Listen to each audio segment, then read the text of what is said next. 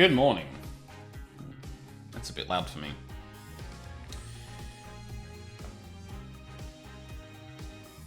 How are we looking? Twitch is happy, OBS is happy.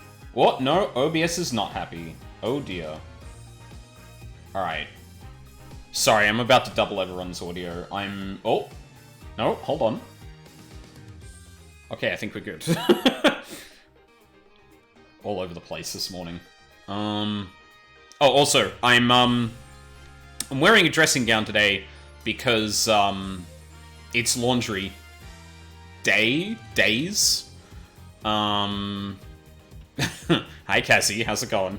And my hoodie is, still wet. I thought it would be dry by now, but, heat is not doing enough, or wasn't on enough yesterday, probably because it was actually not, single-digit degrees for once at night. And also, this is actually surprisingly warm, so I don't have to have the heater on as much, which is also good. But yeah. Dressing gowns and chill. It is. I just don't often wear it on... well, I think I wore it, like, for a couple of streams now, but, like... Yeah, no, I think this is just a staple of me being around the house now. Which is a... Oh, actually, you know what? I'll bring Min into this conversation, because this would be cool to have it back and forth on. If I can deafen. How well, Mina?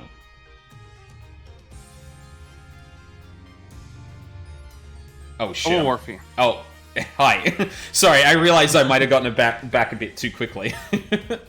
No, I was just fumbling for my computer. oh, yeah, tell me about it.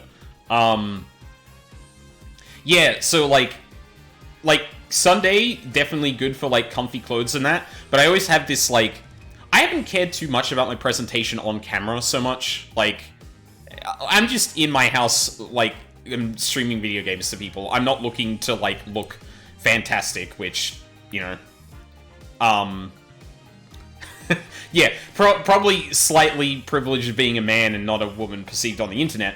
But yeah, like, I haven't really given it much thought, but I've just been wearing the hoodie I usually wear around the house, which is not something I wear outside. But then, like, putting this thing on, I was like, oh yeah, this does feel a little different, and I wonder how, like, that would read on stream. But then I realized how much warmer it was than all the rest of my clothes, so I'm like, okay, no, this is a stream staple now. Anything that keeps me warm and not having to have the heater on 24/7.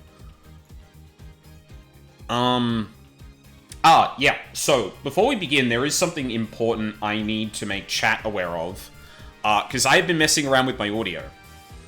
And I feel incredibly stupid, because there was something very important I forgot about the audio setup I had before whatever happened to reset my audio. Like, personally, I think something also underlying with Windows happened too, because the gain on my microphone is, like, 100% different from, like, videos I was making, like, a year ago. And I'm still not 100% sure what it is. But I do remember that, like, I did not have my microphone as loud on OBS, and then applied a gain filter on it to compensate. Basically making it so that, the microphone itself is less loud, but then it's, like, artificially pushed up, so it's not clipping, but can still be as loud. It's not quite the same as getting, like, into the gain to fix that and then adjust gain later, because this is just making the mic quieter. But hopefully I'm not clipping as much, and it's actually topping out a bit before it actually clips. And I've also got a little bit of noise suppression on there. It's, like, very light and doesn't work for everything. But yeah, I gave this a little test last night. Seemed fine. I need, like, an entire VOD to really, like, hear out how it sounds compared to others.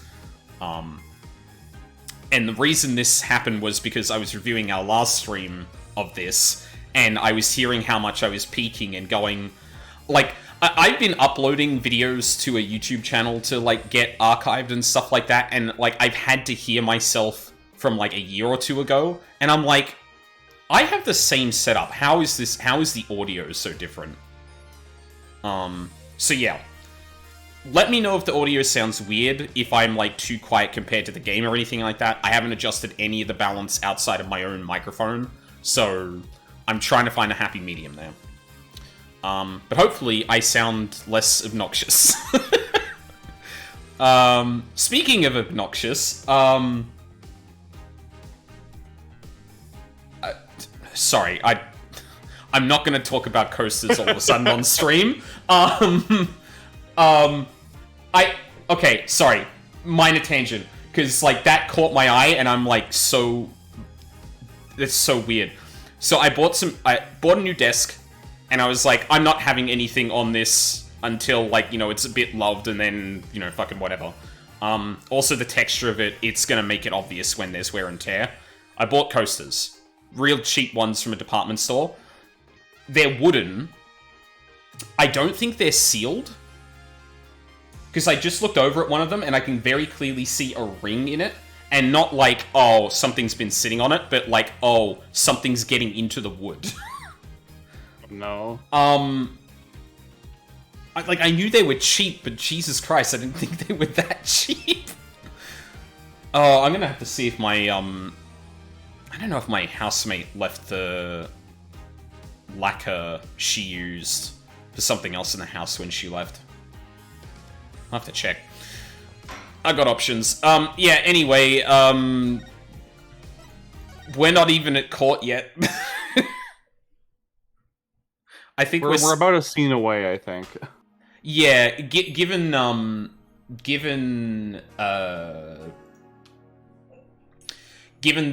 bit we just did with the Nagatama, I have to imagine, oh, Magatama, sorry. I have to imagine we are, like, close to getting to the end, but oh, long journey to get here.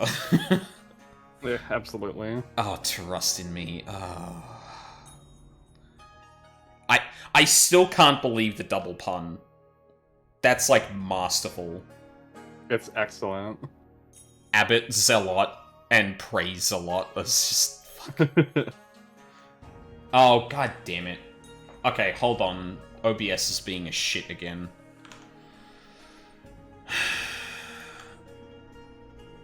I have to actually look at the stream to see. Because I'm not sure if this is actually a problem.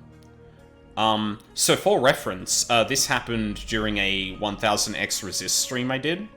And I looked at the VOD before I actually, like, stopped the stream. And...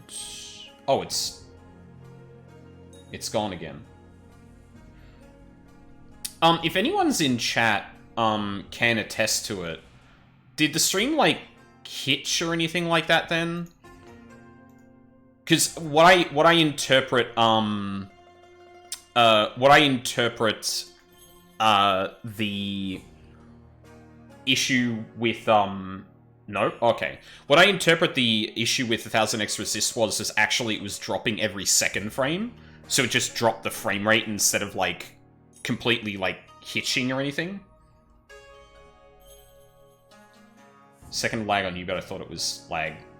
We'll see how it goes. Also worth, like, if you did see a hitch, worth, like, refreshing if you're on a browser. Sometimes, like, Twitch's, stream player can, like, get a bit fucky when someone's connection's gone. Oh, a minute or so ago? Okay. Nah, it's no worries. I'll just have to keep an eye on it. Just to make sure things don't go too badly. Anyway. Are you ready to tell me the truth now?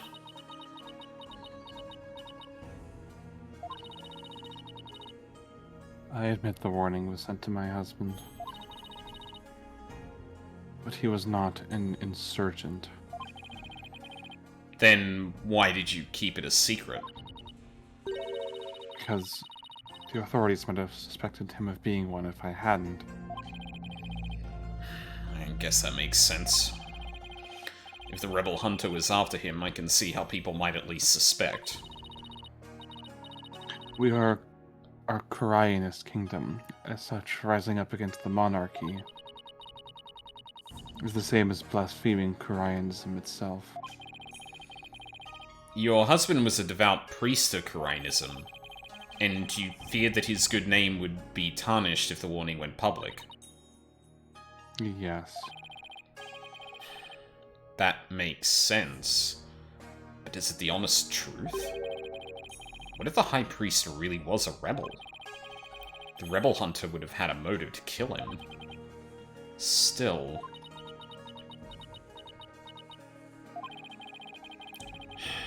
This just doesn't feel like the right time to ask her about it.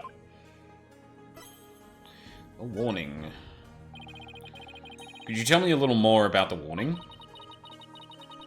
It arrived about 3 days before the purification rite. When we woke that morning, it was already there by the side of our bed.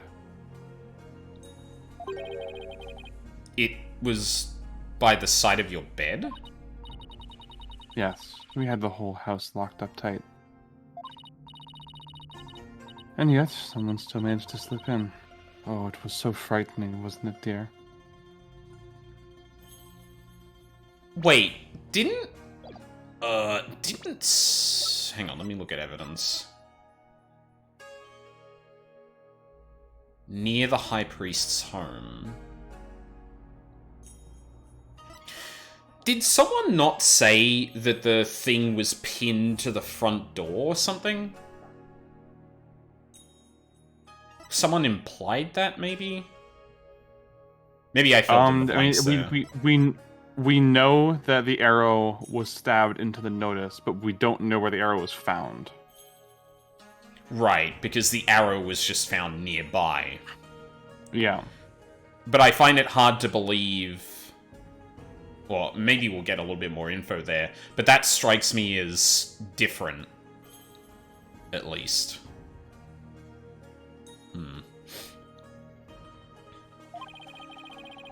But you didn't contact the police?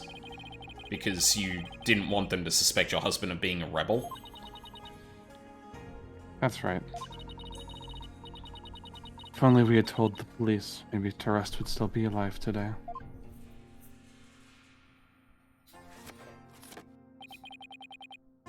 Oh, lovely wife, no need to fret, my dear. My only regret is that I left you all alone. Barbed head, that is quite enough. Yes, you're probably right. You're making this woman do puppeteering out of grief. Stop that immediately. I'm not forcing her to... She clearly already intended to do that. She's got the slides worked into the picture frame already. She's not drawing on it. Like, come on. Miss Inme, I'm sorry to have bothered you at such a difficult time. Don't be silly. I'm happy if I've helped.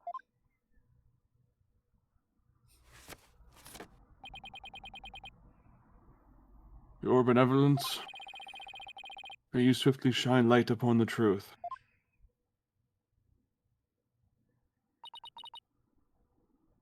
Barbed head. You seem bent on casting suspicion on Lady Kira. And by doing so, you seek to deflect the blame from the real killer, Maya Fey. That is the only logical conclusion. I'm in no position to disprove her at this point. If only I could find something to support my theory that the High Priest was a rebel. The only other person who might know more about Abbot Inme would be Maya. I might be done questioning her by now. Maybe I'll stop by the detention center. Oh. Uh-huh. My mother has said what? It seems I must go. Oh, thank God. I mean... Did something happen? Yes, my mother has decreed that a rite shall be held for the High Priest's passing.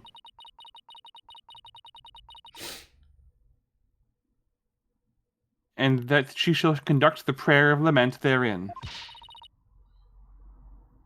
Her Eminence has so decreed, has she? Oh, but she should not concern herself with a humble priest like my husband. No, it's only natural, considering his meritorious service. The rites will be held at the palace. You are to accompany me there at once, Lady Believe. Is meritorious a word? Yeah, it's just a very old-fashioned word. Yeah, because like I go to meritus, and that word strikes me as like I'm sure like of someone being like meritorious, like trying to place the suffixes on the end to like say the same thing. Yeah. So Yeah. you want to know a fun fact that I know this word because specifically it is a word that is used in law. Oh yeah. Um, Basically, like if a case is considered likely like to succeed, it's called meritorious. It's a meritorious case being presented. Huh. Sorry, I'm gonna do my googling because I am always intrigued by this kind of stuff. Meritus.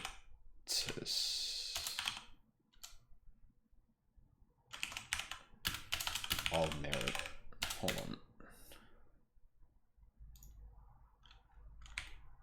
on. Phrase? No, fuck.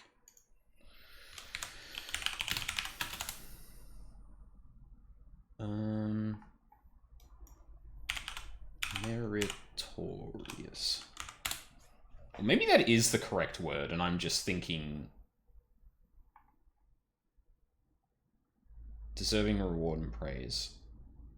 Okay, maybe meritus isn't even a thing. And oh no, I'm the one that was doing the I'm the one that was doing the thing I was talking about.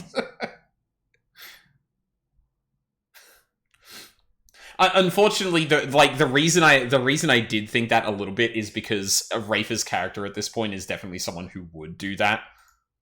Yeah, Like, absolutely. like oh god, I can't remember the word. Meritorious. That sounds about right. Thank you, your benevolence. My husband is most delighted too. How wonderful for you, Miss Inme. Direct decree from the Queen. Must be quite an honor. Barbed Head, you are coming as well. Huh? But I don't have much time left to investigate. As the one charged with monitoring you, you must remain within my sight at all times. Besides, it will take but a moment. Now come along. Ugh. Arguing the point will probably just make things worse for me. I better let her have her way this time.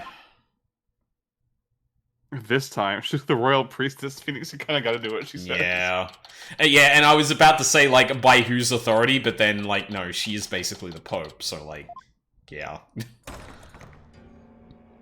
The Pope, like, you know, slash princess, because she is the daughter of the queen. Yeah, yeah.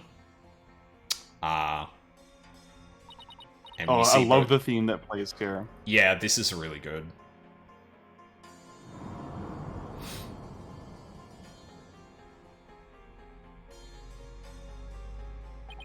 Ma'am. She was the one in the portrait at the, High Priest's house as well. Are you okay if I take her since you took Inga? Oh, yeah, yeah, absolutely. Wait, who did I take?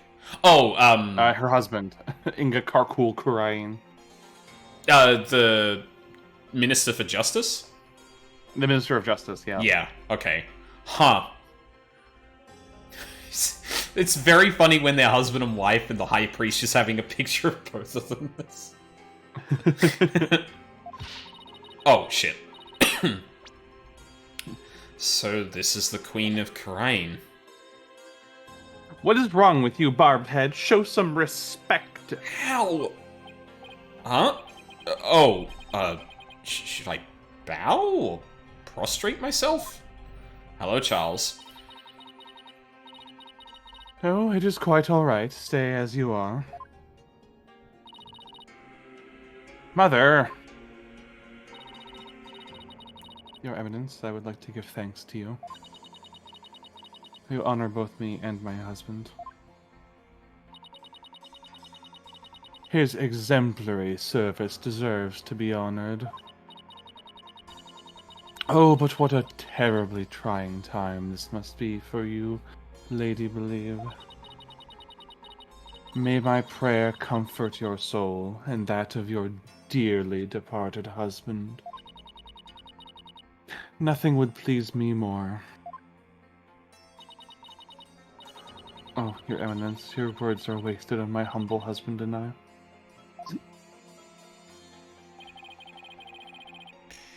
Now, that's what I call a commanding presence. So the theme that plays in this throne room is called the Court of Resignation. Oh, fuck. Awesome. So you are the lawyer of whom my daughter speaks? Yes, Your Eminence. I'm so very honored to make your noble acquaintanceship. I'm humbled to bask in your resplendence? Ugh. Did I ever do it? I have no idea how to talk to a queen. Oh, may the Holy Mother's blessing be upon you. Now then, Lady Believe, let us go to the Chamber of Prayer. Rafa, you are to accompany us too. Oh, good. Yes, Mother. So we're left with the Justice Minister, huh? And she took her theme with her. Ah, damn it. You see people in the back shuffle off. It's like, wait, they actually had a live band here? Yeah, there's like a dude who looks exactly like Peaslow and Understanding with black hair, just playing the Domelon hole. Awesome. Wow, the Queen is seriously something else. Heh. Is that gonna be him? Yeah. Yeah. Huh. The Prayer of Lament, huh? Don't see how that'll do any good. It's Justice Minister Inga. Hmm? Who are you, buddy? Nice to see you again, Minister Inga. Again? Have we met? I'm Phoenix Wright. We met in the accused lobby the other day. Oh, right. Blue shirt, jagged hair. You're that lawyer who brought my daughter down a peg or two. Your daughter? Yeah, Rafa. He's Princess Rafa's father? So he's Queen Garan's husband? You planning on sticking your fat nose in this mess too? The accused is a good friend of mine. Like I said the last time, you better watch yourself, see? Do you mind if I ask you a few questions? You want to question me? That would be great. You got balls for a lawyer? Guess I can play along for a bit. But I got things to do, see? So we'll have to talk while I work. I love the way you voice this character so much. Thank you. I kind of want to give him a deeper voice just because of his presence, but I feel like that would clash too much with the way I'm doing Phoenix. So. No, I think the fact that they're writing says into his dialogue means that they want you to talk like J. Edward Robinson. Yeah, really. I wanted to let you know that I'll be the defense lawyer on this case, too.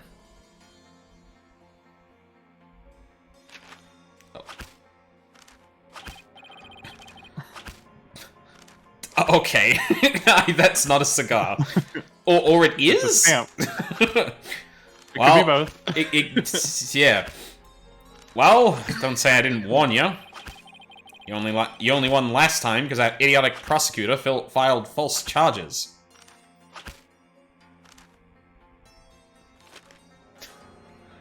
Sir, do you have any idea what you just stamped? But it's gonna be different this time. I got Karain's top prosecutor on this one, see? I don't care who I go up against. I'm going to prove my client innocent. You haven't forgotten that little thing called the Defense Culpability Act, have you? Blow this one, and you'll suffer the same fate as the accused. How could I forget? You lawyers are all the same. You strut your stuff till the DC Act comes down hard. It comes hard, let me tell you. Then you start begging and pleading for your lives? It's really hard to watch, I tell you. Well, I don't plan on letting it come to that.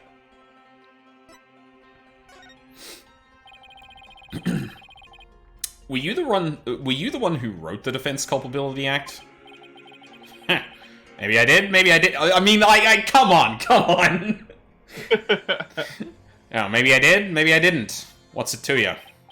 Either way, as Justice Minister, I'm going to enforce the thing.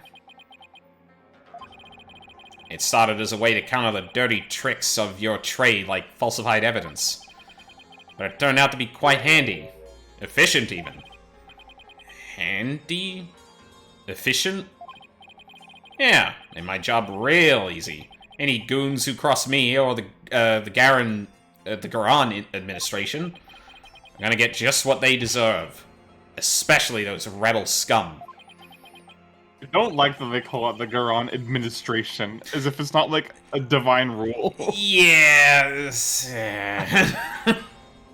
No, my administration is perfectly legitimate shirt is raising a lot of questions answered by my shirt. You can get away with that here? Oh, better watch your mouth, lawyer. I enforce the law in Khura'in, see? And being that I'm the Queen's husband, that makes me king. No. I'm pretty sure the Queen is the boss around here. On! Say what you're thinking so I can charge you with lese-majestry. Or majesty, sorry. Ugh, I can't get myself arrested now. Listen up, lawyer. I got a low crime rate and a populace that lives in peace. And that's all thanks to the DC Act. So I don't want to hear any more lip about it. But I can't defend my client unless I can speak my mind. Even without the DC Act, Dirk and his insurgent scum buddies, his days are numbered. What's that supposed to mean? It means he gets to arrest whoever he wants, Phoenix. Come on. Let's just say, I got a little trick up my sleeve. So I'd watch it if I were you. Because you got a defiant attitude, like one of them dragon dupes. My man really has just a stamp to... Yeah, he's quitting smoking and he just uses this as an oral fixation replacement. Absolutely. Say, White, you know what these are? That is a very funny, way to mispronounce Phoenix's name, considering the situation Phoenix is in right now. Having just commented, oh, I can't get arrested now. Oh, man. No. What? Orders of execution. Really? Oh no, we shouldn't have stopped to make jokes. He's starting so many more. Yeah. They really pile up if I start slacking off. What?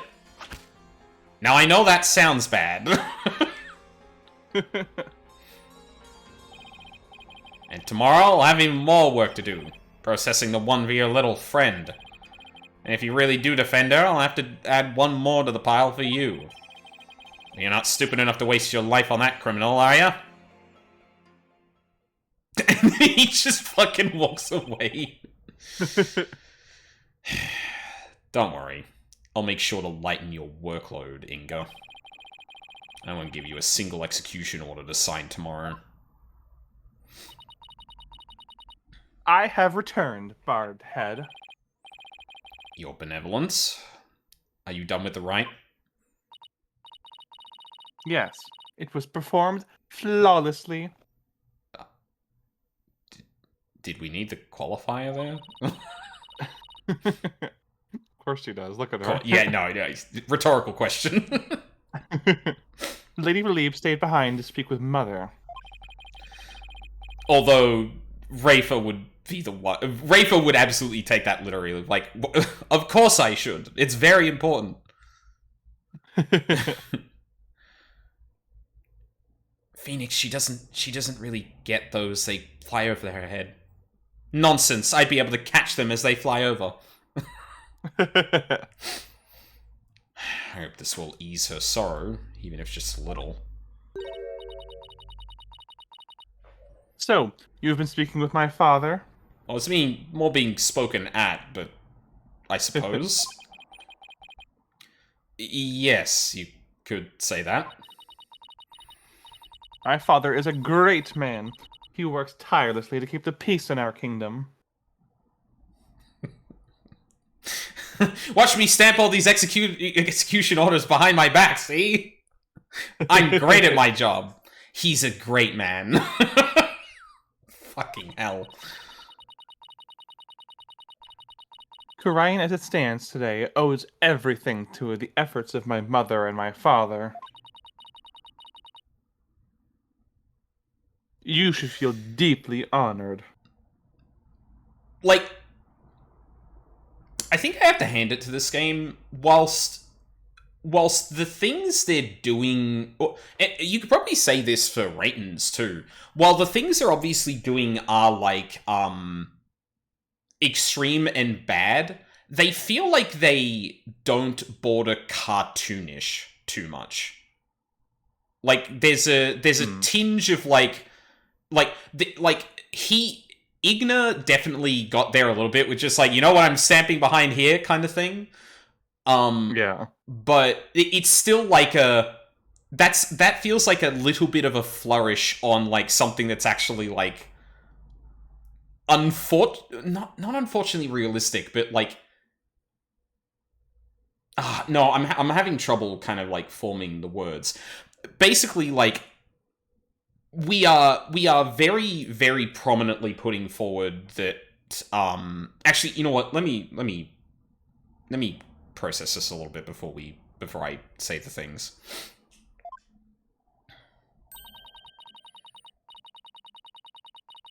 Under normal circumstances, they would have never spoken so readily with a lawyer. Yes, of course. Seems Rafer doesn't know what her father is really like. Well, are you sure about that, Phoenix?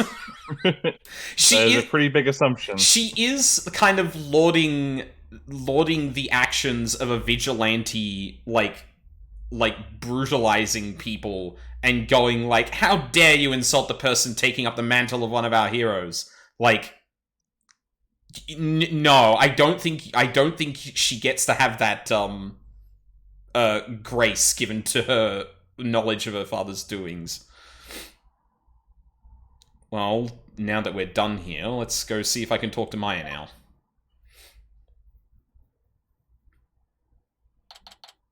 Oh, poor Maya.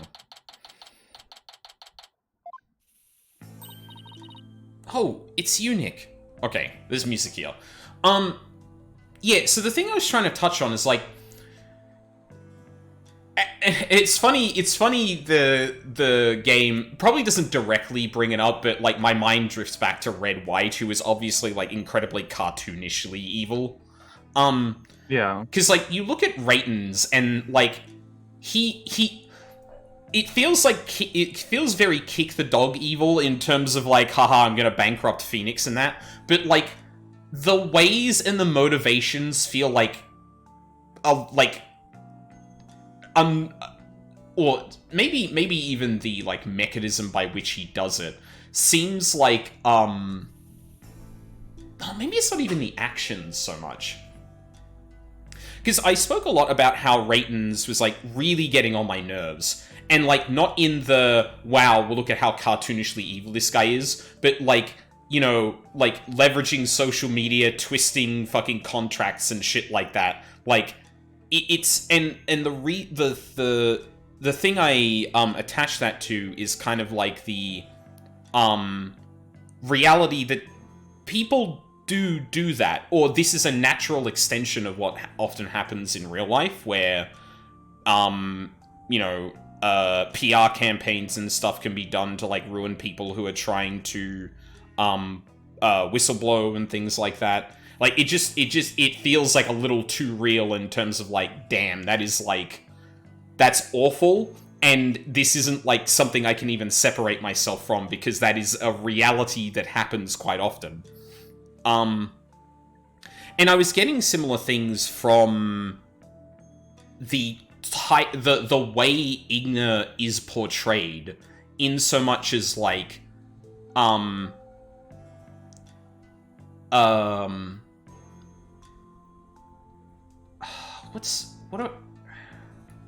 how do I want to phrase this?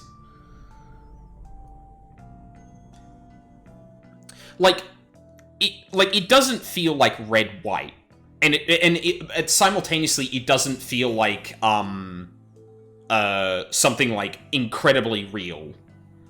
But I think it manages to find like an in-between where like there is like cartoonish aspects to it. Again, you know, slapping the thing behind him and going like, oh, you know what these are? These are all death sentences. I'm just handing these out because whatever. It's a little bit hard to get more cartoonish than real life is right now, unfortunately. Maybe that's part of it. Sorry, this game came out in September 2016, like right before the most unpleasant election probably in our lifetime. Mm-hmm. Like, neither of us is American, and yet I think you can probably agree with me. Just living through that time period was like soul destroying. Yeah. So like, you know, you see someone like Inga, and you see the person who was at the time running for the U.S. office and is now in U.S. office, and all the cronies that he surrounds himself with, and you go, yeah, no, if anything, this is too subtle. Yeah. And like everything but the stamping behind him feels subtle, and that makes that feel a bit just like a flourish, or like a flourish instead of something that's meant to drive it very clearly into fiction, as like making something extreme often does. Like you take a thing, like if you want to comment on something, oftentimes you take that thing and divorce it from reality enough that people like.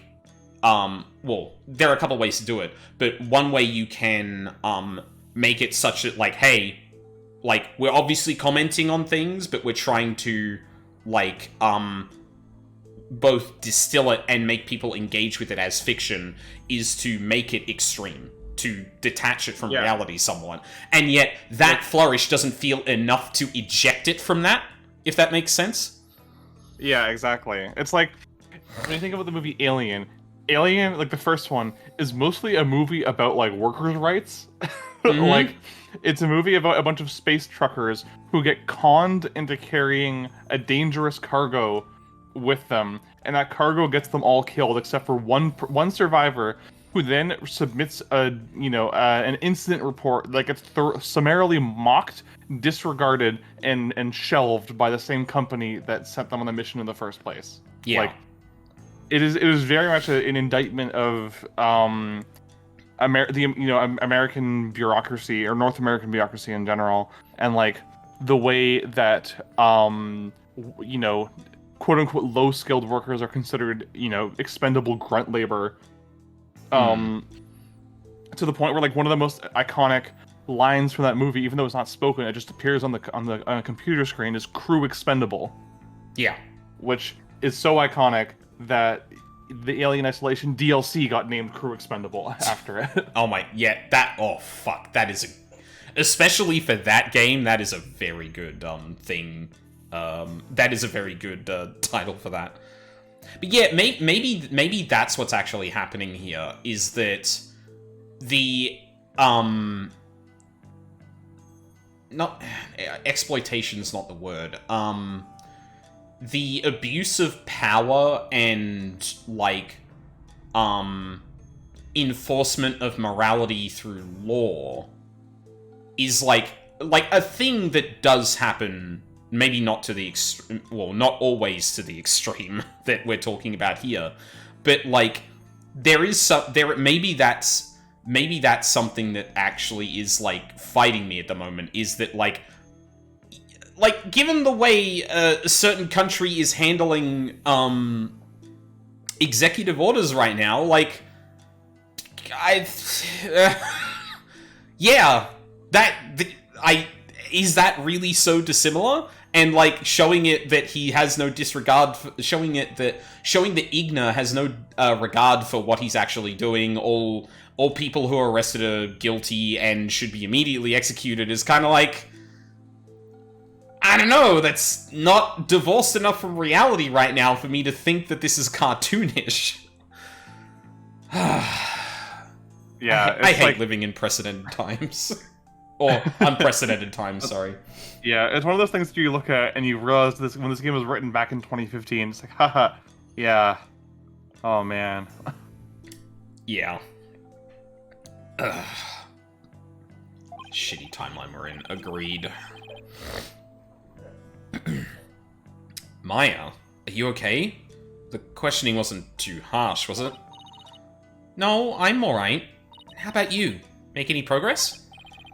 Well, I haven't found any conclusive evidence that could prove your innocence. But I have a small lead. Really? But for right now, I'd like to ask you about the High Priest. Sure, ask away.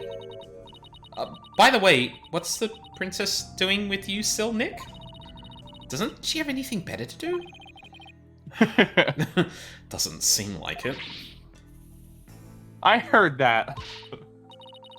How rude. Of course, I have many other things I could be doing. Maya's like, yeah, name 5. Yeah. Name 2. She, like, counts on her fingers. I could be watching, the Plumed Punisher, or... Okay, Nick, I'm gonna give her that one. She just bolts out of the room. Thanks, Kazzy. Have a good one. Thank you. Alright. Anyway. If ever there was a time that I would like a Rousey style, okay. That would have been it.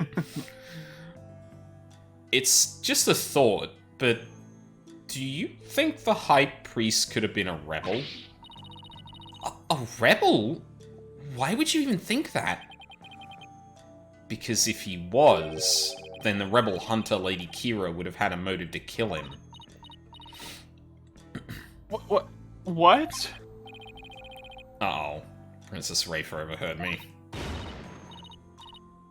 What idiocy is this? Abbot in me, a rebel? It is beyond the pale. My mother has offered the prayer of lament for his soul. That is the sort of person he was. Alright. I was just raising the possibility. I will not listen to such tomfoolery. She stormed out. Oh, well, nothing we can do about that.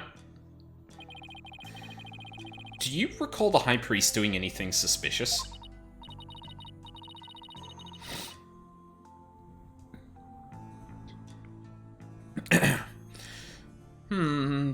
Come to think of it, he seemed unusually restless during the rite. He kept glancing up at the sky, though I have no idea why. He was restless and kept looking up at the sky? Doesn't really tell us much, does it?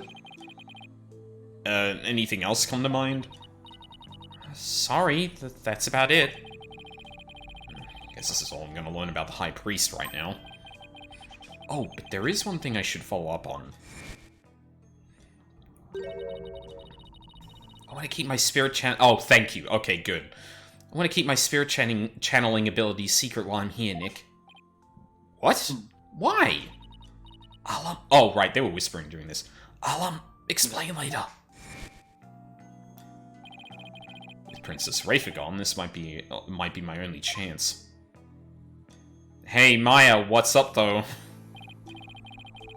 Maya, about what you said earlier, why can't you tell anyone you're able to channel spirits? Oh, that. You know how all the queens are also spirit mediums here? I heard. It's kind of a shock at first, though. In Korainism, spirit channeling is a secret art that can only be performed by the Queen. No one else is supposed to be able to do it. Is that right? I see. So, spirit channeling is a symbol of power or authority, then, in that sense. I can see why it would look bad if a nobody from another country were able to do it too. Spirit channeling in the Korean tradition was developed from a Koreanist style that was brought to the US via Japan.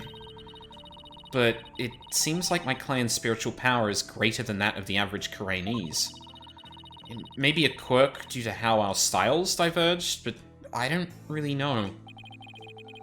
So if spirit channeling is a power possessed only by the Queens of Korain, and it's... okay, good, Phoenix. And it's a power that somehow made its way down the line to Maya, then I guess that makes Queen Garan and Princess Rafa distant relatives of Maya's? Anyway, it's not like there's some kind of rule about it. It's just, I'd rather not have it become an issue or anything. That's why mediums who come here to train hide the fact that they can channel spirits. Oh, so this has been a long ongoing thing. People from the US would go to Korain to hone their powers, but they would kind of, like, hide their power levels in terms of their ability to actually spirit channel. It's pretty interesting world building. Yeah. Yeah, like, this one tradition gets spread throughout different countries, and obviously, like, you know, probably takes on different, like, or diverges over time just from existing in different cultures and how it's applied. You know, even in court cases in some cases. Yeah, like, obviously with divergence comes the possibility that one ends up being not even necessarily more powerful, but just better at a specific thing. Because if there's more to the techniques than just spirit channeling, you know, maybe the Fae methods and how they've ended up are just better at spirit channeling specifically. It's the kind of thing that I wish, like, 14 did a bit more with, like, the elements and white mages, where, like, it feels like it's so easy to, like, say, oh yeah, the people of the 12s would have this one image of the elements, and then you have, like, Ishgard having a different view on them, especially with the Calamity forcing, like, you know, everywhere to be snowy as shit.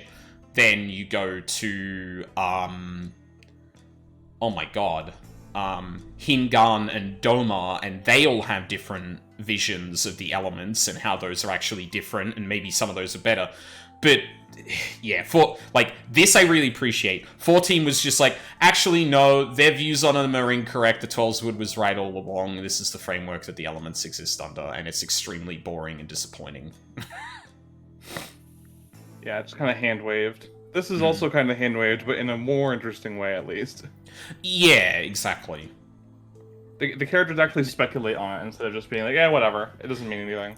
Yeah, and it's a believable it's a believable kind of speculation too, not like a, oh wow, well, I can't think of a example of the other way because this is very specific.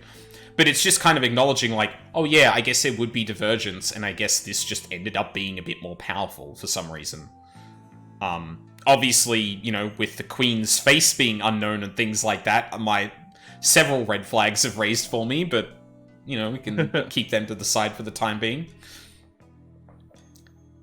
I see.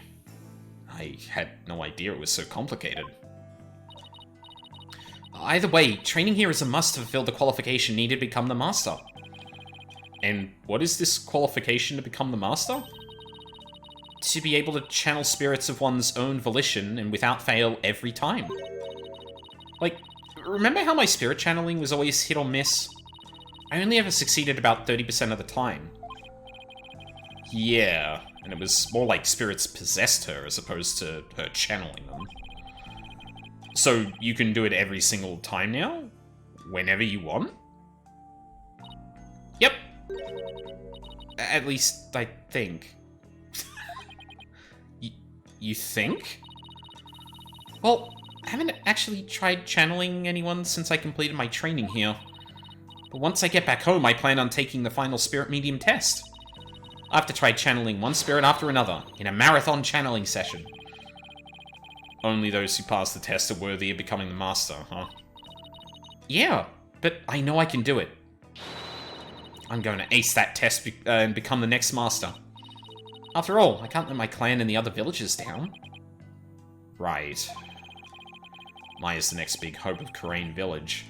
It's got to be a lot of pressure. So, speaking of similarities, I've noticed another similarity between our countries besides spirit channeling. I saw a show on TV earlier that reminded me of the Steel Samurai, and we're about to get the info dump. Oh, you must mean the Plumed Punisher warrior of Neo Twilight Realm.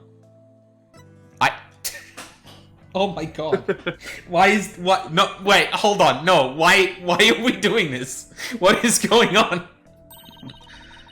It's important information that'll help us later. Is it? So you've already seen the Plumed Punisher? You really don't miss a beat. Actually, it was Sir Benevolence who told me all about it. There is not a single person in Karain who does not know of it. Jesus Christ! It's just back in the room. Oh, your Benevolence. You're back. As the royal priestess, I am charged with monitoring your movements.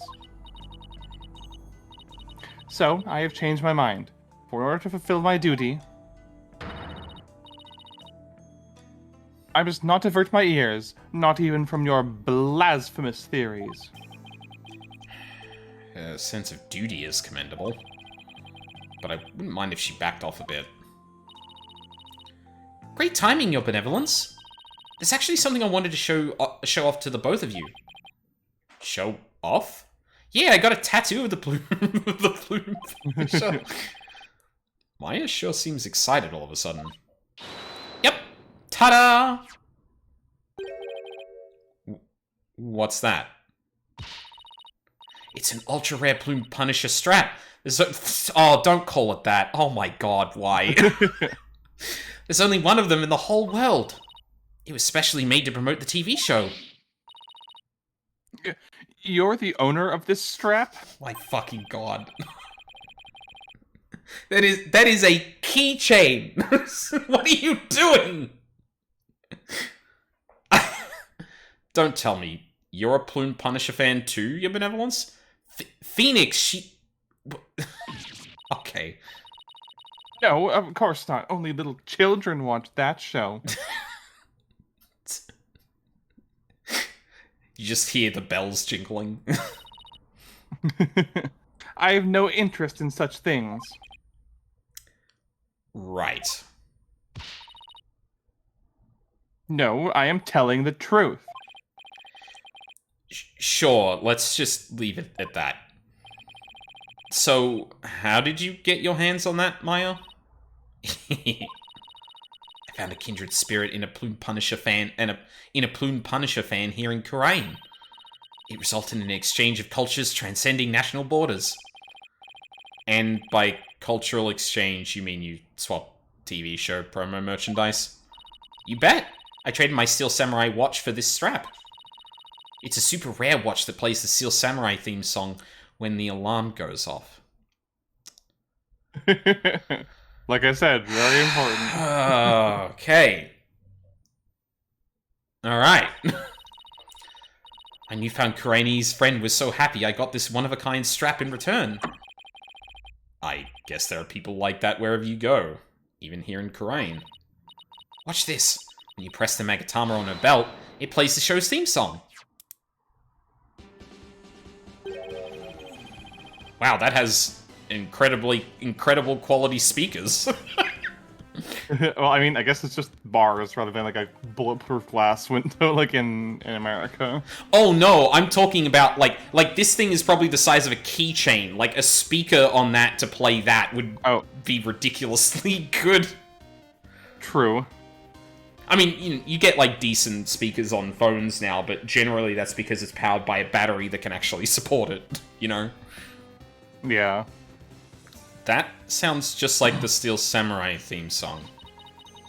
What are you talking about? Can't you hear the folk instruments in the intro and the exotic tones throughout? Plus, the Steel Samurai has Japanese taiko drums that go... dun dun dun dun in the intro. Okay, Maya, you can stop acapellaing the Steel Samurai theme song. This one-of-a-kind strap plate. Why? Oh god, that is such an unfortunate word choice. Theme when the Magatama on her belt is pressed.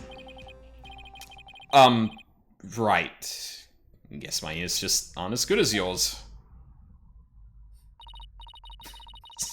Her ears look really big in that, like, pose she was in just before this, too. Yeah. Anyway, I have this amazing idea for a new show. The Plume Punisher versus the Steel Samurai. Is this a different song again? No, this is both songs layered on top of each other. Well, yeah, sorry, but, like... Well, no, it's not...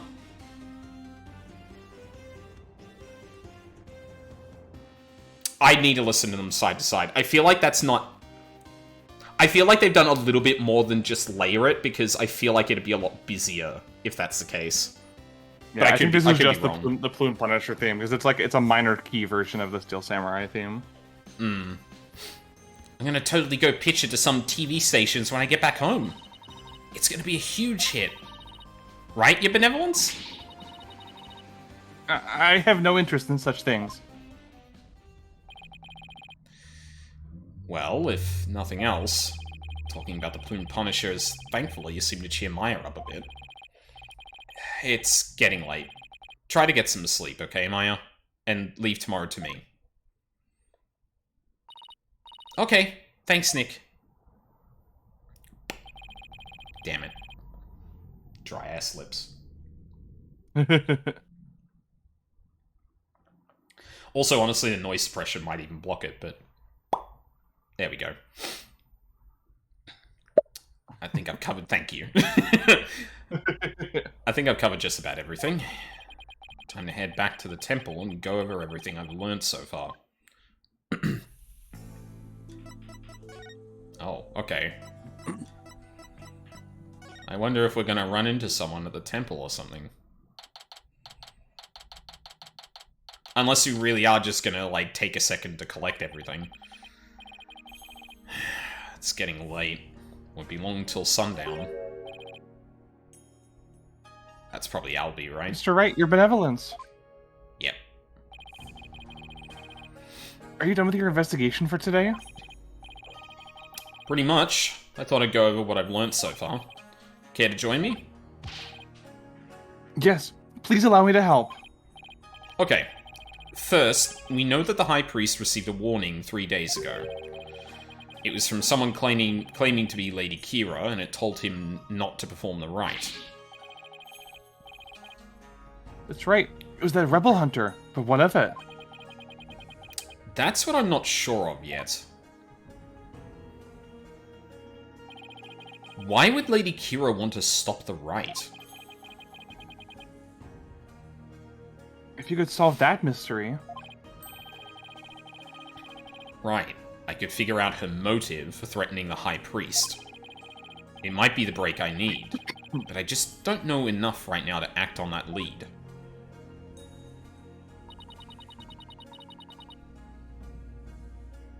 How unfortunate for you, barbed head. Your only hope is pure speculation. That shall not stand in the hall of justice. You have no actual proof of Lady Kira's involvement in this case, after all. Yeah, The warning letter alone can't prove who killed the High Priest.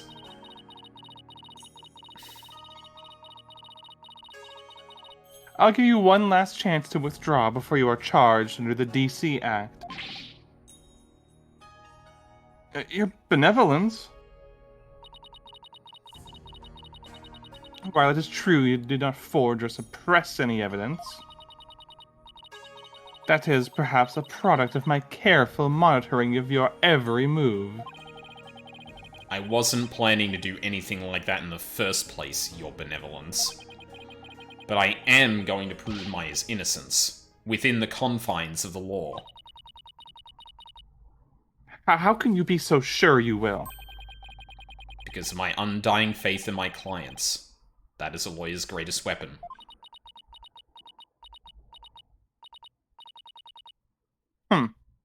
What nonsense. You have chosen to dig your own grave. When next we meet, it shall be in the Hall of Justice.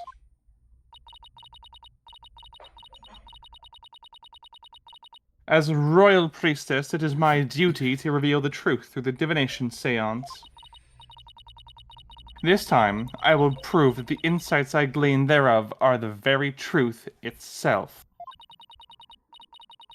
Prepare yourself, for this shall be your last trial, and your last rites. Tomorrow shall end with you under the Headsman's Axe. Okay, can you please wrap it up? Thank you. She just decides to go on a monologue, and like Phoenix and Albie are just like, yeah, we got it from the first sentence. Are we good to go? No, you must listen to how correct I am before I leave. Tomorrow, I'll be defending Maya in that so-called Hall of Justice again.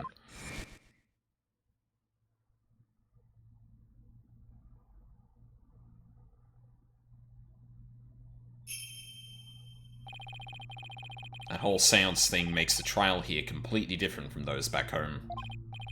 Plus, I don't have a shred of conclusive evidence.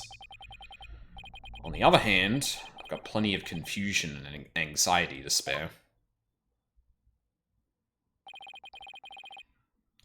I'll have to think of something.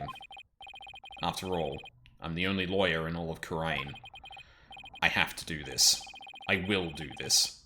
I'll prove Maya's innocence if it's the last thing I do.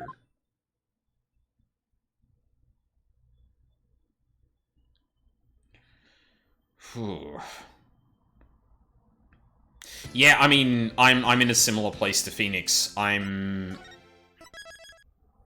not really confident. Like, I don't even think we have the murder weapon in our evidence yet. Like, I still think it's probably the statue or something to do with it, but like, this definitely feels like one of those, one of the, like, earlier cases in Ace Attorney where the goal of the first trial is just to, like, throw enough doubt on things that the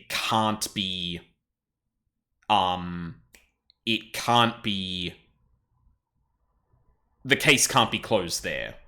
Whereas I feel like once we got into later cases, like, the goal was we do actually have someone we can blame, but then actually there's a twist and it kind of keeps going that way. This one feels like you're actually kind of like struggling to find an out for Maya. Like, you're not trying to actively accuse someone else, you're just trying to throw off suspicion of Maya enough. Yeah, for once it's like the locked room is pretty fucking like decisive. Yeah, and to be fair, there's one place we haven't gone to that might actually give some insight into that. There's also a specific piece of evidence that specifically makes the locker room a little bit more complicated, but like, even if I could say, oh yeah, someone else jumped in there, how'd they leave? The parachute is still kind of give away the game there. The flags. Yes, the flags are still there. So if someone managed to drop down with that, they didn't get down all the way with that. So And, I suppose considering... Oh, fuck. The timing of when that guy with the fucking purple scarf appeared was after... That was after Phoenix investigated the scene with Rafa, right? Yes. It was down in the plaza where everyone's still praying.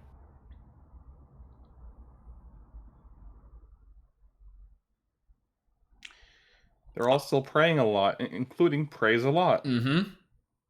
And I suppose by locked room rules, he would have had to have been still been there if he was up there.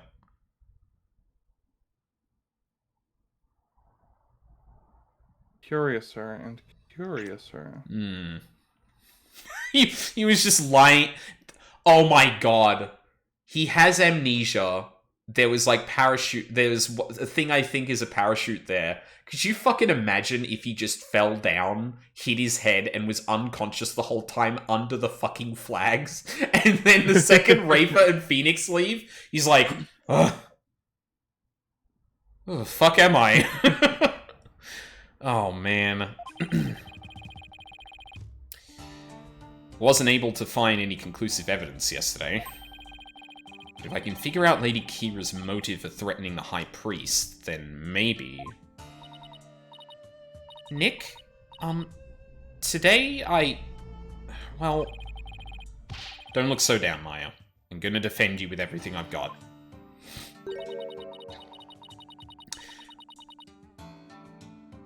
It's really weird to me that certain characters seem to just blip out of existence instead of fading like they usually do. Yeah. I can't tell if that's like that must be a mistake, because like that's just not how this usually works. Like people like blipping out of existence like that usually happens when like swift action occurs and the static scene is trying to communicate that. Usually it's like either a pretty quick fade to show we're just switching to someone, or a slow fade to indicate someone's moving away. So it's, yeah. Like, sorry, minor thing, but like that kind of attention to sprite detail is something the game has had a very good handle on. Well, the entire series has had a very good handle on, because they've got very little to work with to suggest the things it's trying to. So the fact that this is actually messing up, like, kind of raises an eyebrow to me. Also, hey, Cookie. Hello, Cookie. I'm assuming this might be Rafa? Could be, Sadmati. Oh, it could be Sadmati as well, yeah. You would do well to cease this insanity while you still can. Oh no. Oh no, that's Rafa. You would do well to cease this insanity while you still can. Sorry, I was trying to do my Sadmati impression. How do you think it went? As I said yesterday, I'm going to defend my client in court. Well, know this. You shall not witness a miracle of the sort that occurred last time. The moment she is found guilty, you too will be found guilty of abetting the accused. I never claimed to be a miracle maker, but I am good at discovering the truth. And unlike miracles, the truth is always waiting to be found. The truth, you say? It seems you have chosen your fate. This shall be your very last trial. Nick? I'm going to prove you innocent, Maya. You'll see. After all, you have to introduce the Plume Punisher Warrior of Neo Twilight Realm to the folks back home, right? Right. I may be defended this time. But I'll be by your side like always, Nick. Yay! She's back! Thanks, Maya. This place is tough on lawyers. I'll need all the help I can get. Plus, it's always good to have you on the team. Well, it's time. Let's go.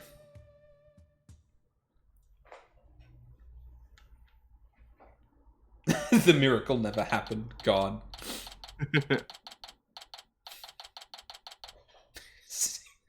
It'd be fucking hilarious to have a game over screen in this game that's just literally that that art again.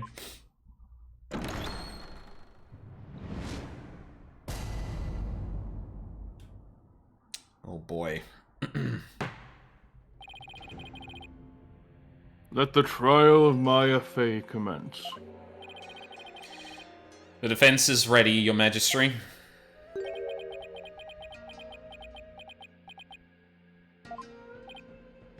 Huh?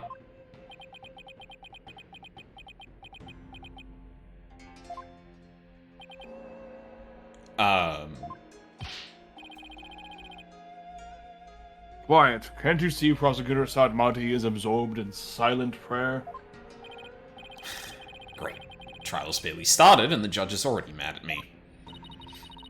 He's very devout for a prosecutor.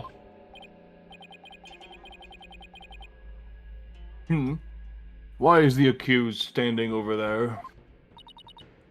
Oh, well... Your Majesty, in addition to being the accused, she is also my assistant. The accused is your assistant, you say? Very well, then. A criminal does indeed make a fitting partner to a lawyer with a defiled soul. I already won a case. Can you all give me at least a little bit of slack? Oh, that's a good fucking face. That wasn't very nice. Yeah, well, bad-mouthing lawyers seems to be a custom of sorts here in Khura'in. I must say, I am surprised to see that you are still here in Khura'in, Mr. Wright. Even more so to find you in the Hall of Justice once more.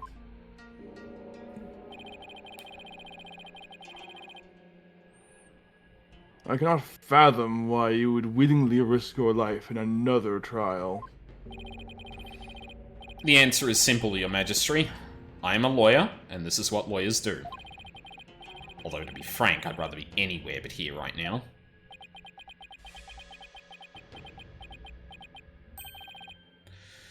Such foolishness. Prosecutor Sadmati, are you ready to begin now? Yes, Your Majesty. The prosecution is ready.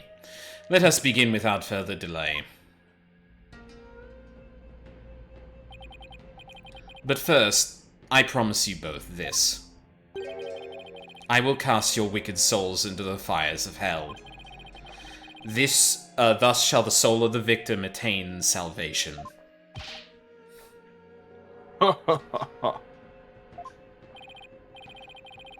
Splendid. I would expect nothing less of you, Prosecutor Sadmati. Oh my god.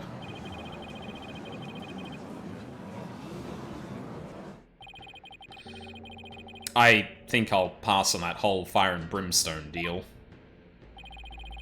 But I'm not surprised by your words or stance, considering what Apollo's told me about you.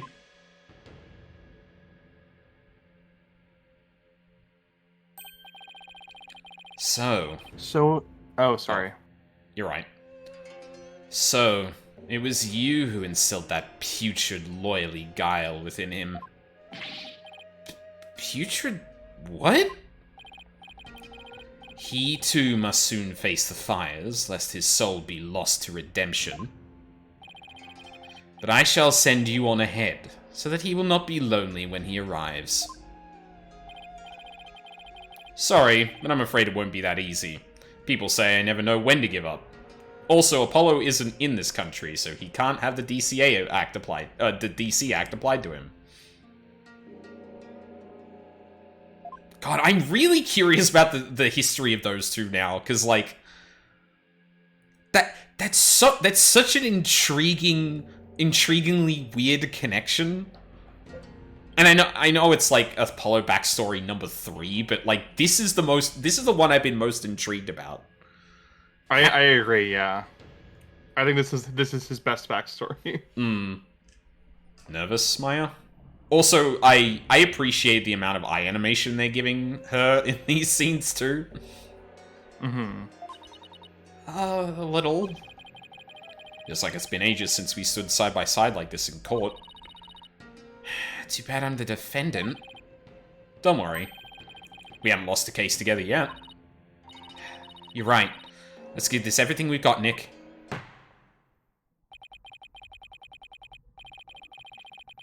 Now then, Prosecutor Salmonti, would you please explain the case at hand?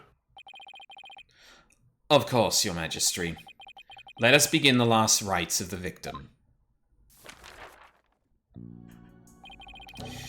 Maya Fey has been charged with the crime of murder. The victim of her heinous crime was High Priest Trust in Me. He was conducting the purification rite when he was brutally slain. And the cause of death? Let us review the victim's autopsy report and the crime scene photo, shall we? The cause of death was blood loss from a stab wound delivered to the abdomen. The murder weapon was likely the war-barred dagger, which was used in the rite. However, the weapon is yet to be found, though the scene was thoroughly searched. Sacred relic used as a tool of murder. The Holy Mother's wrath shall be most severe. The murder itself took place at the height of the purification rite. The accused had donned Lady Kira's sacred robes, and the victim was there to offer prayers as a high priest of Kurainism. During the rite, the victim and accused were the only two at the inner sanctum. Therefore, the only person who could have slain the victim is Maya Fey.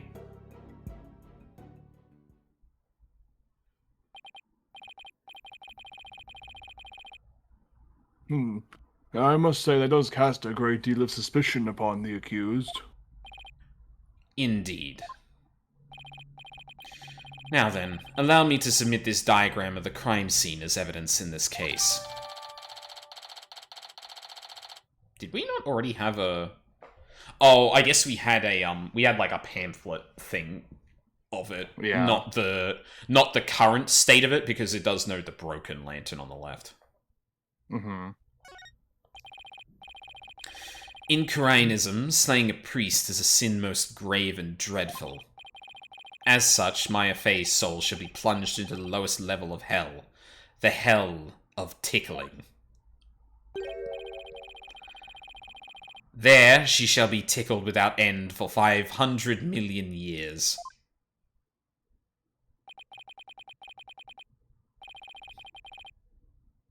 That is a terrible fate indeed.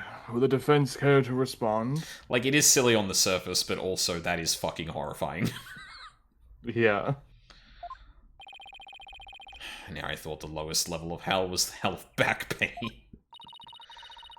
I don't remember killing anyone, and I don't have that dagger or anything like it. As my client stated, she has no memory of the event as described by the prosecution. But more importantly, she had no motive to kill the High Priest in the first place.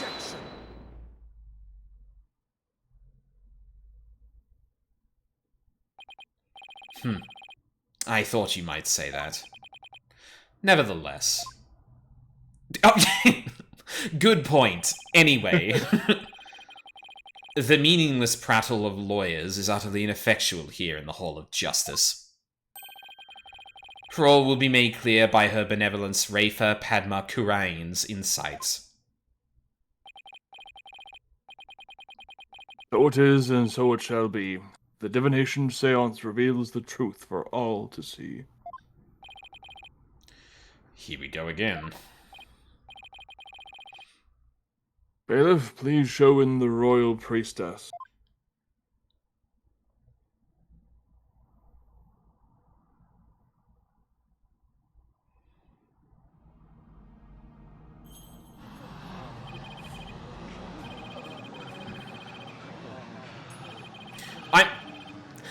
God, I need to go back and see the reaction to Rafa being incorrect and shown out of the room.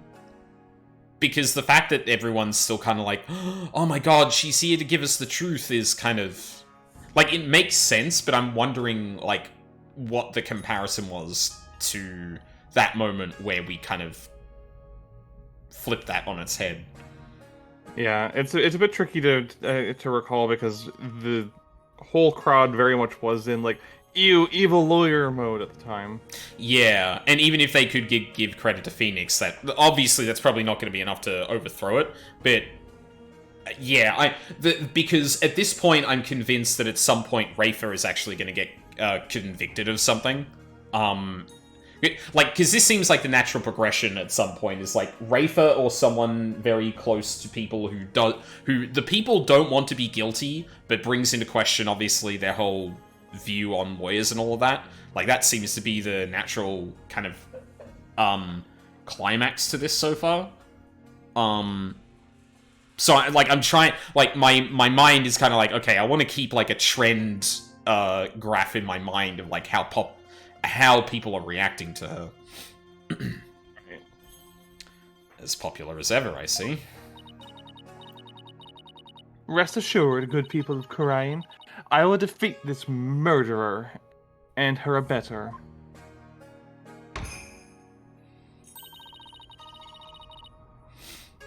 They shall not escape on their Freedom Express today. What a joy it is to have the royal priestess back in the Hall of Justice. May the Holy Mother grant us her divine favor. Ur di Hara Khurain.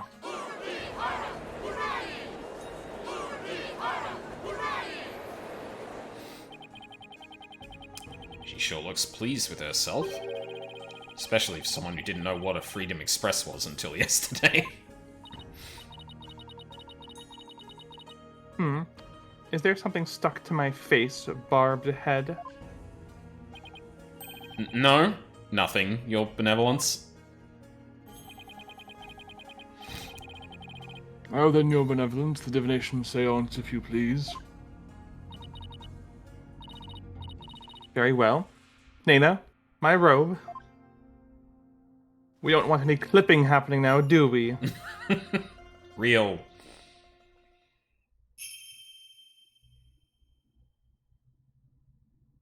O Holy Mother, we hold this divination seance in your name. Let the eyes of everyone here be clear, and our ears be unstopped. O dance of devotion, guide the victim's soul to me, so that we may receive their final memories in the pool of souls.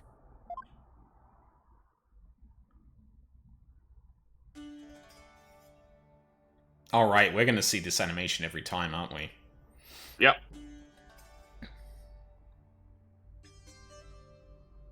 Do we know what that character on her back is? I would have to see it again.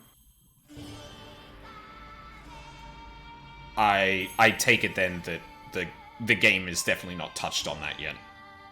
No, it's not something that they draw explicit attention to, as far as I'm aware. Yeah, like, considering the importance we placed on, like, the ones that are on, say, people's foreheads or the masks they wear. Yeah.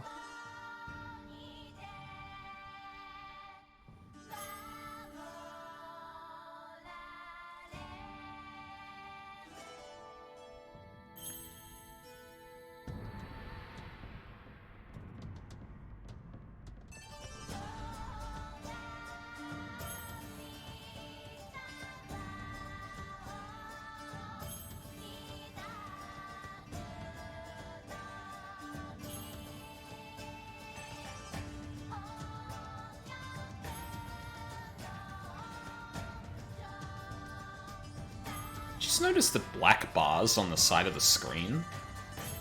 I'm wondering what resolution this was originally in. It's a very good question.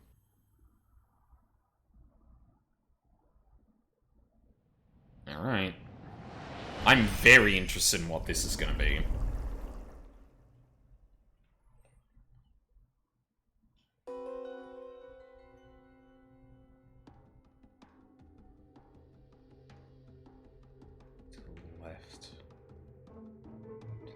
Right. I have to imagine those are the far lanterns. Oh no.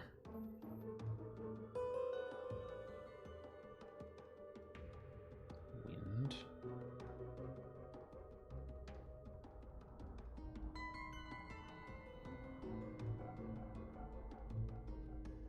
Huh.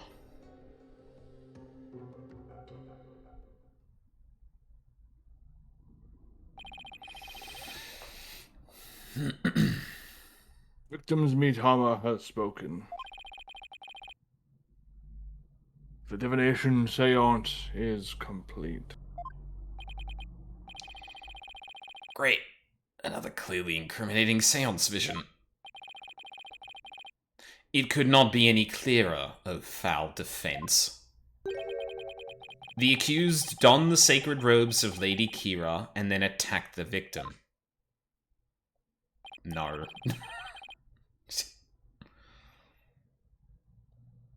Though... Oh, sorry, you take the line. I need a second. Yeah. Oh, how very terrible it must have been.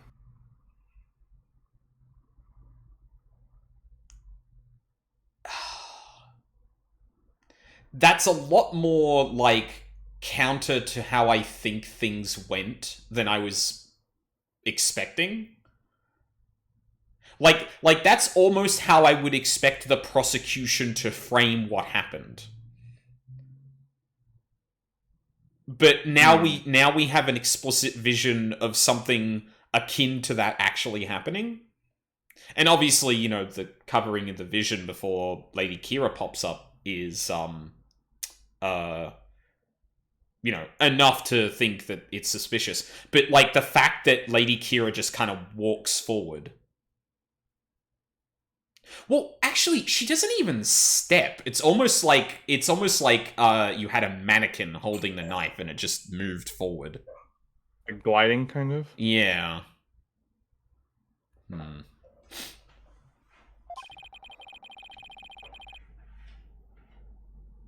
So very curious.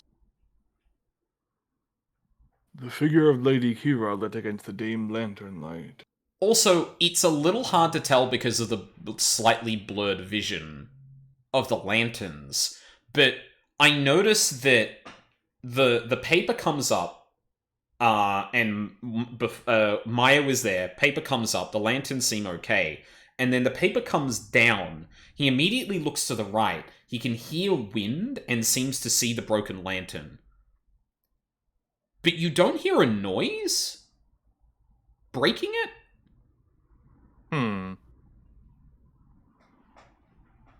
Very interesting. The scent of incense growing ever more potent as she drew near. One can almost sense the horror Abbot Inmi must have felt.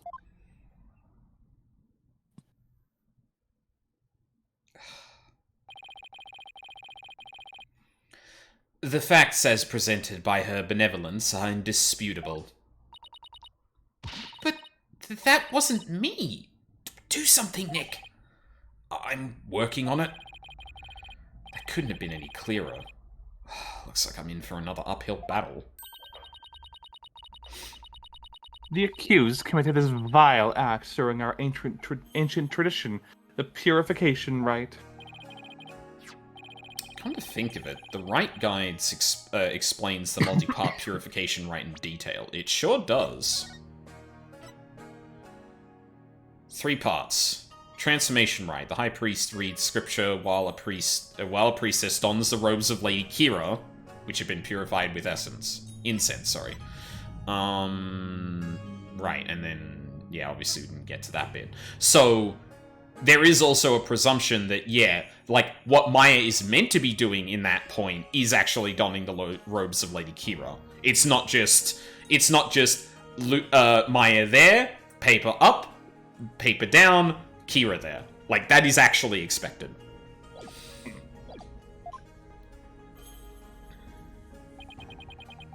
Transformation rite.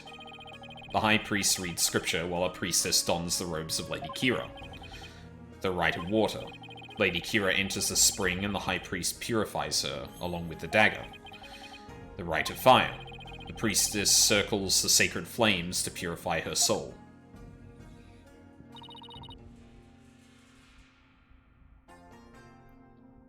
Indeed.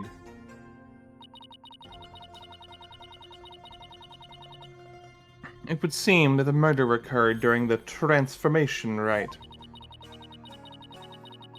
The rite dictates that the High Priest stand in front of the spring. Therefore, the accused must have attacked him from the direction of the broken lantern. Well, Barbed Head, would you care to object? Of course, because I know my client is innocent. Heh. So you say. You truly do not know when you are beaten, do you? No, I do not. I managed to pull it off last time with Albi. I'll just have to do it again.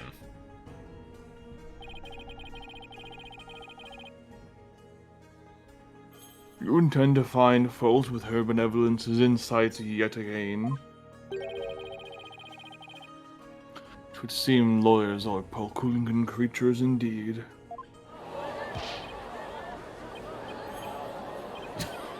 Oh my god.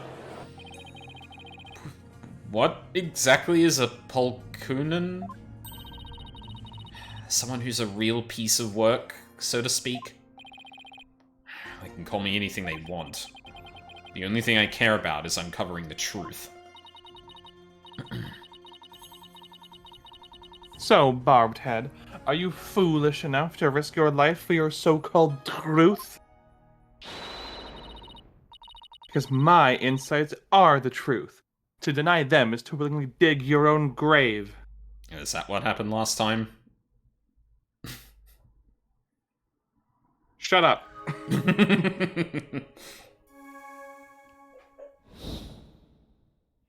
Rafer's inside. The victim commenced the purification rite by bowing to the lanterns and reading a sutra. As the first part, the transformation rite, ended, he lowered the sutra. Suddenly, he heard the accused's approaching footsteps and smelled her incense-laden robes. No, he did hear footsteps. I remember that being a thing. Okay, yep.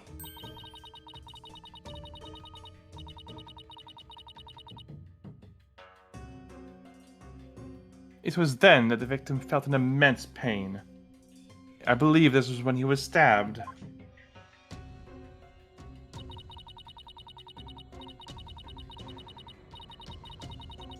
As his life's blood spilled over, his vision dimmed till he finally passed from our world.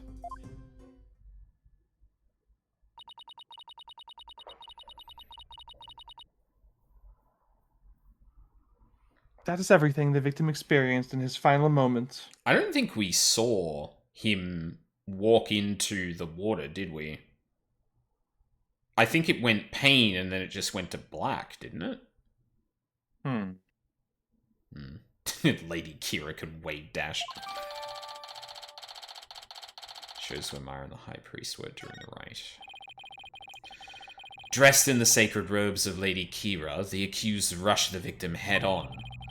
The brutal stabbing she perpetrated could not have been any clearer.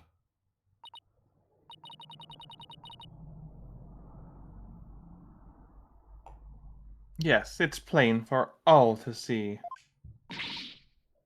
No, it wasn't me!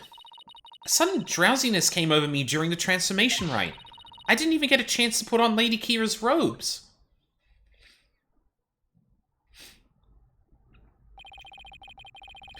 You waste our time with such meaningless statements, accused. You cannot explain away the truths revealed by the royal priestess's divine insight. Oh. How did you end up finding contradictions last time? The deceased's final moments include all 5 senses. Oh, you mean those words that appeared in the Pool of Souls? It looked to me like the bigger the word, the stronger the sensation was to the victim. Yeah, that's how it looked to me, too.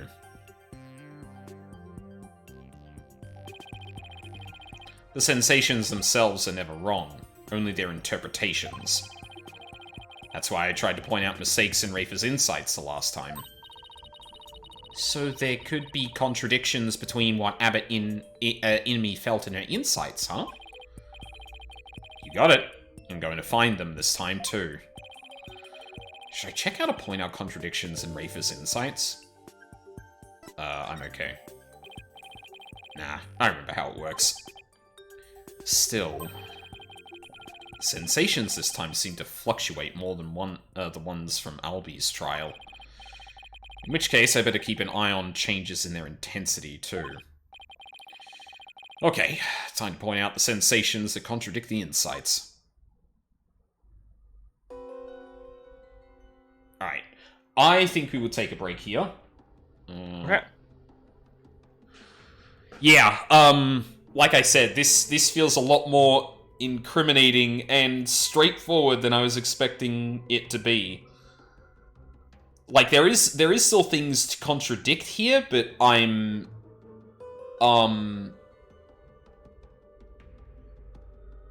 Actually, you know what? Let's let this play out. Footsteps. That's interesting. The footstep intensity doesn't change.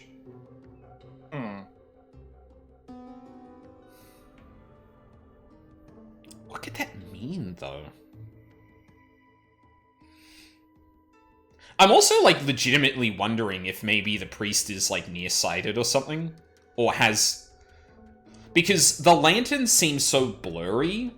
Like, I have to imagine that's not a mistake, but it doesn't look like the same effect that's making, like, the, Lady Kira robe here, like, kind of, like, double up a little bit as it kind of, like, shifts in the water. Right. I don't know. Either way, yeah, that like I said, that this couldn't have been faked. Like, we know that couldn't have been faked. But if this was in any other scenario, I'd be like, come on. Like, yeah, I'm sure absolutely nothing happened when the paper went up and down and someone someone dressed as Lady Kira was just there, like, and then walked forward and stabbed them. Like, that would be very convenient.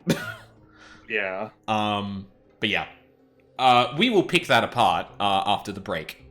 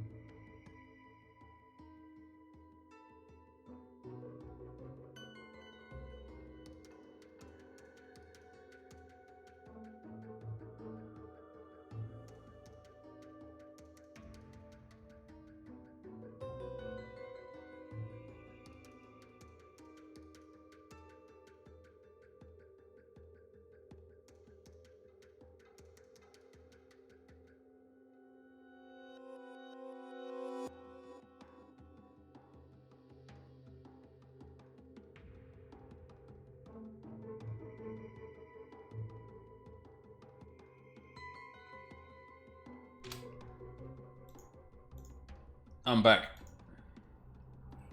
Welcome back. I did not turn down my PC audio. Alright. Let's pick apart some... Whoop, that's a spoiler barrier. Let's pick apart some testimony. I should also move my keyboard out of the way. Jesus Christ. I've been, I don't think I sent a picture of what my setup used to look like before I got this desk, but, like, actually having space to just put things is, like... Game changer? Yeah, human evolution is... Yeah. Because, like, I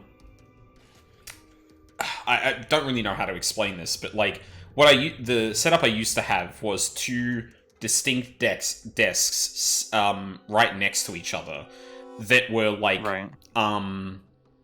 I don't know the measurements. It's, like... I think, no, not a meter. No, it was much less than that. It was like 60 or 70 centimeters deep, which once you put like a screen and a keyboard in front of you, is like barely any room. And because they were two distinct desks with like different heights, like it wasn't even like it was a clean set of surfaces. It's like, okay, I have to have everything sitting correctly on one side, and then on the other side use that as I can. And just having one flat, long, deep, consistent surface is like, it's changed my fucking world. It's kind of crazy. That's fun. Yeah. It's like, it's like one of those things where I just don't really like, other than like buying myself games and like maybe getting, you know, some alcohol every now and then, I don't really like buy myself things all that often. And so, like, making an expensive purchase like that, because this did cost quite a bit, I'm always like, oh, but I could use that money to save up, or, like, donate, or, like, throw it at friends, blah, blah, blah. But, like, then I bought myself a nice thing, and I'm like, oh, this is okay. And, like, it's crazy, because I say that as a nice thing, as if this isn't genuinely just an improvement to how I can work, you know? Exactly, yeah. And like I keep framing it like, yeah, it's silly. Anyway, speaking of silly, so the victim commenced the purification rite by bowing to the lanterns and reading a sutra. As the first part, the transformation rite ended, he lowered the sutra. Suddenly, he heard the accused's approaching footsteps. No, I don't think you did. I think it's this? You have to have the phrase up with the contradictory sensation. Yeah. The victim supposedly heard the accused's approaching footsteps. But did he really? What nonsense is this? Is it not abundantly clear? No, it's not. Because there is something strange about those footsteps. Strange. Explain yourself, barbed head. The footsteps are strange because they don't get louder. They're not getting any louder. And why exactly does that matter? Please focus your attention on the incense the victim smelled. The scent grows stronger as the accused approaches. If the accused really had approached the victim, the sound of her footsteps would have grown louder as the scent of incense grew stronger.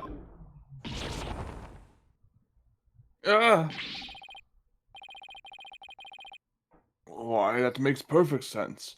How can this be explained, Your Benevolence? Well, there must be a reason. Objection. It is as they say, even a putrid worm of a lawyer will turn.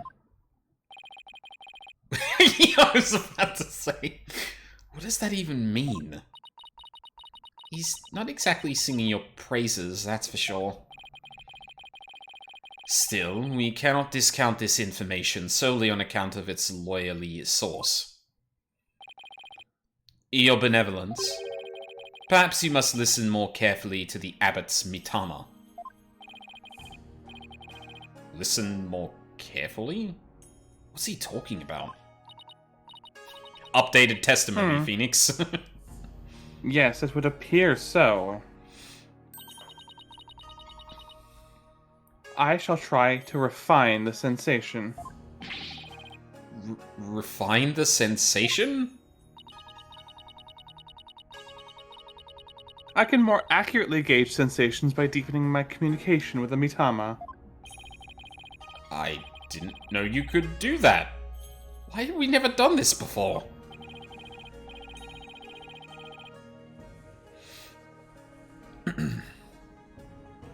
Yeah, that is a bit... Yeah, yeah, Cookie, my mind went to the same place.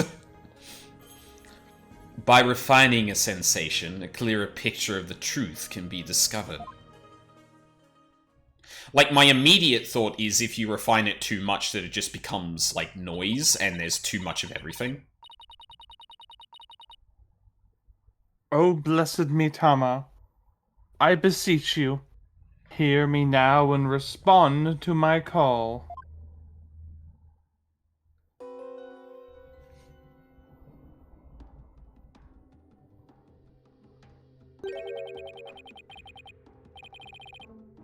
Footsteps change into bells? What could that mean?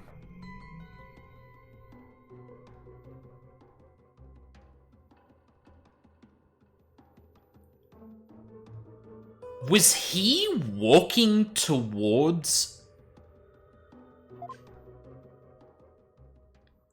What the fuck? It just tries to bum rush the attacker. But it's also the framing is also kind of confusing. Though we can't hear any voices speaking, it's like he's going, "Oh no," and walking towards the person with a knife. Oh, well, no, but the footsteps. Bells, but the only bells at the scene of the crime were. Ah. That jingling must have come from Abbot Inmi's bells. You mean those big things he had on his ankles? Well, there you have it. The sound of bells was from the High Priest's own footsteps. Then that means... If the footsteps belonged to the victim himself, it means it was the victim who was moving, not the accused. The victim was the one who went running toward the broken lantern from the spring. A far cry from what her benevolence's insight would have us believe. Uh.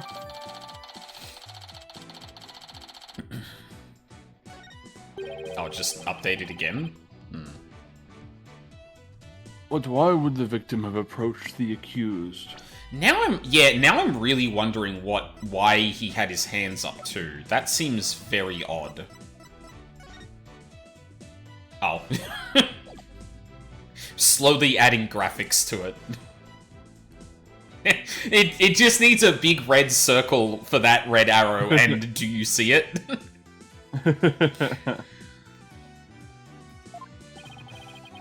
Maybe he was trying to defend himself?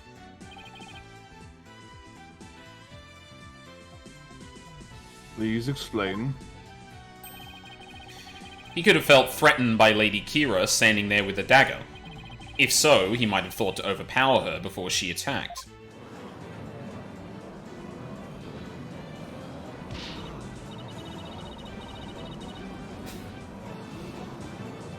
Still your voices. This is nothing but a theory. A law theory. And a poor one at that. Be not led astray by this lawyer's obvious postulation. I guess I was about to say I find it weird that she's not, like, going with it and going, oh, sorry, I made a mistake, but, like, that's the whole point. She's meant to be infallible. Objection. To some degree. Yeah. While his insolence is inexcusable, I would ask that you calm yourself, your benevolence. Is there something you would care to say, Prosecutor Sadmadhi? Even if it was Abbot Inmi who moved, it does not negate the accused's crime. What do you mean? The accused was likely waiting for the High Priest to approach.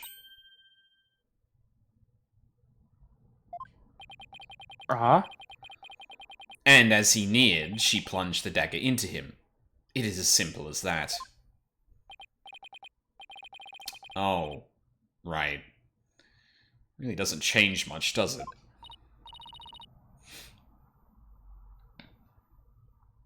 Yes, it is as the prosecution has said. In fact, it is as I meant to say all along. Okay. Right. And that's why you were so shocked when you first heard it. Understand now, lawyer, that contradiction you conjured up has come to naught.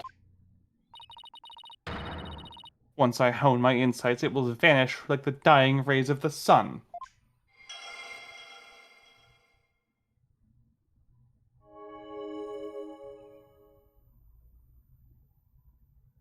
Fight her up by the broken lantern. Yes? Yeah.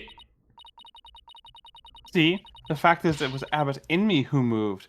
Changes nothing.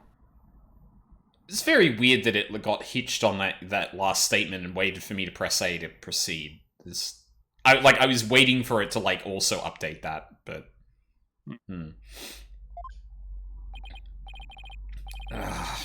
Come on, Phoenix. You gotta keep your cool. That contradiction I pointed out must mean something. That one sensation changed after Princess Rafa refined her vision.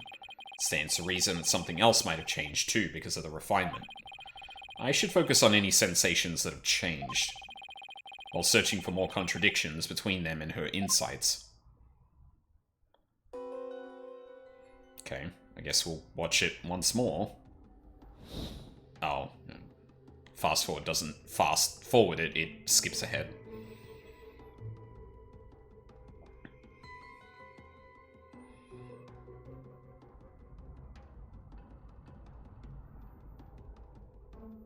Again, we hear nothing until that point. Wind, bells, incense, water? Ooh, hold on.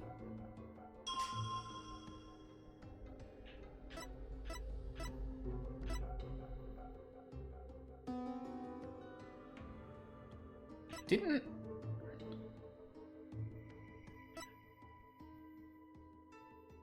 I know in the animation they played during her explanation, she talked about, him, or it showed him wandering into the spring. What can this contradict? Victim commends the purification rite, but I'm looking for positioning things, bound to the lanterns and reading a sutra. Wait a minute.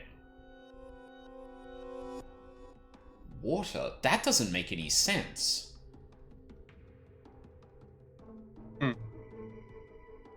Alright, hold on.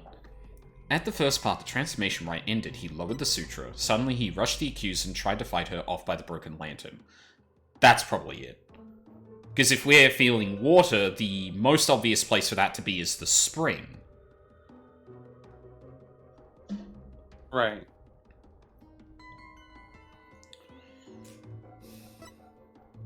It was then that the victim felt intense pain. I believe this is when he was stabbed. Yeah.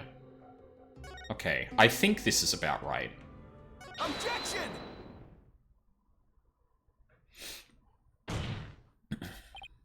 Hold it.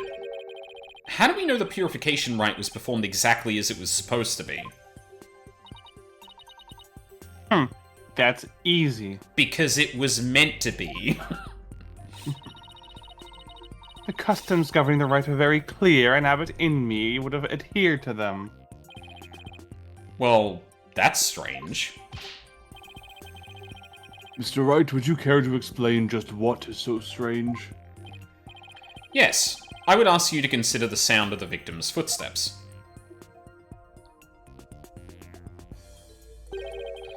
The sound of bells changes to the sound of water at one point.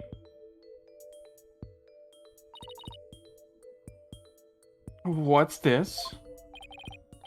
It's simple. The victim must have stepped in some water. Oh?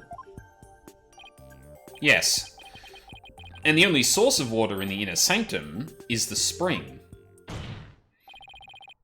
And therein lies the contradiction. What contradiction? I believe the rite started out as it should have. The victim stood with his back to the spring, and the accused stood right in front of him. But we now know that the victim then moved into the spring. Polkunka, that is absurd. Hang on a second. Didn't they say Polkun? They used a different word before to describe Phoenix. No, Am I...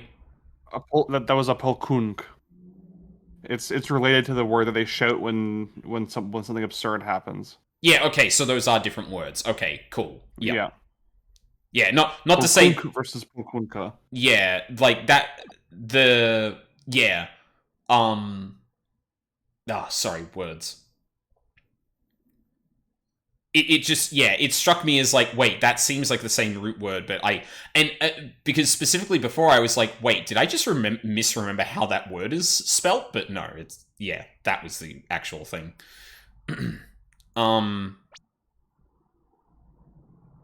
Another thing to note too, I didn't make much of it, and especially because there's no sensors there, there's nothing really to draw from, but I do find it interesting that there's a little, like, shake that happens when he's reading the sutra.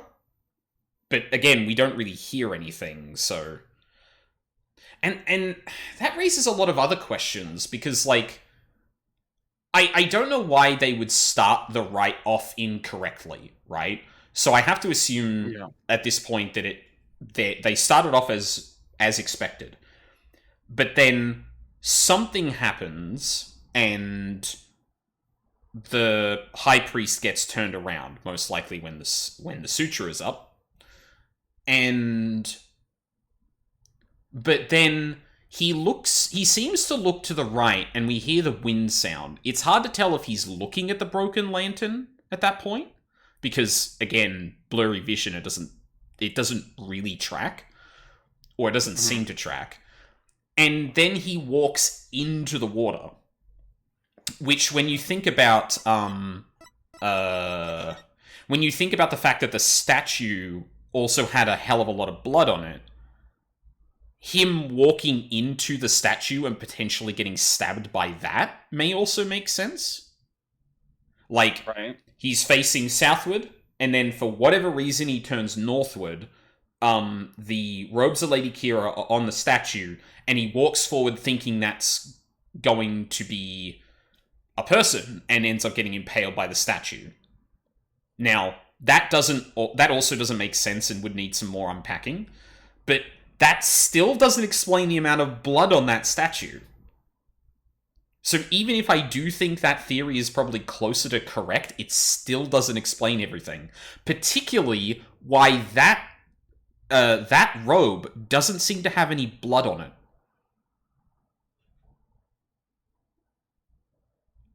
Especially, oh man, what the yeah, wow, this is kind of wild. And if this was like, I think the thing that's intriguing about this is I would be more distrustful of this setup if we didn't have this vision. But because the vision is not lying to us, but it is definitely like, there are things, like, again, the whole thing is interpretation of it. What does that say? What is it saying, and what does that mean? You have to determine that. Yeah. But I have to contend with the fact that A, he was looking at Maya, B, he then looks at the statue and walks into, or he looks at Lady Kira and walks into water. And I gotta compliment the vision thing here, because it roots this explanation in something I would otherwise probably discard as, okay, that probably just didn't happen like that. But now the fact that I have to contend with it as that did actually happen is making this a lot more interesting.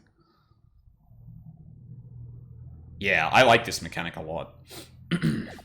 It's cool, and I like the fact that you start the trial with it. So, like, Yes. you already have to kind of convince people that their way of thinking is wrong, like from the drop, kind of. Mm. And it makes sense, because, like, that would be the only thing presented in these cases, right? There's no defense lawyer usually, and it's just, look, there's the essential CCTV footage of the soul to show us that, yes, in fact, the person was near them before their death. Yeah. This means the accused's location differs from what her benevolence insight indicates. I want to, take a quick look at...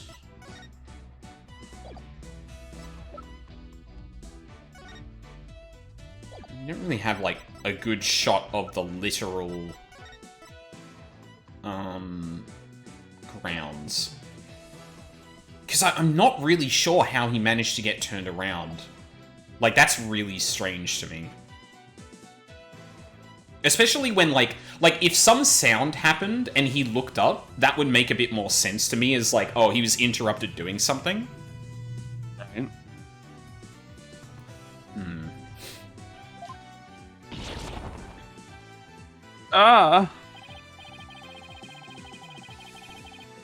Then, where do you propose the accused stood when she donned Lady Kira's robes? In the water. Based on the sound of the victim's footsteps, I believe Maya was standing here. Lady Kira. You're not gonna bait me with that and saying it was Maya that was there. Take that! You really believe the accused was standing there? Is it gonna dock me for hitting the statue instead of the water? Oh, for fuck's sake.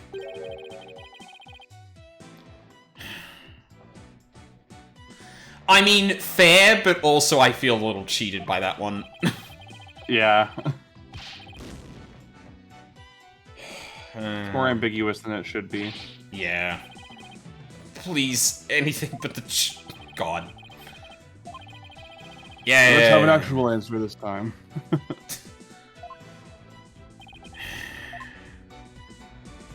The spring.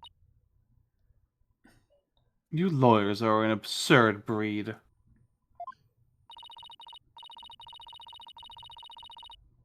Never thinking ahead, you cling to the first insignificant contradiction you can muster. Ugh.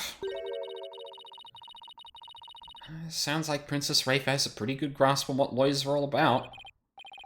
Oh, Maya, where would I be without your brutally frank commentary right now? Why are we having... Oh, I was gonna say, why are we having a flashback about that? Is this contradiction really meaningless? But something really doesn't... but something really doesn't feel right. Did I take a wrong turn somewhere?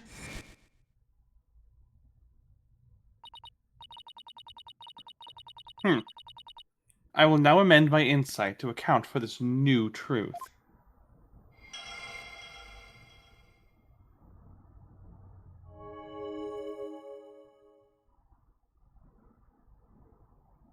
Off by the pool. You always have to hit A to advance these. Yeah. Oh, that's fine. I don't understand why it does this bit here, where it, like, speeds to the end where nothing is going to change and it waits me to press A. It's just... yeah. Now the contradiction is no more.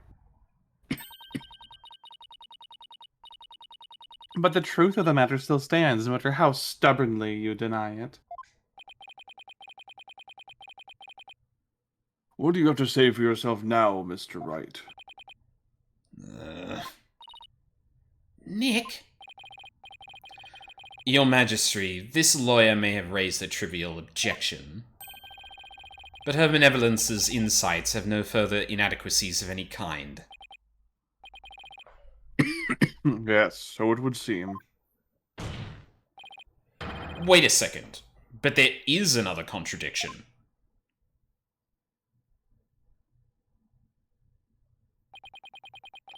Still you flounder about, wretched beast. Though you rack that putrid brain of yours, nothing worthwhile will come of it.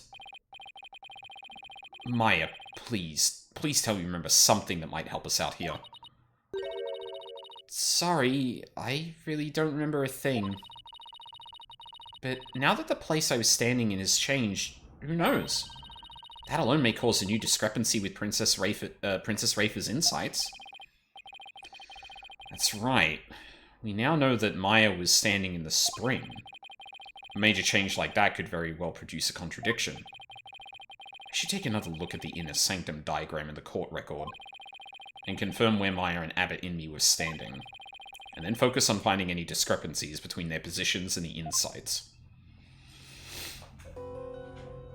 The victim commenced the purification rite by bowing to the lanterns and reading a sutra.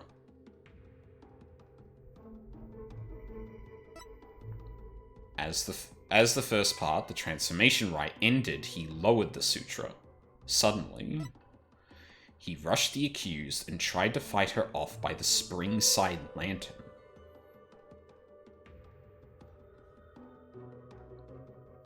But that's the... Oh my god, what is going on here? That is the broken lantern. You see the flame flutter in the wind.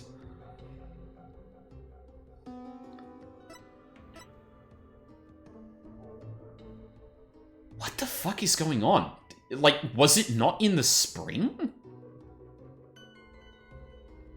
Also, you can... It's probably less of an actual thing we can contradict, but you can see the wall looping around into the darkness. Like, the behind...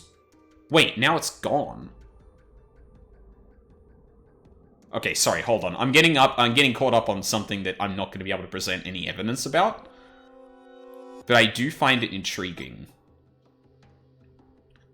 Okay, so look to the left and right of Maya. You can see something like grey kind of, like, disappearing into the background of the dark, which I assume is the walls of this place. So, right now, we're looking... The priest is looking south on the map. Because otherwise I'd probably expect to see something, either complete darkness because the cliff face is, you know, flat. Although I'd also expect to see, like, the statue, like, twinkling in the lantern light. But then again, the way Maya's lit, it's probably nothing to focus on. But look, we're looking south right now, so you can see on the left and right just where the water kind of, vignette, is that the word I'm looking for? The water texture... Sorry, go on, Mina. Yeah, no, I think, like, scene might be what you're looking for, or, like... Well, specifically, like, the overlay of the water texture. Like, there's a... Oh, yeah, just like the filter, kind of. Yeah, yeah. But you can see that it kind of does that there, where if we press play, and we wait a tick, you notice how in the background there's nothing now? Yeah. Like, that makes me think that he's been turned around while he had the sutra up. I don't know how particular that detail is, because there's obviously more obvious things pointing towards the fact that this is a bit off. But, like, yeah, I find that interesting. Anyway, no the fuck it doesn't. Objection! Oh, that may not have done it. Oh, for fuck's sake. Your benevolence, isn't this statement inconsistent with the vision? Inconsistent? I think not. Exactly. That's where the inconsistency lies. Oh, I believe it is in the defense's thought process that the inconsistency lies. Guess there wasn't an inconsistency there after all. I disagree. Like, I'm pretty sure that's what I'm meant to be pointing out at this point. That... Like that, right there. That the claim is that he rushed the accused and tried to fight her off by the Springside lantern. But that lantern right there is the one that's broken. Right. But I don't know how else I would...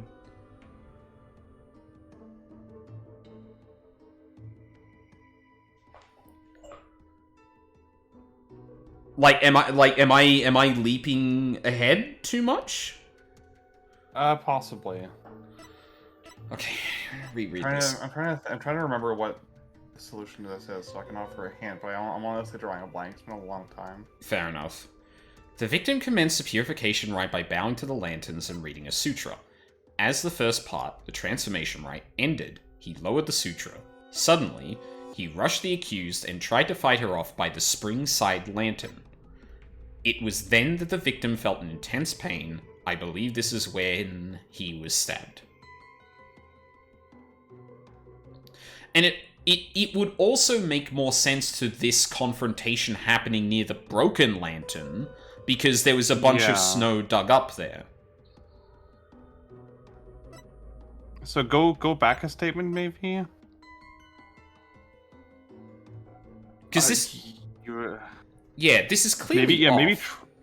Maybe try clicking in the lantern itself? I think I did, didn't I? I thought you clicked wind before. No, I did think about doing that, but... Maybe the wind is what connects it, though?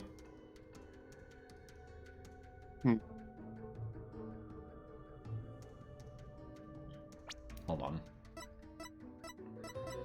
Just gonna save the video game real quick. Objection!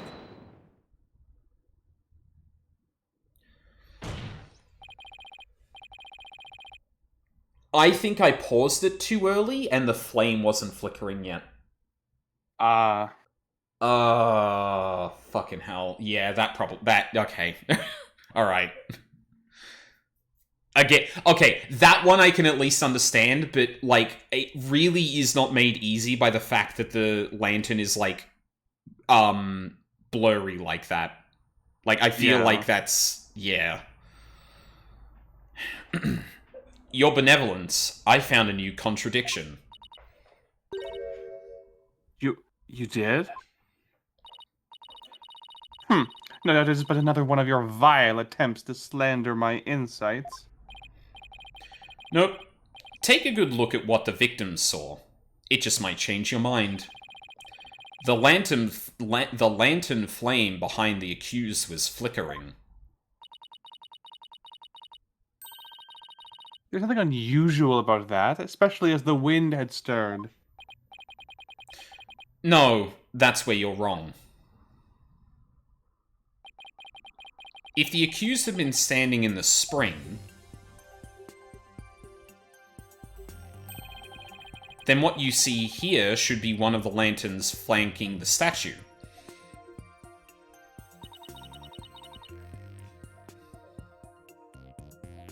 I fail to see your point. My point is, something is wrong here. The two lanterns flanking the statue were both outfitted with glass wind guards. So neither lantern's flame should have been flickering in the wind in the first place.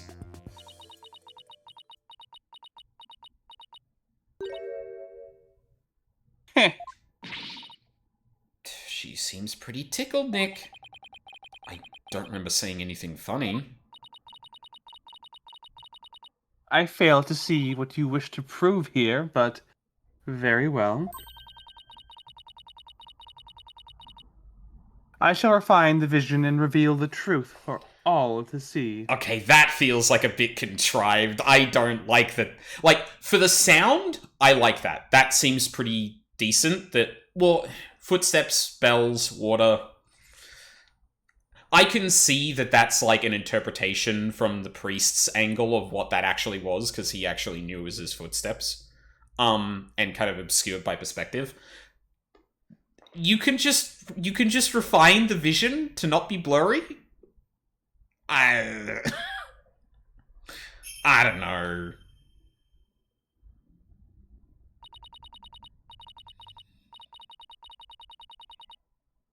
O blessed Mitama, I beseech you, fix your sight upon the lantern there.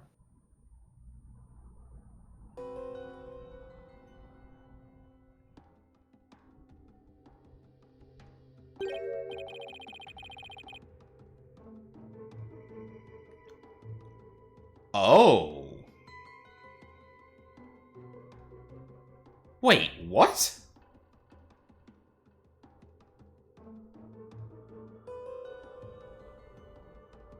Huh? That lantern doesn't have a wind guard on it.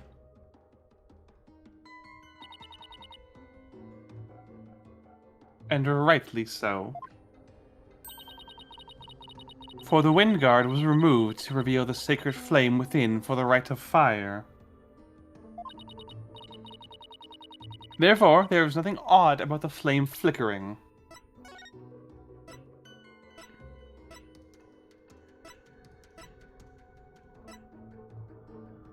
So they were at the end?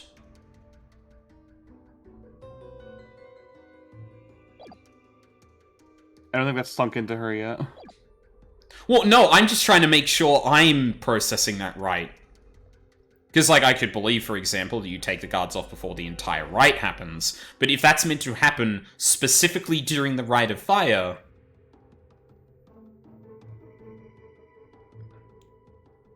What does that mean?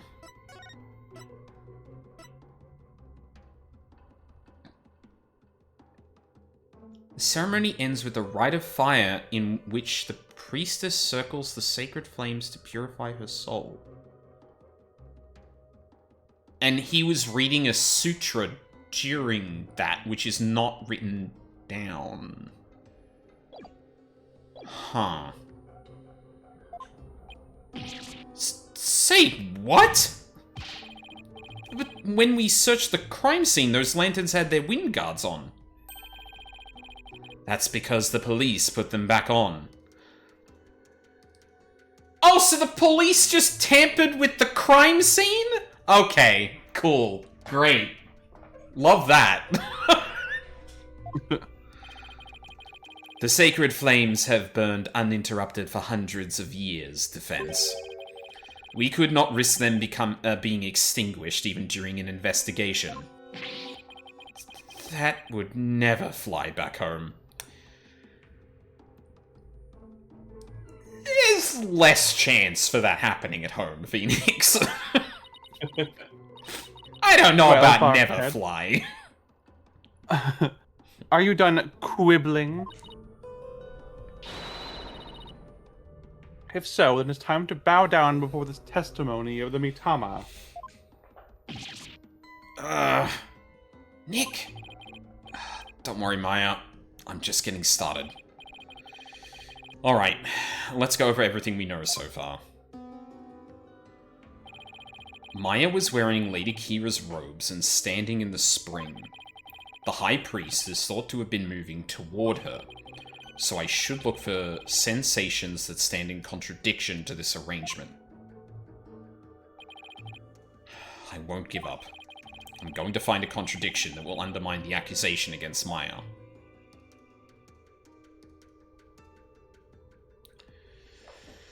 The victim commenced the purification... Oh, we're getting clearer vision of the entire thing. Okay, cool.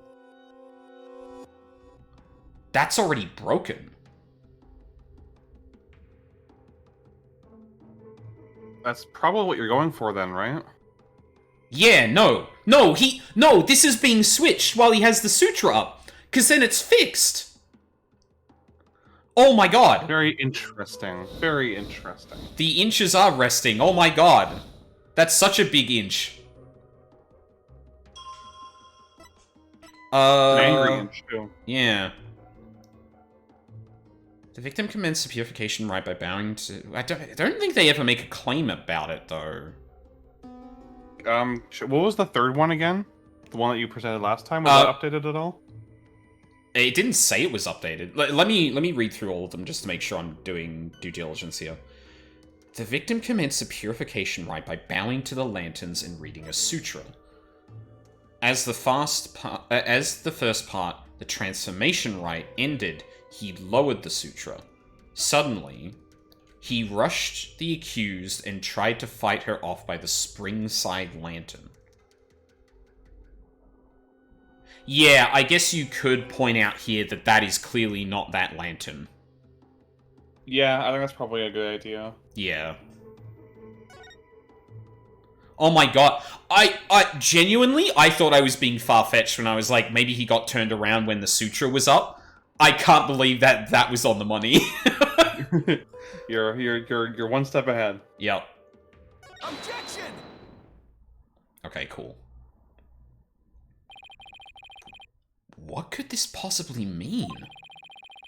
That lantern clearly contradicts the insight. Also of note, no sound is being made when he's reading the sutra, which means he's not turning of his own volition. Because you would hear the bells. Is there just like a plate or something that can be moved around? But how the fuck does that even work? Because like, this isn't one of those scenarios where I looked at the crime scene and went, oh look, there's clearly a thing here that could be rotated or something like that. Like, this isn't the... I guess... Oh, go on. I guess it's plausible that if he shuffled without like lifting his feet off of the floor, it wouldn't move the bells enough to make a sound. I suppose I find that hard to believe, and I probably need a bit of an explanation. But I will say that on the face of it, you have provided me with a person whose feet can't really move without making a sound, and there wasn't an obvious mechanism for, like, turning. So now I'm sitting here like, how the fuck did that actually work? One of those things must actually be incorrect. For example, like, maybe he's not even wearing the bells during the rite. Which would then also bring up a question of, like, hold on, how did we hear the bells then? But we're getting ahead of ourselves. Or I'm getting ahead of myself. I shouldn't speak for Mina on that one. That lantern clearly contradicts the insight. But this contradiction will overturn the entire case I've been building. Are you alright, Mr. Wright? 1 minute you shout out, and the next you fall silent. Sorry, Your Majesty, that's a reflex. Perhaps it is like The bellow of one who is barreling on a hill with no way of stopping. Is that not right, Prosecutor Sadmati? I'd love to turn to him and see him actually frustrated, and Rafe is like, what? What's happening? Oh. I think he knows. Don't get cold feet now, Phoenix. Even if this overturns the entire case you've built so far, the only way is to keep moving forward, because that's where we'll find the truth. Sorry, but I'm not barreling down a hill. In fact, I'm in full control of everything with the indisputable contradiction I found. Is that so? The lantern behind the accused clearly, no, blatantly contradicts your insight. Does it now? One of the lanterns on the entrance side of the inner sanctum was broken. And if you watch Abbot Inmee saw what Abbot Inmee saw in his final moments, you will notice that the lantern behind the praying form of Miss Faye is broken.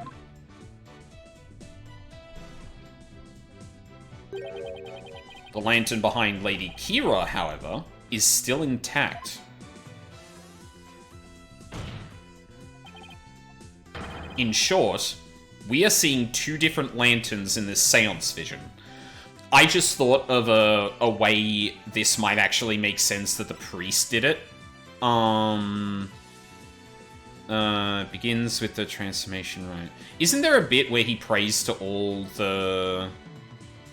Oh, it's actually not described in here. Okay. Because the way he was bowing to each of the lanterns, I could imagine, for example, he puts it back up, turns around to look at the other two lanterns to bow to each, but then turns and sees Lady Kira, and he's like, wait, what? But again, I would want some kind of explanation for the bells. Obviously, what you said, Mina, in terms of him shuffling would make sense, but... Like, I don't think the game should be able to hand-wave that. Like, you need to make a point of how that could actually happen. In short, we are seeing two different lanterns in the seance vision. How could this be? And it's probably not clear how much he actually turned either, because I don't think we get a look at both lanterns. And the only thing we have to go on is that in the beginning, the one to Abbot Inmee's right is broken. So, did he turn 90 degrees? Did he turn 90 degrees left or right? Did he turn around entirely? Based on the water, it would seem he turned around entirely, but yeah. And even if it were, how would that contradict my insights?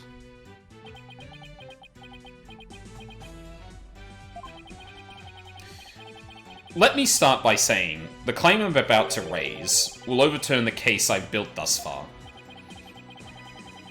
Will the defense please explain himself? Based on the broken lantern, we can tell Maya and Abbot Inmee's positions. Where the accused and the victim were standing. But did you not just finish asserting that the accused was standing somewhere else? I did, and I built my argument on that faulty premise. But thankfully, it has led us here. To the actual spot where Maya Faye was standing.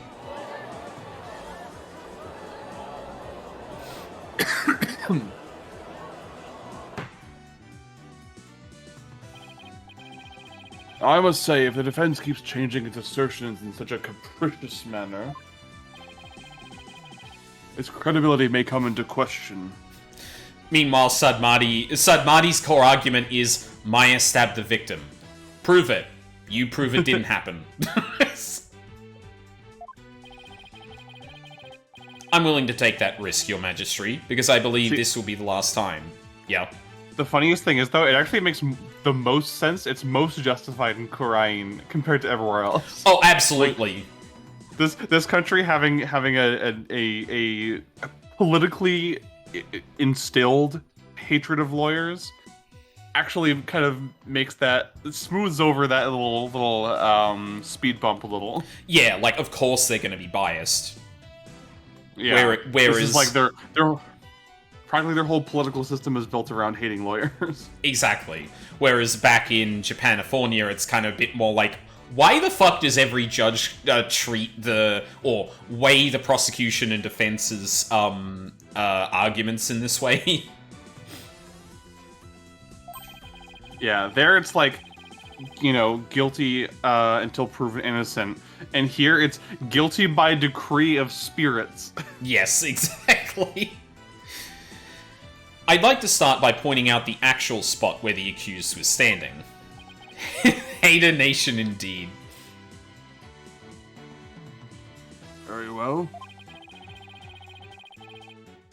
Show us where you now believe the accused was actually standing.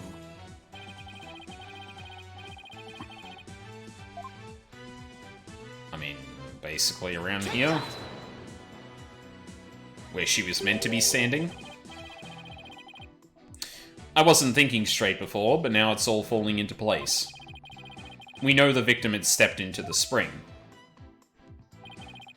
That means Mayafei had to have been standing in the water as he approached.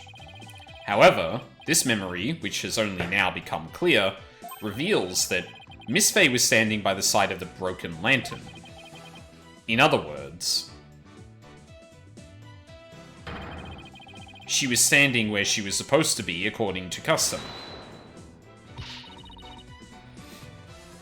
Does that not bring us back to the very beginning? No, this is where things take a different turn, and I mean that literally. The victim had to have been moving toward the spring. That means that while he was moving, he had his back turned toward the accused. What's this? Do you mean to say the victim turned around during the rite? But such an image appears nowhere in the seance vision. Actually, it does appear. It's just that no one noticed until now. No one noticed? How could no one have noticed something so big? There was a moment when the scripture the victim was holding was all we could see. Thanks to that, none of us could tell that he was, in fact, turning around in that moment. Objection. If it is as the defense asserts, then her benevolence's insights no longer make sense. How do you intend to explain that? Objection. I don't need to explain anything, because it's just as you said, Prosecutor Satnati. Her benevolence's insights don't make any sense because they contain a huge error. Such insolence!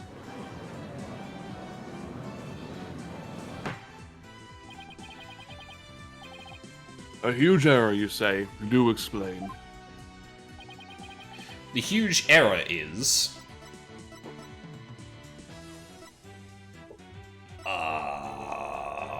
I don't think any of these are correct.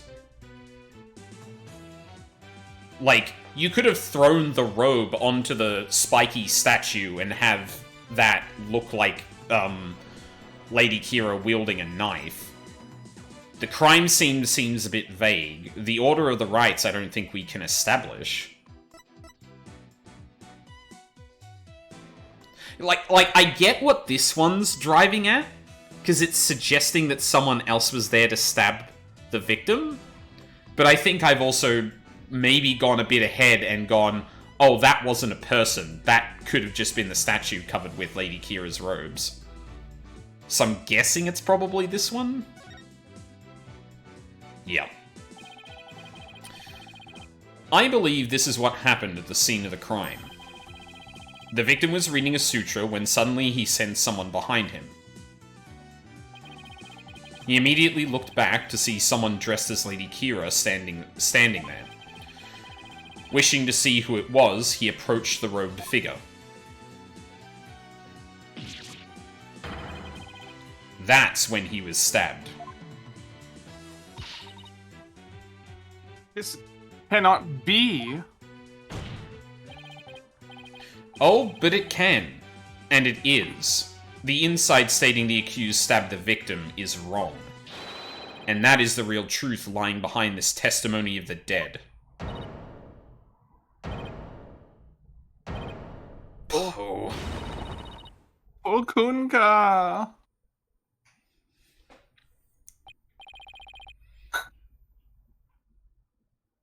Are you suggesting that there was someone else at the scene of the crime? Huh? Have I misunderstood the voice of the Mitama yet again? This cannot be. Whew. That was a close one. But I managed to divine the true meaning behind the seance vision somehow. Should add these new facts to the court record.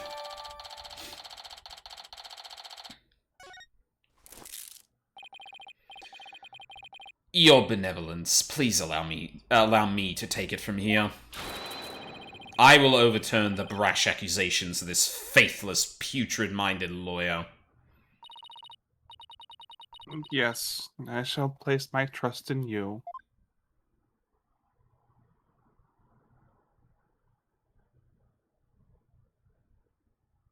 Yeah, that's one bruised ego.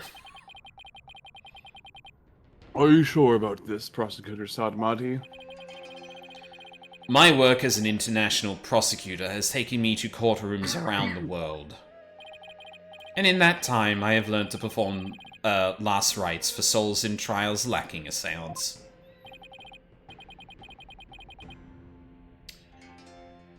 Yes, of course. Forgive my ludicrous inquiry. I keep dropping frames randomly now.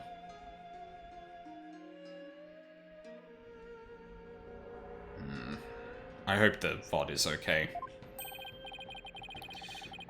It's been looking fine to me. Okay, that's good. Again, when it does intermittent stuff like this, often I've found it's like either brief frames or like in between frames, so it goes down to like 30 frames, but still, like every time I see that dropped frames counter go up, I'm like, ugh. Moreover, I have with me a forensic investigator from overseas. I will show you all the most magnificent last rites ever seen. I guess he really does think highly of Emma and her forensic expertise. I'm impressed that he's come to understand their value. Then again, he is an international prosecutor who solved tough cases around the world. Time to hunker down, huh? Then let us continue with today's proceedings. Could the defense please tell us who the third party dressed as Lady Kira was? Your new claim has negated the insides of the royal priestess. So I trust you have some evidence to support it, correct? Yes, of course. This third party must have really wanted to kill the High Priest. I might be able to identify who it was if I had evidence of their murderous intent. Well, we're waiting, Mr. Wright. The evidence that can reveal the identity of the third party is this. Oh. Yeah. Take that!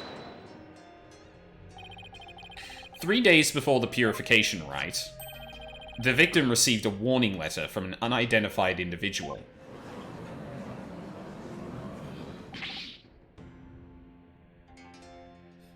He did.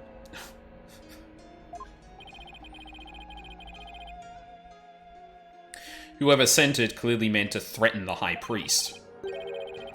The letter said, "Do not perform the rite," but the rite went on as scheduled. I believe that is why the High Priest was murdered. Who do you suppose sent that letter? A person with something to hide. The rebel hunter disguised as Lady Kira herself. Boo! We hate your pussy! Yes, thank you. Peace. I I don't understand. I had heard that Lady Kira that has been in the news lately only hunted rebels. If so, why would she have killed the High Priest? Okay, now Phoenix. I think there is a series of words you should not string together right now, but just go, well, let's figure out that together. I'm really hoping you don't do the dumb thing and escalate here by implying the High Priest was a fucking rebel. Excellent question. Maybe it would help to think of it this way. What if the High... No. Oh, you fucking asshole. What if the High Priest had secretly been a rebel? Is this a redo of Oh, I forget the name of the track. But like really tense music from the earlier games. Yeah, I think it's like it's a variant of one that was in Ace Attorney 2, I think. Mm-hmm. Yeah. I think 1 and 2 actually. Yeah. Like on the organ instead, which is really cool. Subtlety ain't his forte. Sure isn't. High Priest? He couldn't possibly have been a rebel.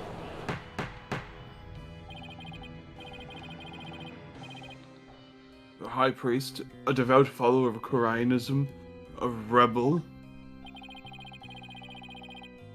Do you even comprehend the blasphemy of which you speak? Well, do you?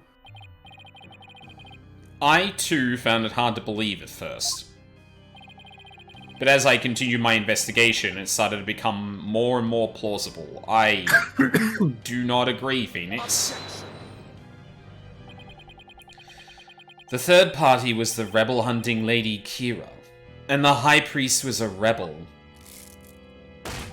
Your mockery of Quiranism. No.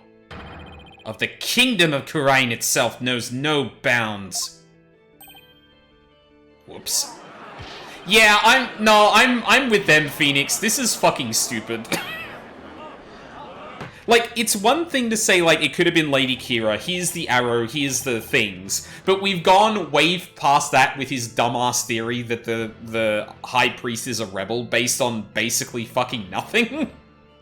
Yeah, I think you want to ease them into it, say, like, oh, maybe someone was manipulating him by blackmailing him with the idea that it could be falsified that he's a rebel or something like that. Yeah, or look, someone sent him a letter that was printed with the Rebel Hunter, well, printed with Lady Kira's name, and we know the Rebel Hunter is involved.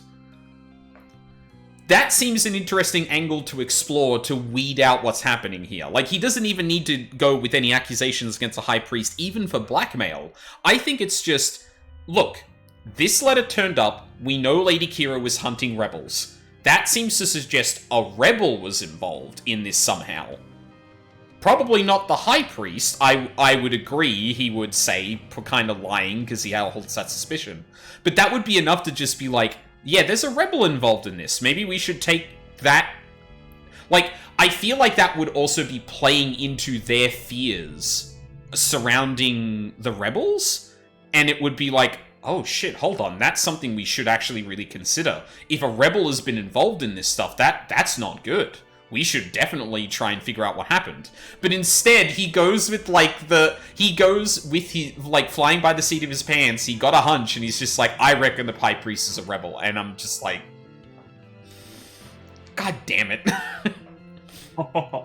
Especially when now we're gonna spend, like, several minutes with, like, oh god, these lawyers and shit. Where I feel it would have been a lot more interesting for a defense lawyer to bring up that a rebel might be involved, and suddenly everyone, like, the audience is torn.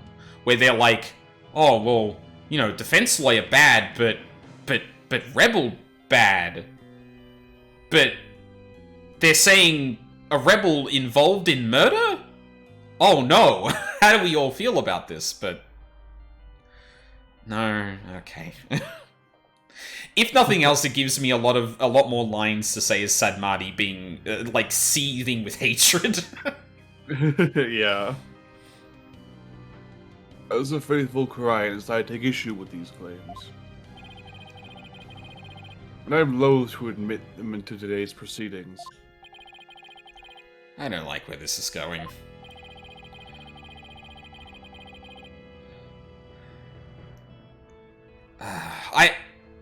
Depending on where this goes, I'm probably actually going to take issue with it, as opposed to just being like, oh, isn't that something that's kind of weird, like I have with some other things. Because, like, if this is going to, like, arbitrarily put up barriers for Phoenix to be able to proceed, I feel like Phoenix should have a little bit more tact at this point than this. Especially with, like, even Maya being like, bro, what are you talking about? Like, that's kind of far-fetched. Yeah, I don't know. We'll see. The defense's claims about vile blasphemy tantamount to spitting on the Holy Mother. Is it really that big of a deal,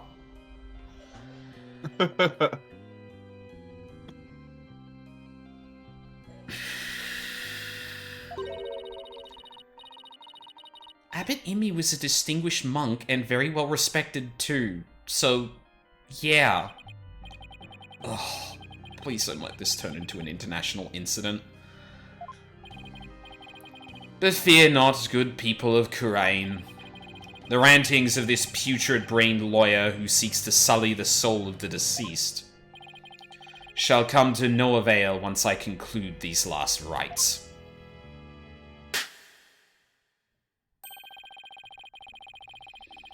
Oh, I hate how hot I find him. Oh, god damn it. Son of a bitch. The prosecution's assertion that the accused killed the victim remains unchanged. But the victim was stabbed in his abdomen. How is that possible when he had his back turned toward Miss Fey? Oh, abdomen would... No, abdomen would mean front, wouldn't it? For some reason, I equated that to just, like, lower part of your torso, but no, I don't think that's right. Isn't your abdomen... Yeah, it's like your stomach area, right? That's where your abdominal muscles are? Yeah.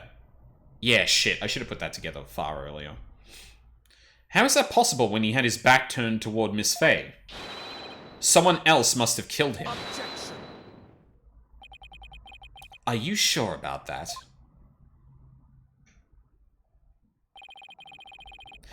You may have invalidated the seance, but do not let it go to your putrid head.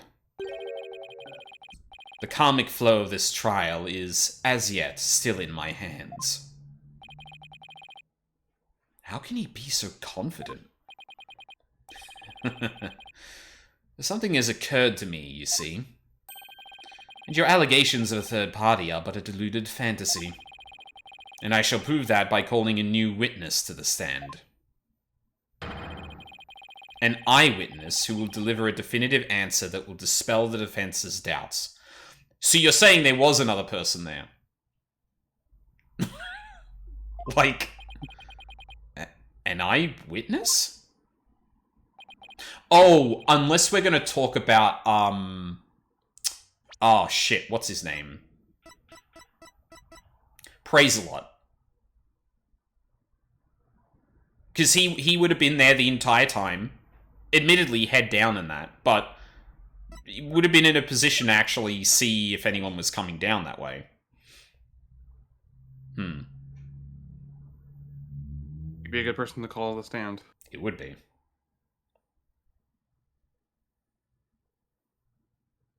Did you do this bit, or... Oh, sorry. No, let us call this eyewitness to the stand.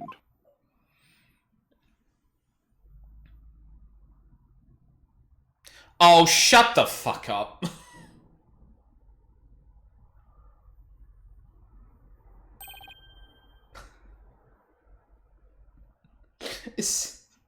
If this guy actually turns out to be the rebel, I feel like Sadmati should be like I feel like some people should be side-eyeing Sadmati. Like, bro, why were you relying on someone who turned out to be a rebel for eyewitness testimony?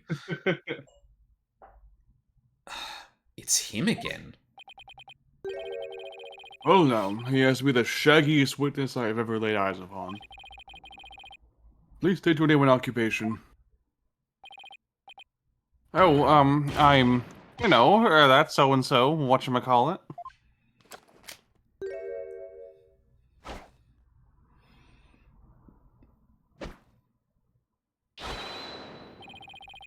Anonymous TBD. At least that's what they've been calling me. I'm fucking dying, Squirtle!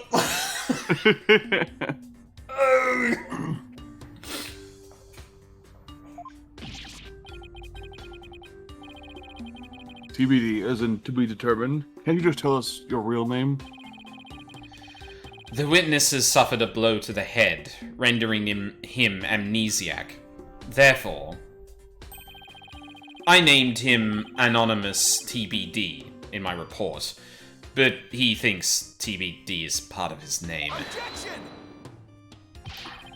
You're letting an amnesiac testify? Have no fear.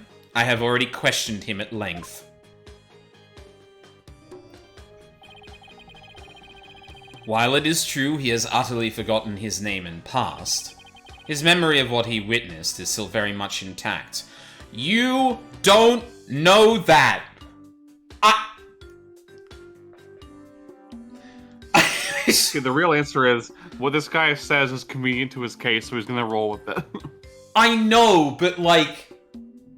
Oh my god. Like, it's so transparently fucking awful of a line of logic. Like, it's insane.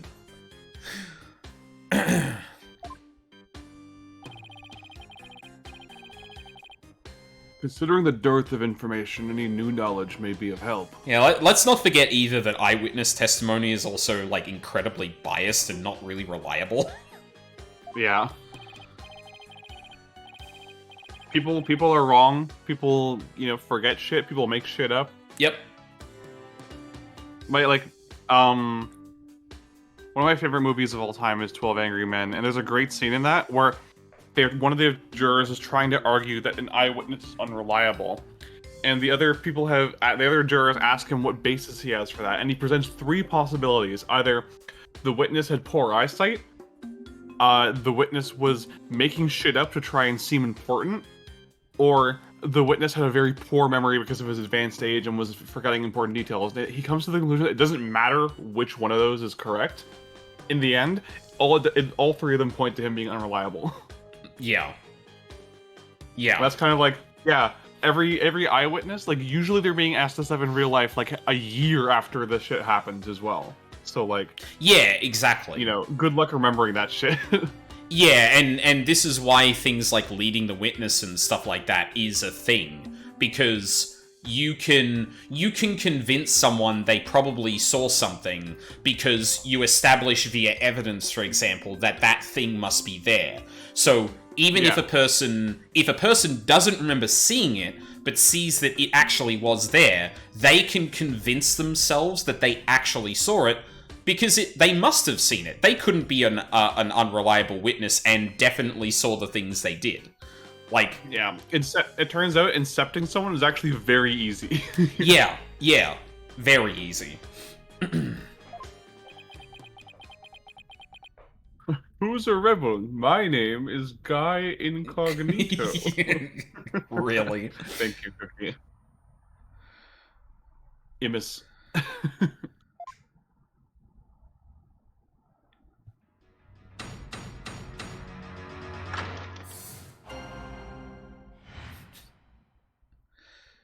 The night of the murder. That night, I was up on the top of Mount Pony, the mountain next to the Inner Sanctum. Oh. I hate crowds, so I climbed up there to pray in peace. I know it's a no-no, but since there was no one around, I used my binoculars to spy on the right in the Inner Sanctum. That's when I saw the accused stab the High Priest with a dagger. There's no way you saw Miss Face stab the victim with a dagger.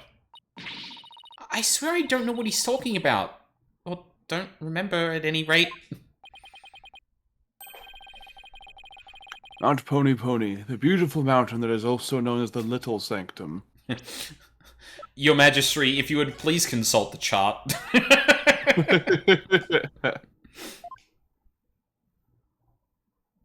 He is. Oh, fucking hell. They must be talking about that smaller mountain from the poster. Mr. Immis, I was wondering. What can I do for you for? The inner sanctum lies at the high elevation where clouds and fog can obscure the view. Are you sure you were able to see what happened from the mountaintop next to it? Good point. His Majesty raises an excellent question. Well, Mr. Immis? On the day of the rite, there wasn't a cloud in the sky. I had perfect view. I'm pretty sure Rafer at some point referred to the fact that there was, like, yeah, moonlight out, so that would make sense. If you don't believe me, check the weather forecast in the paper that day. Oh, hold on. Do we actually have that? Right. Thick white ice. Direction to yesterday. We get this.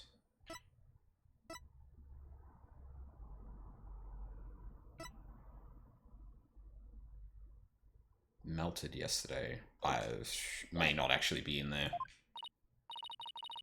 Nick, don't we have the newspaper for that day? Yeah, let's take a look. You added that! You son of a bitch! It does say calm, clear skies, doesn't it? The area around the inner sanctum will enjoy calm, clear skies today. The warmer temperature will make for excellent prayer weather. Be warned, however, that we'll see a cold front move in overnight.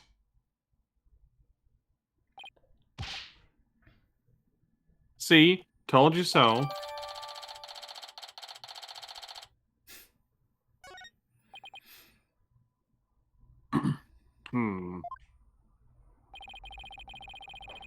Well, it would appear the witnesses offered testimony worth hearing. Mr. Immis, I too have a question for you. Didn't he already question the witness?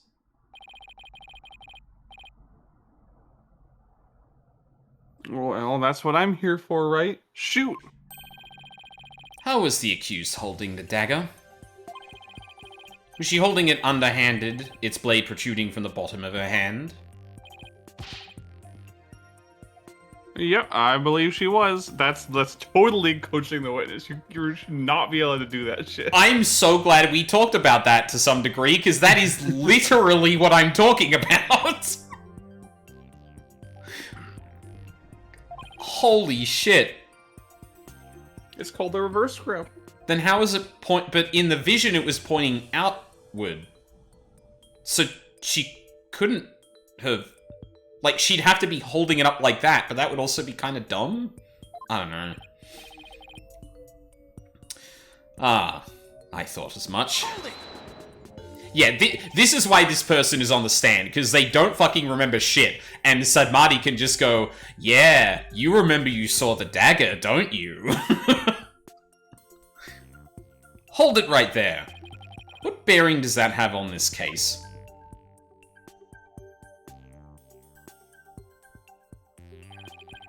Cease your interruptions, you putrid-headed lawyer. Do you not see the significance in how the blade was held? Why don't you enlighten me, O Enlightened One? You want to fuck me so bad it makes you look stupid. I knew you were a fool. I can already picture you in your next life. Next life? Yes, after your soul writhes for centuries in the pits of hell. You shall be reborn as a witless sea urchin, with barbs limited to your posterior. You shall live a short, inconsequential life, only to be brutally devoured by a sea otter. That was a bit excessive. Simply ask what the dagger grip had to do with the case. Now, pay attention. How the accused held the dagger is of vital importance. With such information, we can infer exactly what actions she took. You were saying that the victim was killed while he had his back to the accused. Is that correct? Oh. Yeah, right. Yes? As such, the accused's dagger grip tells us something very important. The accused approached the victim from behind, swung her arms around him, and plunged the dagger deep into his abdomen using a reverse grip. So we're just completely discarding the fucking vision we had then. Like, what the fuck do you mean? You pulled this out of your ass! Like, what the hell? What? Thus, Mr. Immis's testimony clears up any doubts that might remain.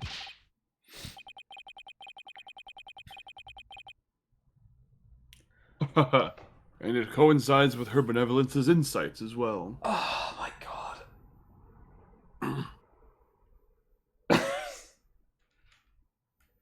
I mean, the most obvious thing that he was stabbed. I like how we've gone from taking the vision to completely like entirely instructive about what happened, and now we've moved to actually we don't need to consider that as literal, but only when it was convenient to Sadmati. Yeah.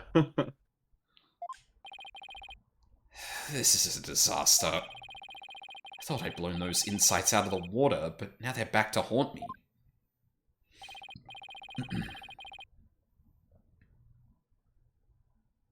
Now then, the defense may cross-examine the witness.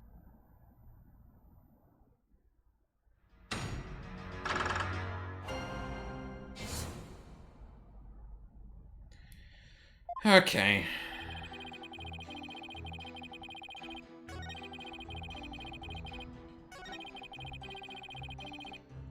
Around, yeah. Bull fucking shit you did. Objection! Okay. Please take... Did I select the right piece of evidence? Yeah. What? Why doesn't that... Oh, hold on.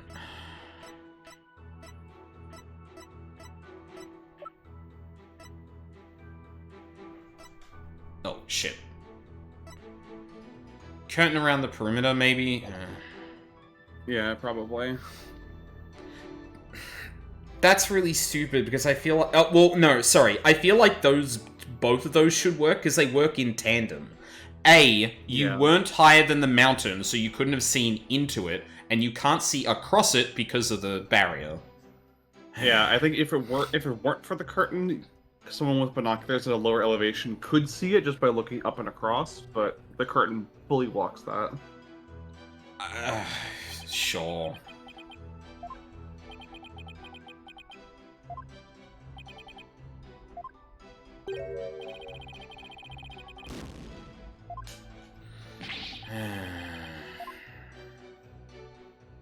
Alright. Oh no, I was on the right one.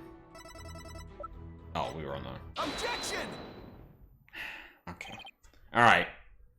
I guess I had already jumped again. Technically I had jumped ahead to the counter argument to, well, surely he could just see over it. Yeah. Yeah.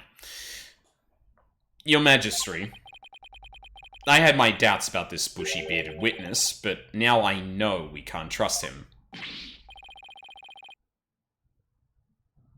What? You ain't just judging me solely on my bodacious beard, are you?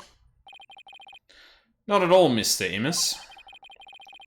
It's much more than your sketchy appearance. It's your sketchy testimony. It's testimony, you say? Yes. Recall how the inner sanctum was that day. Specifically, that it was completely enclosed by the ritual curtain. Yes, I believe you're right. The curtain would have completely blocked the witness's view from Mount Pony Pony. Therefore, he couldn't possibly have seen the murder happen. Mr. Immus, have you been knowingly making false statements to this court? What a surprise the amnesiac is not trustworthy. Yeah, like, who could have fucking seen this coming? And I do feel like there's something here where, like, oh, well, Prosecutor Sadmadi brought this person forward, so obviously they have something worthwhile to listen to, even if they are, and, you know... like, a prior... what's the fucking word? Like, an argument you can make before you even hear any of the logic.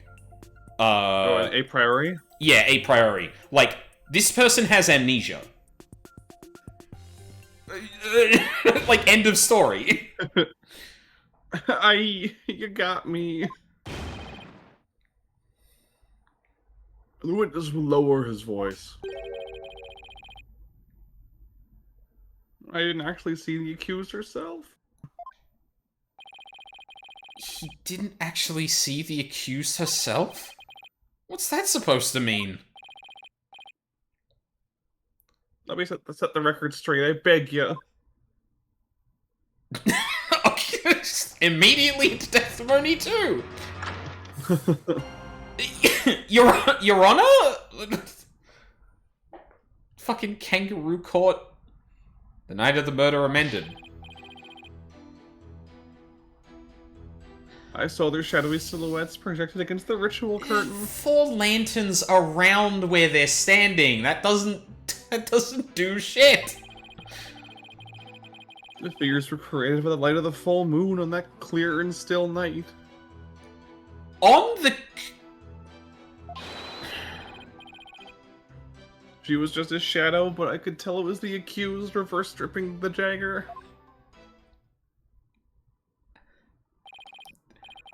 This has to be the least convincing testimony I have seen in this series.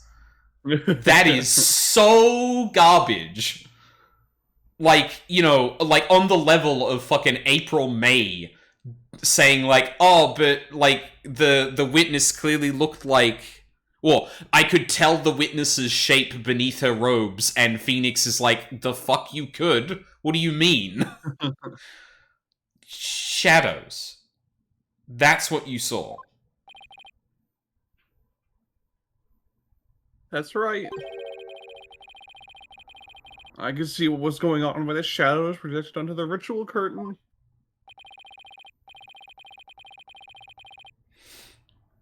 In the future, Mr. Immus, I would rather you offer up accurate testimony from the start.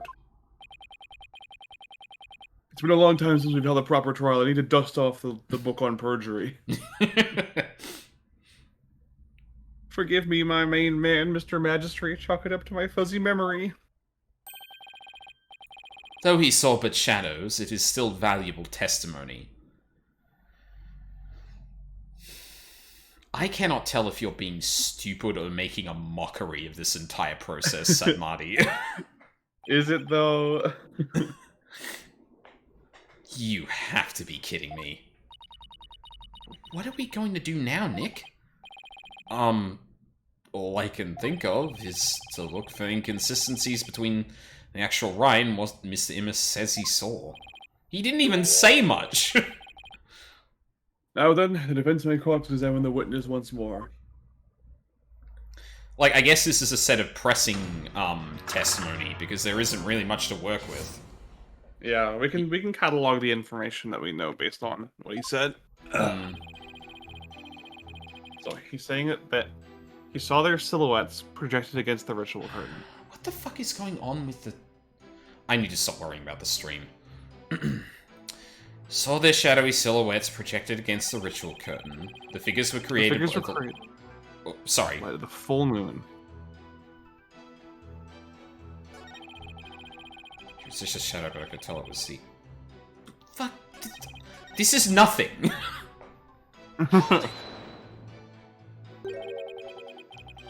So what you saw was simply shadows.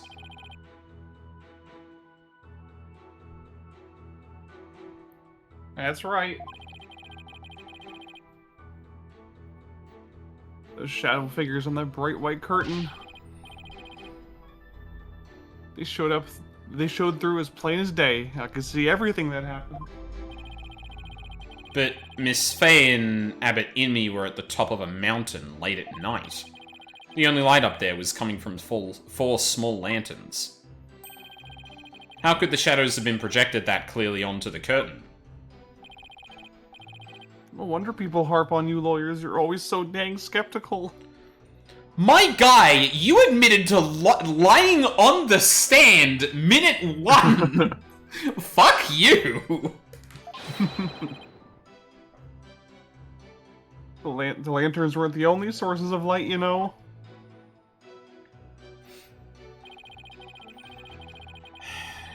Hold it! You claim to have seen shadowy figures that were projected onto the ritual curtain. But did you really see them, Mr. Immis? Of course I did. The bright moonlight projected them onto the curtain clear as day. It was like watching a scene out of a horror movie from my front row seat on Mount Pony Pony. I guess the moon does shine a bit brighter when you're way up there. Maya, do you recall how bright the moon was that night? I remember there weren't any clouds, and that the moon was definitely out. But I don't remember if it could cast any shadows. Also, I think what's important here is the position of the moon. Like, if it was directly above, there's no way it actually shows you shadows onto, like, the... Like, the moon would have had to have been behind the ritual site as compared to where this guy was looking from for the shadows to be projected, right? Otherwise, they'd just be cast down onto different parts. Right, yeah. Pretty suspicion. Okay, thanks. Can't deny that the moon was really bright, which means it's possible that it was bright enough to cause shadows to appear. I remember it just like it happened.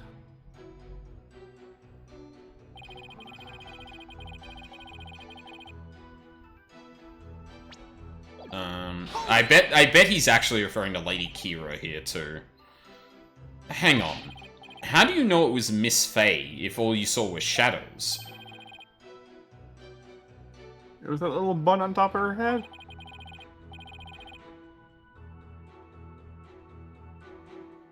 Didn't need to see her face. That distinctive bob's a dead giveaway. I can't quite see everyone else's hair.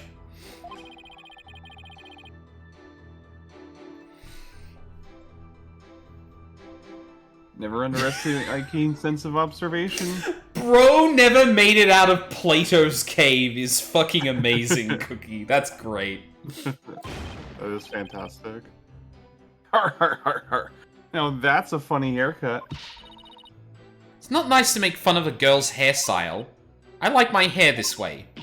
Besides, you're one to talk, you Sasquatch. You know, this wild, manly look unsporting. Shows what you know, little girl. Har, har, har, har. I'm not interested in men at all, actually. Nick, isn't there some kind of a crime you can charge him with? I'm afraid it doesn't work that way. Now he claims he only saw shadows. His testimony has sketchy written all over it. Then there must be an inconsistency in there somewhere. Yep. Was he really watching everything from Mount Pony Pony? If so, then I should see how this testimony lines up with the conditions of the rite.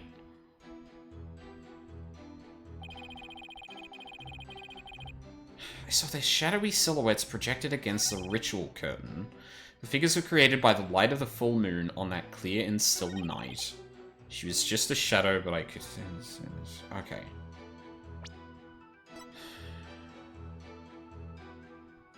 How could you tell she was reverse gripping from all the way back there? Doesn't make any fucking sense. Okay, hold on. Oh, yeah, directly over. No, fuck off. Created by the moonlight. How about die? Objection!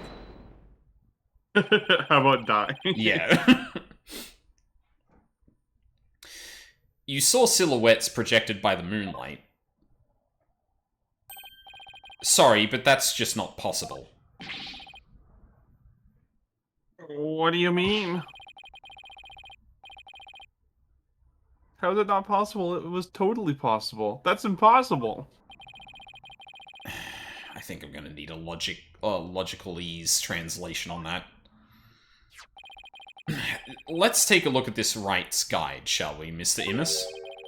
The right is held when the moon is directly over the summit of Mount Pony Pony.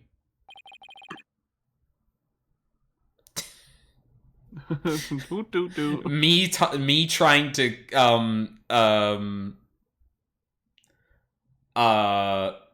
me trying to casually whistle to make myself less obvious on the witness stand. So if the moon was shining from the west, any shadows would have been cast eastward. What?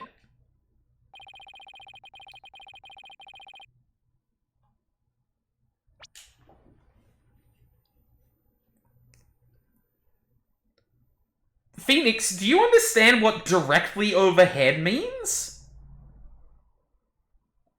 Wait, what the fuck is this saying? The moon is directly over the summit. So if the moon was shining from the west, any shadows would have been cast eastward. But it was direct...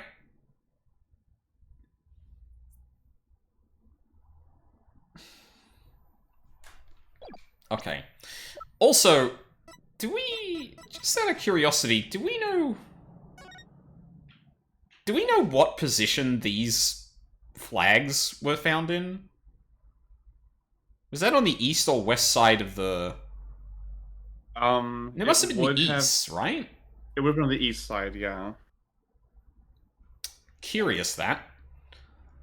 I still find it weird that we've somehow gone from the moon directly overhead to the moon shining from the west. That just seems strange. But Mr. Immus was standing to the west of the inner sanctum on Mount Pony Pony. Oh, Holy Mother. That's right. Our witness here couldn't have seen any shadowy figures on that curtain. No way!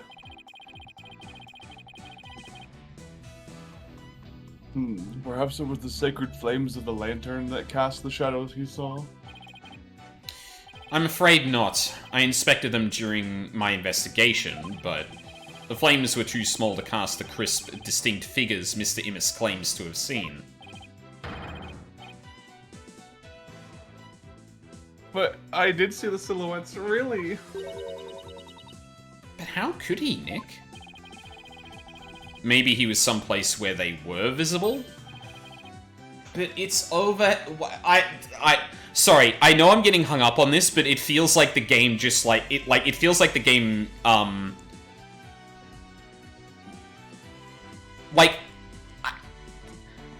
hope I don't have to explain why this is really confusing me, that we've gone from moon directly overhead to moon shining from the west.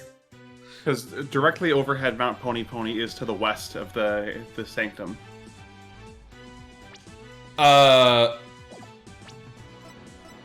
But it's,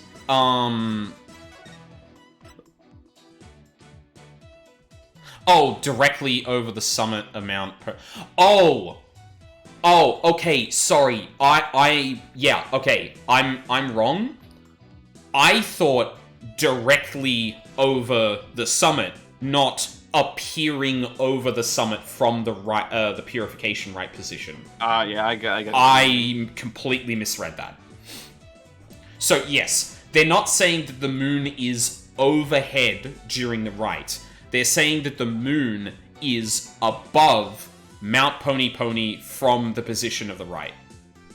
Okay, yes, this makes more sense now. Wait, don't tell me... Your Majesty, if Mr. Immus really did see those shadows, it brings a brand new fact to light. And that would be? Nick, that was a really lame pun. The brand new fact that comes to light if Mr. Immus really did see those shadows is... he was somewhere else.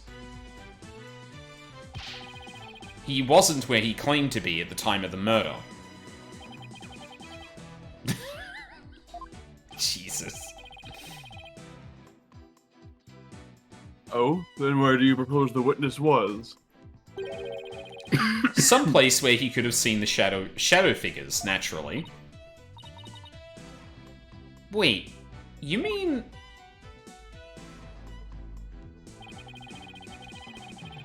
None of the mountains east of the Inner Sanctum are close enough for a good view. That leaves only one place he could have clearly seen the shadows from.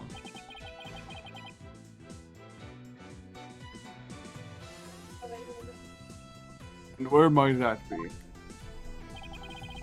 This is where Mr. Immus was at the time of the murder. The Inner Sanctum.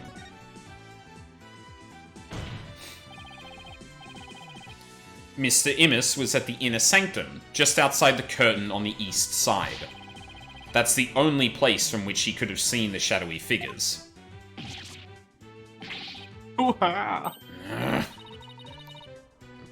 Really?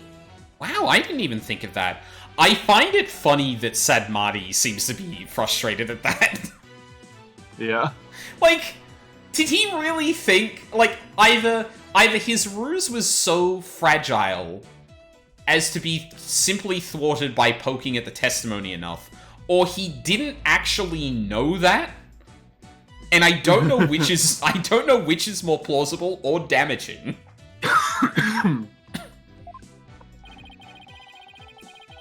Wasn't the Inner Sanctum off limits to all but the victim and the accused? And the third party who was there, you mean? I get the feeling that's a subject Prosecutor Sadmati would rather not touch right now.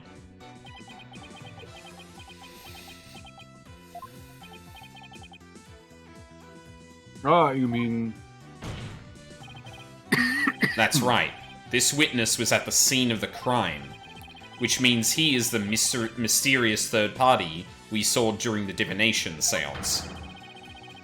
He could be the one who dressed as Lady Kira and killed the High Priest. Oh, yeah! What? Objection. No one but the two participants were allowed anywhere near the Inner Sanctum, and the only way up there are the stairs that start down at the Plaza of Devotion. So tell me, how do you propose the witness entered that sacred place? Via neither. Oh, he must have, I haven't thought that far ahead. The sanctum has sheer cliffs on three sides and a steep, towering rock face on the other. It says something about Deltarune and, like, how cool its conceit is that I can just picture myself in any game depicted as a soul yelling at the player character, like, God damn it! Or, like, don't worry, Phoenix, I thought ahead.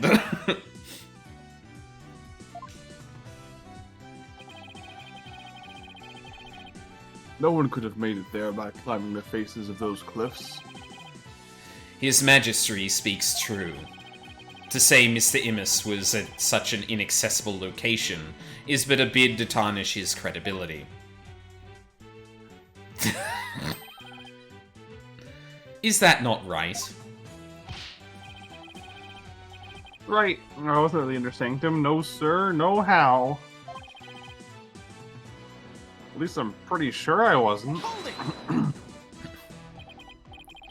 Then, what about those silhouettes you claim to have seen? I'm starting to think I've been imagining things. Oh my god. What? The This is insane!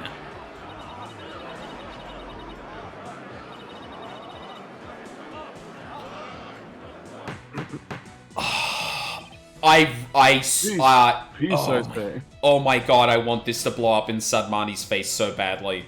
I want him to be revealed to be a rebel on the stand, and everyone looks at Sadmani like, bro, what are you doing? Holy shit. This is impossible. Unless I can show how he got to the inner sanctum. It just looks like I'm trying to slander Mr. Immus. I believe in you, Nick. Rah, rah, sis, boom, bah! Fight, fight, Phoenix Wright!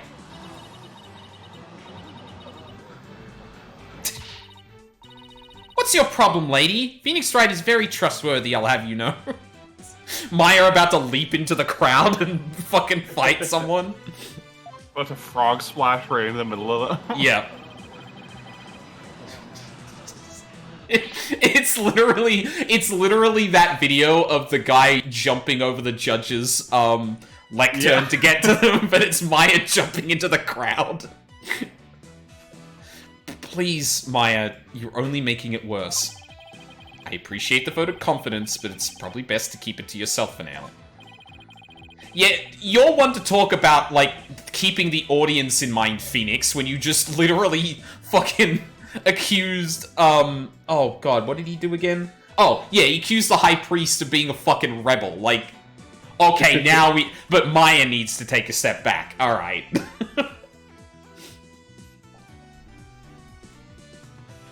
I would advise the defense to think carefully before making any more sudden outbursts. Yes, your majesty. If I wasn't a bad guy before, I definitely am now. Now, Mr. Immus, I would like you to think back carefully before you testify next about where you were that night. I'm baffled that the judge has not gone. Like, I don't know. He's probably putting a lot of trust. He's probably putting a lot of trust in Sadmati right now. But like, this is straining my thought. Oh, I guess because they don't know who he is, they're probably considering him just another Korean citizen, and therefore trustworthy. Yeah. And like, it's like they said before, they have nothing. Like, they have no other information, no witnesses, no, evidence. True. It's like, it's this or go, well, I guess Maya did it. I suppose. I wasn't at the inner sanctum.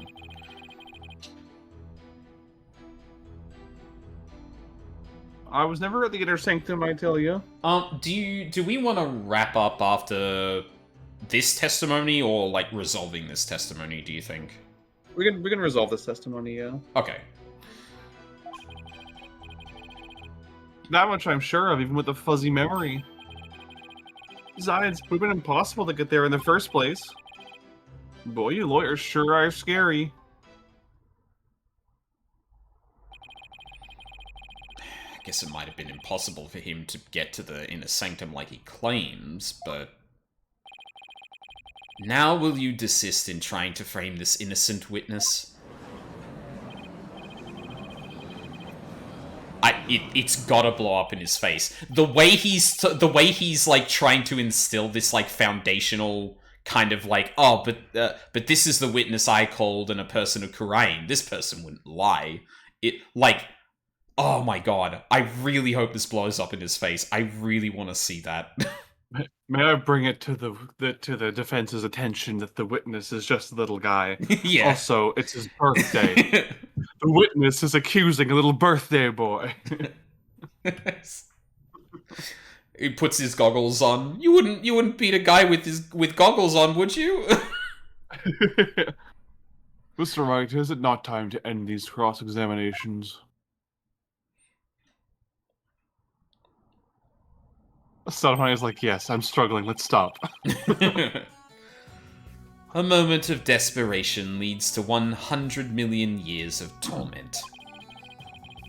It means that for each moment a sinner spends struggling to deny their sins, 100 million years of torment are added to their time in hell.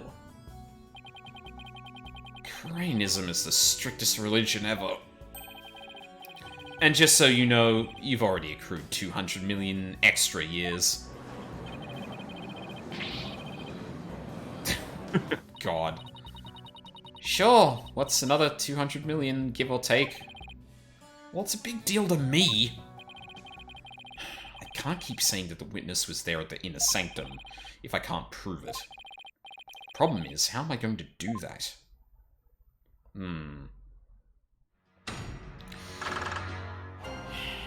Yeah, like, I know where we want to get to, but...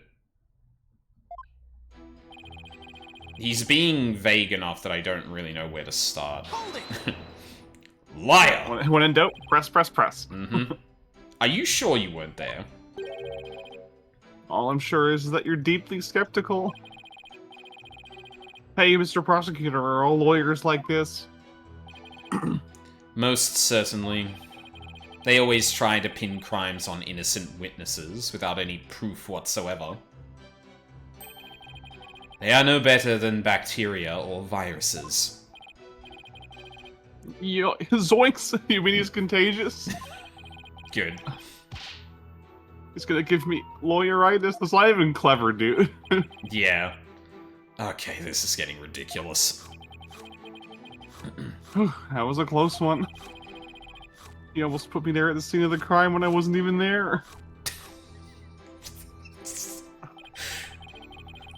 Innocent man says, God, I'm so glad you proved that I was doing the thing I was definitely doing instead of the thing I wasn't. Like... even with the fuzzy memory, shit. Sure. You just said your memory was fuzzy. I sure did. What's the big deal? I'll tell you what. Your testimony isn't very credible if your memory of the events is fuzzy. Oh, no worries there.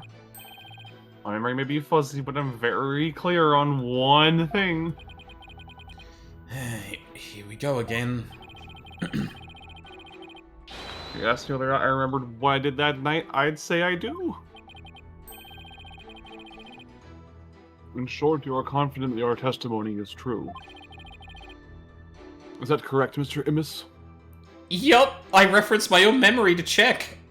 Like, okay. Exactly. Guess you don't need to be a judge get to be a judge for nothing. So in closing, I can clearly say it was totally not there.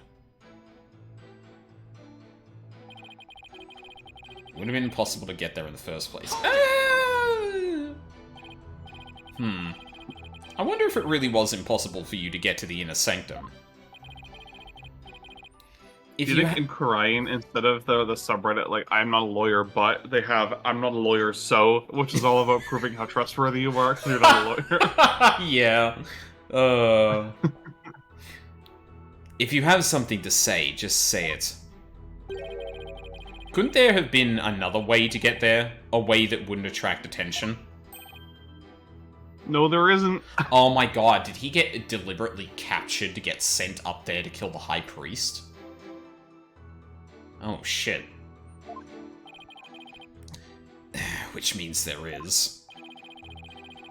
Perhaps the defense would share its theory with us. I don't even have a wild guess, let alone a theory, though. Time to reach into my bag of bluffs. To reach the inner sanctum without attracting any attention, he fell from the sky. Maybe you fell from the sky? The lawyer thinks he's a comedian now. I was wondering what crazy theory you would propose next. Well, defense, let's hear it. Mr. Immis could have, parachuted down. We already know the weather was clear and there was no wind to speak of. Perfect weather for skydiving, I'd say.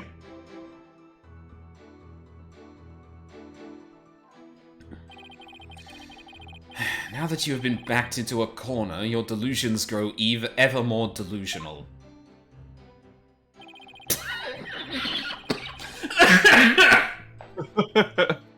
Yeah, right. Look up there. Look right up there. Look up. Look right up. I wonder where the guy who looks suspiciously like a rebel that we also received news about an escapee might have come from. Beats me. It really makes you think. The inner sanctum is on a tiny ledge upon a sheer cliff over 2,000 meters tall. One misstep and a skydiver would soon find themselves in the Twilight Realm. I imagine they're showing this picture, and Phoenix is standing there like... What are you... What? Are we all serious? Am I seeing things? Come on, it's right there, man.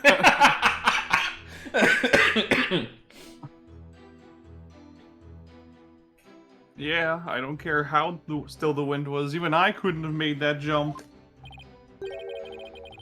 Wait, what's this building on top of the Sacred Mountain? That is Royal Penitentiary number 4. Pay it no heed, it's irrelevant. Yeah. Sorry, let me just crop that out very briefly. All right. Princess. Let me get the royal censorship marker, and done. All right. Princess Rafa mentioned there was a prison up there. Don't think it, don't say it. Don't think it, don't say it. How do you get your prisoners up there anyway? Or how do you get your prisoners up there anyway? By helicopter, but only with authorization from the Minister of Justice. He is the only one who can approve flights that pass over the inner sanctum. Thank you for the extra information. Might I also add, defense, that no parachute or any other equipment necessary for skydiving have been found. Oh, sad Marty. Are you saying I flew down there by flapping my arms? I may be an incredible dude, but even I'm not capable of that.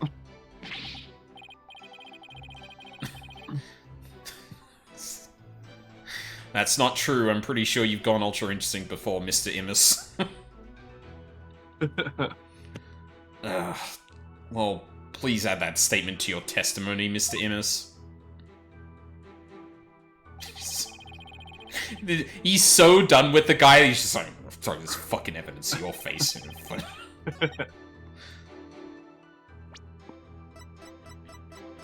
Objection! Mr. Immus is right. He couldn't have skydived down there without any gear. Well, now, finally come around, have you? Now you see that I couldn't have possibly been there at the inner sanctum. Right.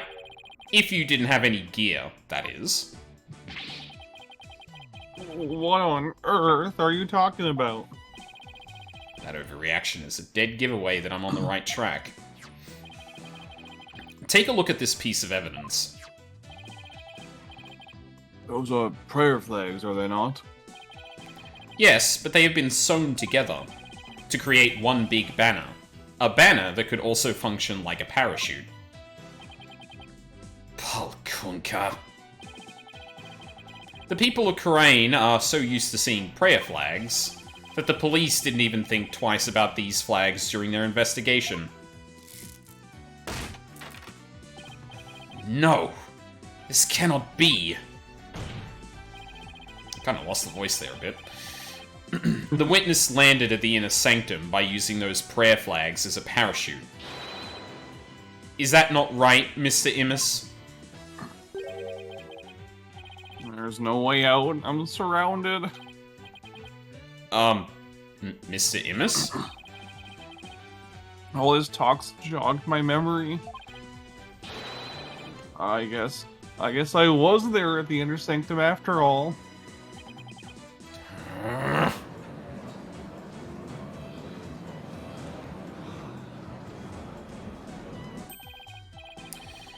As I suspected, there were 3 people there that night. You did it, Nick! You weren't wrong after all. Thanks? I was gonna say, that was that felt like a backhanded compliment. Mr. Immus, You were the one disguised as Lady Kira that night, weren't you? What? No way, no how. It's like this, oh yeah. I was only there at the Inner Sanctum by accident. By accident. Exactly. That thing's not a parachute, it's a homemade paraglider. Okay. A paraglider? Are you telling me you could fly using that patchwork mess of material? It may not look like much, but it's as sturdy as can be. I rode the wind like an eagle, going higher and higher from my earthly launching point. Then something happened that forced me to land at the Inner Sanctum. Yeah, Breath of the Wild style. So, you just happened to land there. You expect me to believe that? No, no. Please calm yourself, Mr. Wright.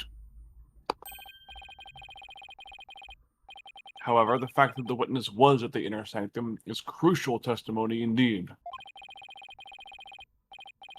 And it certainly warrants further explication. Therefore, let's continue with more testimony. Jesus. Do we want to stop there then, maybe? If you're out of time, yeah, we can do that. Oh, I'm not out of time. I'm more worried about you, honestly. Yeah, I mean, Like- we're just coming up on 4 hours now. I can go a little bit longer if you want. Okay, yeah, it is, so long as you're okay. Yeah, it should be okay. Alrighty. Why I was at the Inner Sanctum. That evening, I was enjoying a trek through the night sky with my homemade paraglider. But just as Mount Pony Pony was drawing near, something terrible happened. An accident forced me to make an emergency landing at the Inner Sanctum. But the inner sanctum is higher than Mount... As I landed, I banged my head, causing me to lose my memory. So you see, I ended up at the Inner Sanctum purely by accident. It's so divorced from evidence and reality that I don't know how we're going to contradict that. Mr. Immis, you failed to mention any of this during your pre-trial questioning. Can't be helped. I mean, I'm just remembering it now. Yes. Almost kind of wonder why you were brought an amnesiac to the stand and just, like, kind of believed what he fucking said. Continue such slipshod testimony, and you will be cast into the hell of hangnails, where you shall have hangnails grown and ripped from you out for 800 million years. Hoo-ah! I think I'll pass on that. Looks like that caught Prosecutor Satmati off guard. This is my chance to rip his case to shreds.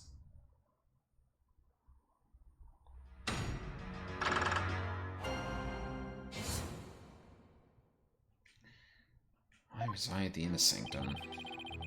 Enjoying a trek through the night sky with my own paraglider.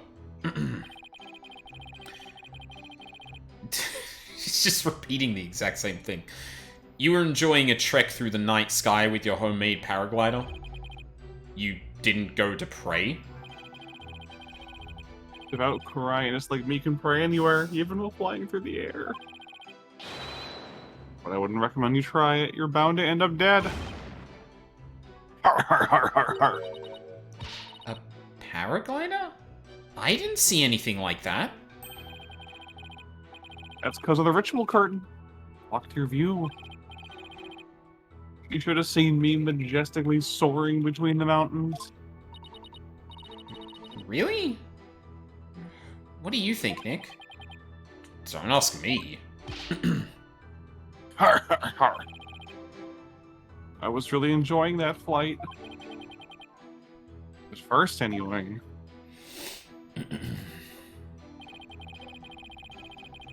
Something terrible happened. What happened?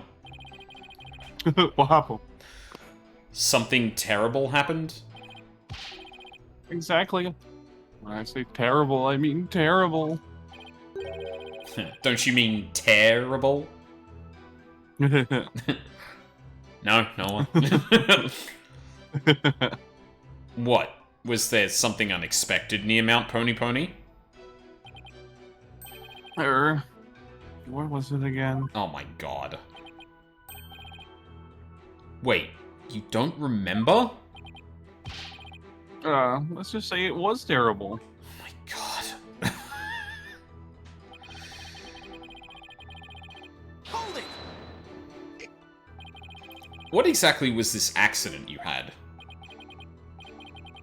Good question. Oh, what was it again? Wind? Oh yeah, it was the wind.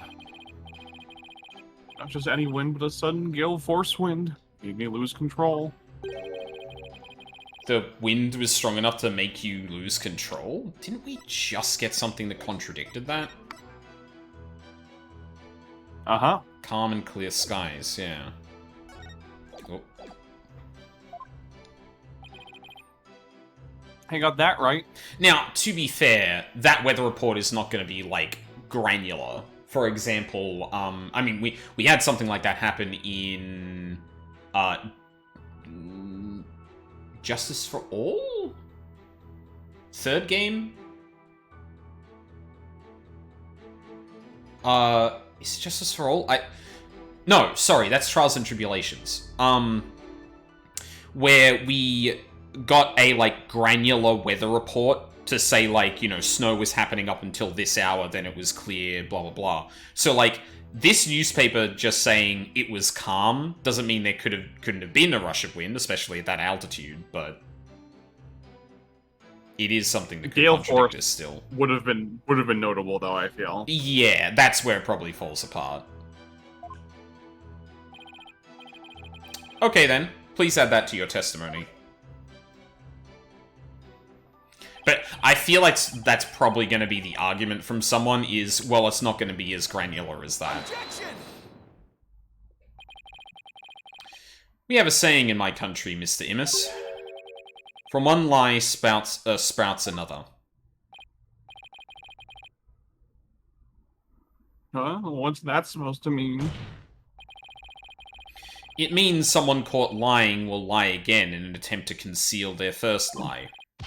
In other words, this current testimony is just a blatant lie you're telling to cover your tracks. What did you just say? You claimed gale force winds caused you to lose control, but this newspaper has the weather report for the day of the murder. It says, the area around the inner sanctum will enjoy calm, clear skies today. Bokunka. I do believe it does say that. From one lie spouts another. That makes sense, but is it really a saying back home? I've never heard of it. Yeah, I kind of made that one up. For real? Thanks, Ryuji. Your Majesty, the witness's testimony contains another flaw, one that's even more fatal to his cause. More fatal, you say? Defense will explain himself at once. Mr. Immis claims he was flying up around the inner sanctum with his paraglider, but it would have been impossible to get all the way up there without any wind. Yeah. Why, yes, I believe you're right. We know the witness was at the inner sanctum, so... Mr. Immis, how did you get there? And from where? That's about right. Without any wind, he couldn't have flown up there from the bottom of the mountain. By process of elimination, the only starting point that makes any sense is... Your Majesty, I believe I have the answer to your question. To reach the inner sanctum, Mr. Immis must have launched himself from here. right where this marker that Sadmati put on this picture. Wow. Are you insane? Or, like, in the scenario where Sadmati just resized the image, Phoenix is like, Sadmati, could you please rescale this image? And he's just like, no. No, that's not for anyone else to look at. And I'm like... Phoenix takes it out of the garbage and tapes it back together. Yeah. That's where he came from? If he couldn't have come from below, the only other option is from above. So you see, Anonymous... Anonymous came down from Royal Penitentiary number 4. From there, he could have easily reached the Inner Sanctum by parachute. And that means he might have also killed the High Priest. What? Mr. Immis, were you the third party at the Inner Sanctum? And the one behind the warning to halt the right that the victim received? Was it you we saw in his final memory? Are you the rebel hunter lady? Oh my fucking god, Phoenix! Stop it! Why do you keep doing that?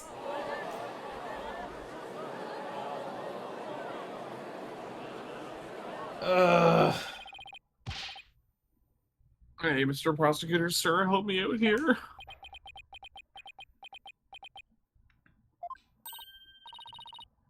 You did it. You finally left him speechless. Oh, come on, Mr. Prosecutor, man. Quiet, you fool. You should use this time to prepare yourself for what is to come. For a fate far worse than hangnail hell awaits you now. Really undercuts his threat when he fucking uses, like, hangnail hell and shit. Yeah. Well done, defense. I must concede this point to you. The witness did, in fact, descend to the Inner Sanctum from Royal Penitentiary number 4. Huh? He didn't even put up a fight this time. That's awfully generous of him. But if you are as perceptive as you seem, then surely you've already figured out the riddle. The riddle of Anonymous's true identity? Oh, his true identity? Not sure I know quite yet, but I guess I'll have to answer with something. It would seem I am the only one still in the dark here. Will the defense care to enlighten me? Who is this man we've been calling Anonymous? Witness's true identity is... Is this really him? Only now do you realize the truth. Wait a minute! So you knowingly put... Wait, what's the description of this guy again? You knowingly put a senior member of the insurgent leadership on the stand and just let him chat shit about what he was doing.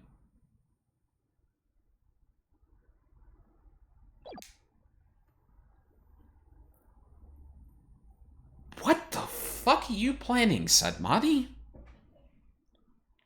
I don't get the angle here. Again, I was expecting this to blow up, but if he knew the whole time... If he knew the whole time, then it destroys the idea that it was the third person, that he's the third person, right?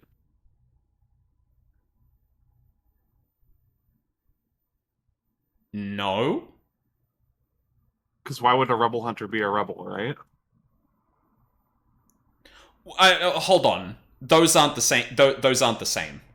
He could have still been there, but he's not. Like, I understand. Sorry, I understand the clarification of his identity. Like, he would not. Mm-hmm. He would not be a rebel hunter. Like, I never thought that. To be clear, I don't think we know who the rebel hunter is yet well, I guess, law of economy of character, I do have a guess as to who it might be. But if this person is in fact, sorry, that's a rebel, then, while some of, like, I'm less thinking of this from the case perspective, and I'm purely thinking about the people's perception of this. Because Sadmadi just put a rebel on the stand and, like, gave him shitloads of, like, what's the word I'm looking for? A fair amount of leniency, leading him on, all that kind of stuff. And, like, I can only imagine... Well, actually, because he's saying, like, what's waiting for you now and stuff like that. Maybe he put him on the stand specifically to get him in this position? That's possible, yeah. Yeah, my thought is less, why is he revealing this now? And more, why did he put this person on the stand where it feels like that might be damaging to his reputation? I feel like he has an ulterior motive for putting this person on the stand specifically.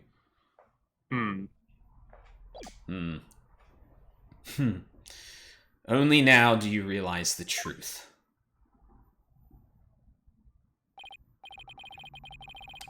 Well, please do share with us your belated insight. What's wrong, Nick? Why are you holding back? Because this isn't going to be very helpful to our case. Really? Are you sure? Unfortunately, I've got no other choice. That scruffy beard and shaggy mane completely threw me off. But it's all becoming clear now. The nighttime base jump from the mountaintop prison. The precision landing at the inner sanctum using only a homemade parachute.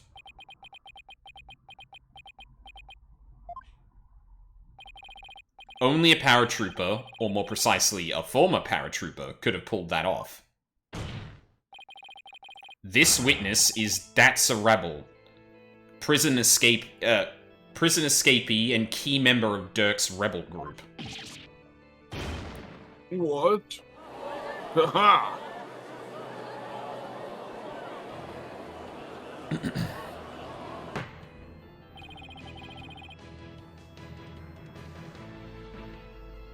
The witness is an escaped prisoner? Precisely.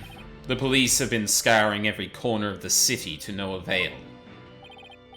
Meanwhile, here he was, under our noses the entire time.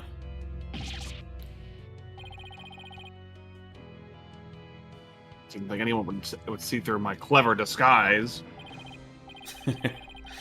But the witness's charade is not all that has been shattered. Is it, defense? Boy, do I hate this guy. Please recall the defense's own words. Whoever sent it clearly meant to threaten the High Priest. The letter said, "Do not perform the rite." But the rite went on as scheduled. I believe that is why the High Priest was murdered. Who do you suppose sent that letter? Okay, yeah. I didn't think it was going to go as this long. Person with something to hide, the rebel leader herself. He claimed the real killer was the rebel hunter disguised as Lady Kira. Yeah? And what's your point? What of the witness's true identity? The paratrooper, more precisely... Oh my god, we literally just saw this! Oh my god! Yes, I see the contradiction there. Like 2 minutes ago. Yeah. Oh no. He is a rebel and an escaped prisoner. He could not possibly have been Lady Kira, mortal enemy of the rebels.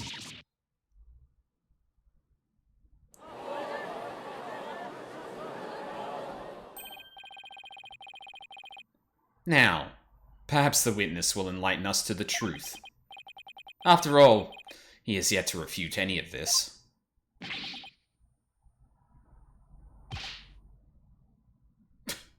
Hoo-ha! You got me. I'm the razor-sharp fangs of the Defiant Dragons.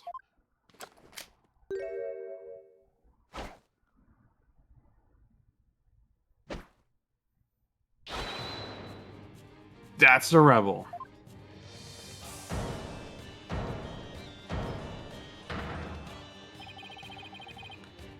When did you get your memory back? Oh, around the time you guys were talking about there being no wind. Well, you gotta give me credit for making all that testimony off the top of my head. Are you prepared to tell us the truth now? Well, it's true I parachuted down to the inner sanctum. But I banged my head on impact and ended up unconscious outside the ritual curtain. In short, all my eyewitness testimony was a big, fat lie. Wow, who could have seen that coming? A big fat lie? Oh, and by the way, long time no see, Yudi.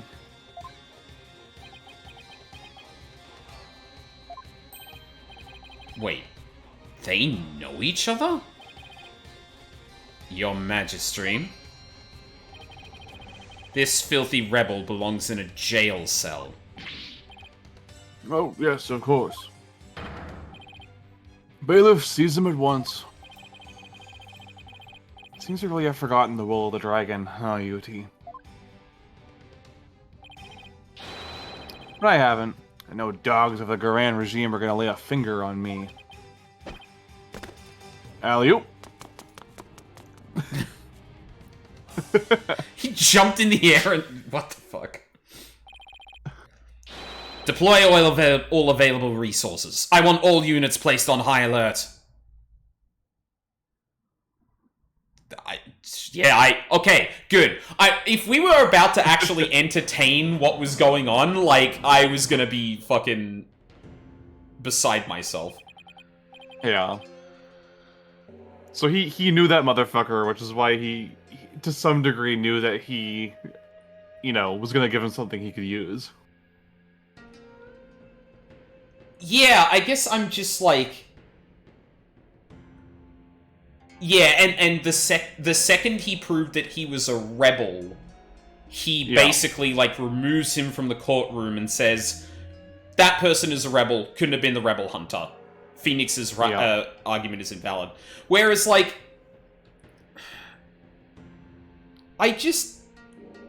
That's so transparently incorrect or inconsistent. Sorry, let me clarify. And honestly, I think we might finish up here. This is probably we only have a little tiny bit left of the court if you want to just cap off this part, and then we can have a small chat. Yeah, sounds good. The escaped prisoner escaped. Again. The police force has been placed on high alert. He will be caught before long. An escaped prisoner who's escaped the law again after giving a ton of false testimony. Talk about a troublemaker. He really pulled a number on all of us. What was the point of all that anyway? Well, I can't help but feel that entire episode was an enormous waste of time. Your Majesty. Perhaps it was not as great of a waste as you might believe. What makes you say that, Prosecutor Sadmati? That's a rebel dropped something as he made his escape from these halls.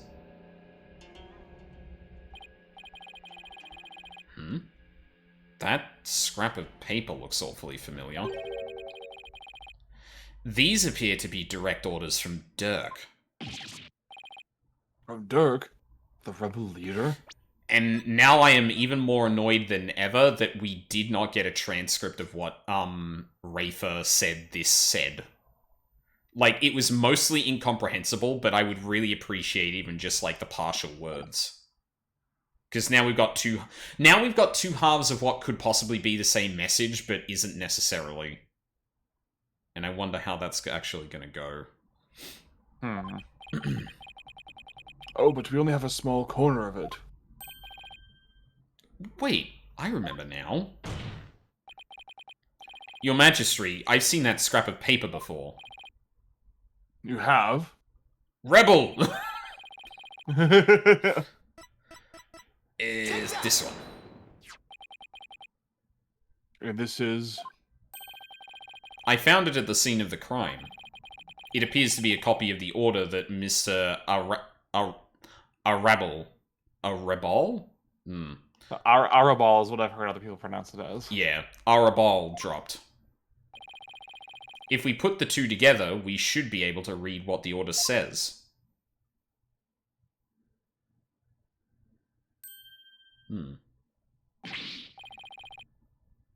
Oh my, and just what does it say, Mr. Wright? I can't read Chinese. I didn't think he was gonna put it exactly like that. Streamer curse. Prosecutor Sadmadi, if you please. Don't go making shit up. The ignorant lawyer has not bothered to learn our language. Very well. Honestly, he has the right to do that, considering he learned English. Yeah, but also, like, Phoenix is very clearly here just as a tourist. He's not about to pick up the entire language. That is also fair. But also, Nayuta, that's not the piece of paper. He was just checking his dictionary. He doesn't know Koreanese either. I do not understand. Well, what does it say? Using the lamplights as a landmark, he was to parachute down to the inner sanctum. Upon the rite's completion, he was to don Lady Kira's robes and make his escape. What? That is how he was to escape from prison?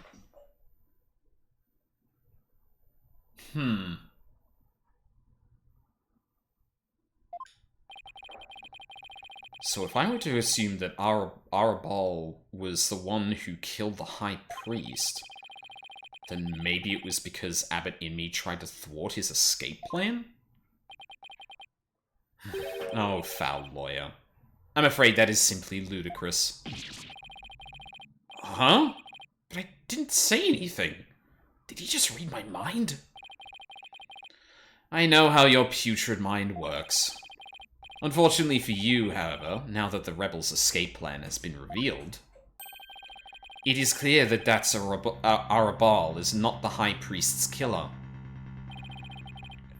How can you be so sure?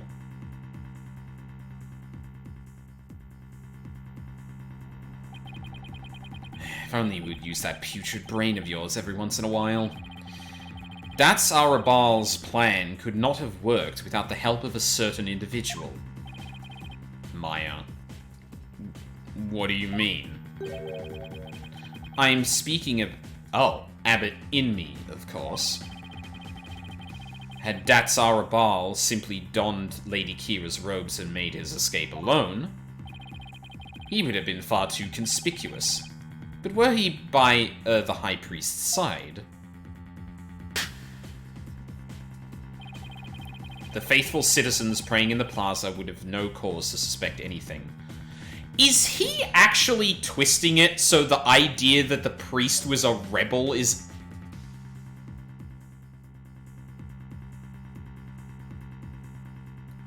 What is he cooking? The face... I understand that you were cooking. I am wondering who you were trying to feed. Yeah. It is therefore unthinkable that Dats Arabal was the High Priest's killer. Ugh! So then you're saying the High Priest was a... Oh, I cannot bear to say it.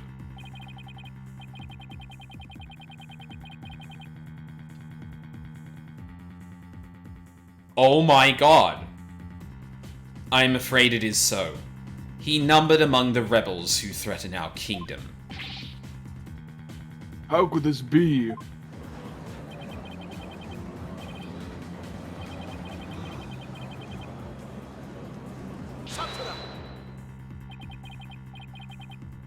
Let it go and move on. Accept the truth. It is the only way. And that goes double for you, Defense. Please just accept this conclusion I'm saying is foregone. Cease your futile battle now. Wait, but this paints Maya's actions in a completely different light now. Is she not just killing a rebel? What the fuck do they care? Like... Based of her, but still murder. Yeah! Cool motive, still murder. And why should I? Because I will now put the final nail in the coffin of the accused. Now that we have eliminated Datsara Bal from our list of suspects, there is only one person that still remains. The accused, Maya Fey.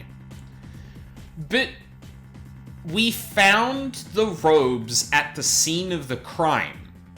He did not escape. I'm still maintaining that fucking he was up there that entire time.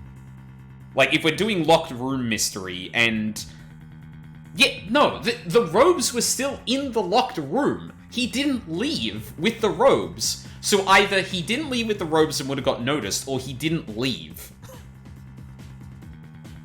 Especially if he got, like, knocked unconscious. If that's the argument, then, like, surely he wouldn't have remembered that he was supposed to use the robes, first of all. But second, what's to say he wasn't there the whole time? There is only one person that still remains. The accused, Maya Fey. Hold it right there. Aren't you forgetting something important? Something important? Please do explain, Defense. We can't end this trial without looking into...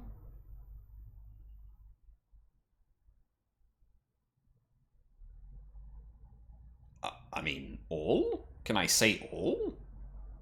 Shit. Okay. Probably the third party. Because, like, if Maya didn't do it, then there had to have been a third party, right? Right.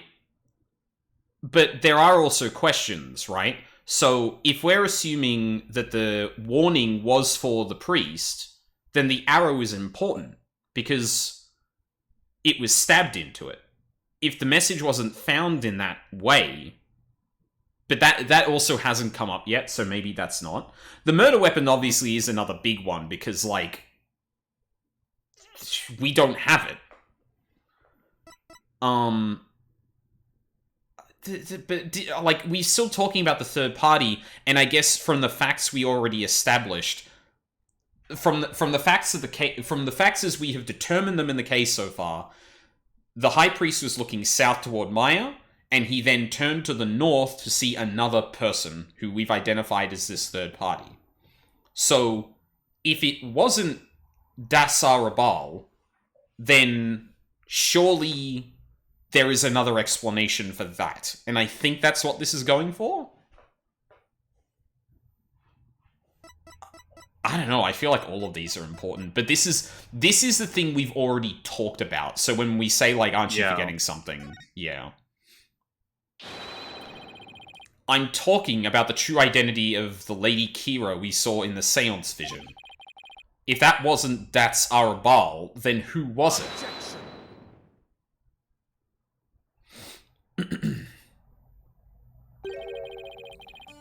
That matter has already been resolved. It has? What's he talking about? It is as I have maintained from the start. There was no third party in the Seance vision. Objection! But there was another Lady Kira there besides Maya Fey. We all saw her. Talk to them.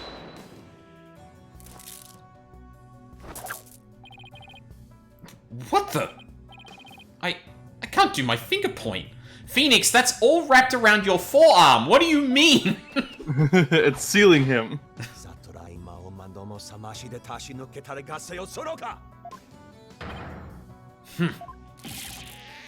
Ah! It is time to let it go and move on. Your fate has already been sealed, much like your arm. This hardly seems fair. It is quite simple once you consider where the victim and the accused were at the time. If the victim was near the spring with his back to the accused, what would he see ahead?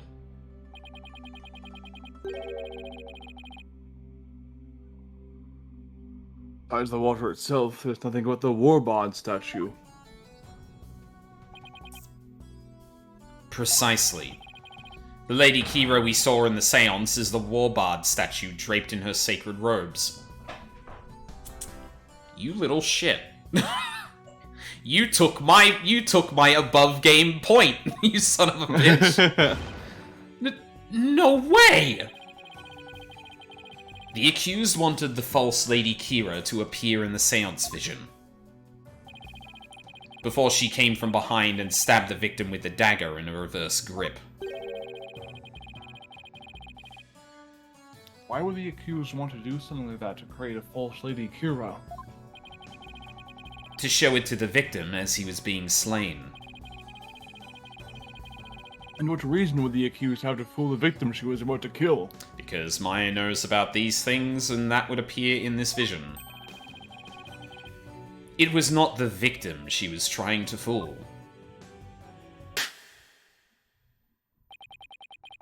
It was this very court itself. Come again? I'm glad we're establishing that someone can have motives to do this, then. Keep that under my hat.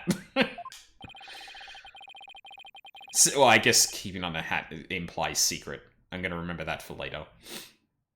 Suspicion would not fall on the accused if it looked as if another Lady Kira was there. And the defense was foolish enough to fall for it and claim it was a third party in disguise. Are you saying... I am. It was all a cleverly wicked scheme, perpetrated by the accused. A scheme in which she sought to use the seance vision to mislead us. Shooting for the fucking sky on that one. Gotta hand it to him. This can't be happening. What a face you are making, Defense. I'm surprised you are taking this so hard. After all, did I not clearly state a while back that you were chasing after naught but a deluded fantasy? Hehehe, something has occurred to me, you see. Your allegations of a third party are but a deluded fantasy. See, I totally did say that. You're telling me he knew this is how it would turn out all the way back then? And that he was just waiting for the most effective moment to spring it on me? Do you understand now?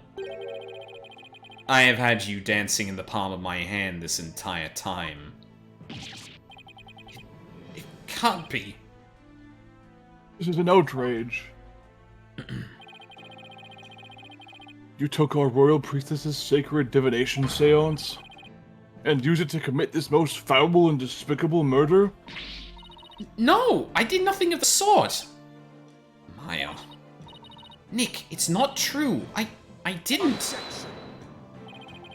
Cease this ugly display. Your fate is sealed now that the facts have been exposed. Your Majesty, the time has come to convict this criminal who only seeks to taint this sacred hall. Indeed, it seems this trial is over. Hold it! Does the defense wish to offer up yet another counter-argument or something? The accused is not the killer. And, here's why. Now what do I do? I've got nothing. It would appear that the defense has run out of arguments to make. I thought for sure that the rebel was the killer. The only person with a possible motive, the one dressed as Lady Kira, has vanished. And I've got nothing to use against Prosecutor Sadmadi's argument. Damn it. Can't lose now. Not like this. Very well then, I shall now offer my verdict. Just as a random aside, I find it funny that Sadmadi was talking about, oh yes, I've gotten this person from overseas to help me with forensics, and that has not come up yet. Yeah. She's like, I didn't find shit, boss. And he goes, alright, go sit in the corner and eat your snacks. Yeah, really. Wait! Please, wait, I'm begging you. It is time to let it go and move on.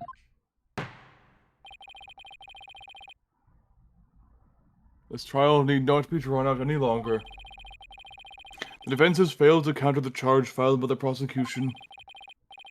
In accordance with the law, I invoke the Defense Culpability Act against the defense. Now then, this court finds the accused, Maya Fey, Who's coming in with the steel chair here? and the defense, Phoenix Wright,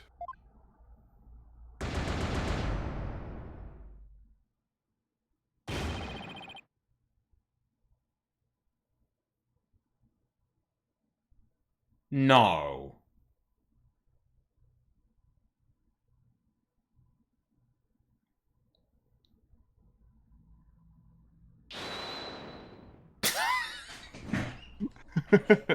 Holy shit, come on!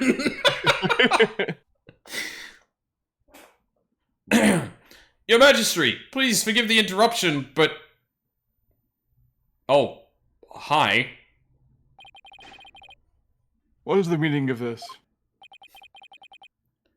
A body has been found in the Plaza of Devotion, Your Majesty. Fucking what?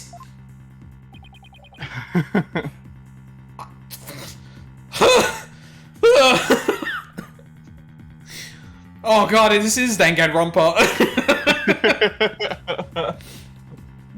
What's this? A body? What happened now? And we found this sticking out of the victim. Why, that's Lady Kira's warbond blade.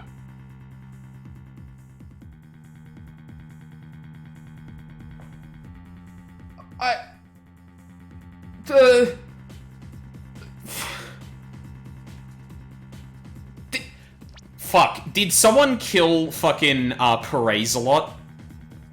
Oh no.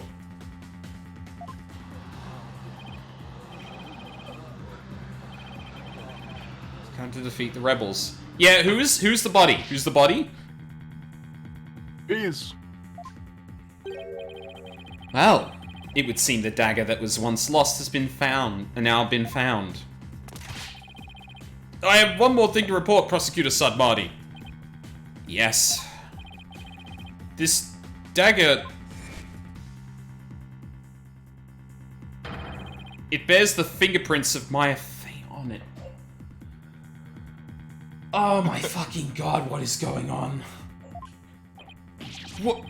What? But... Why would Maya's prints be on it?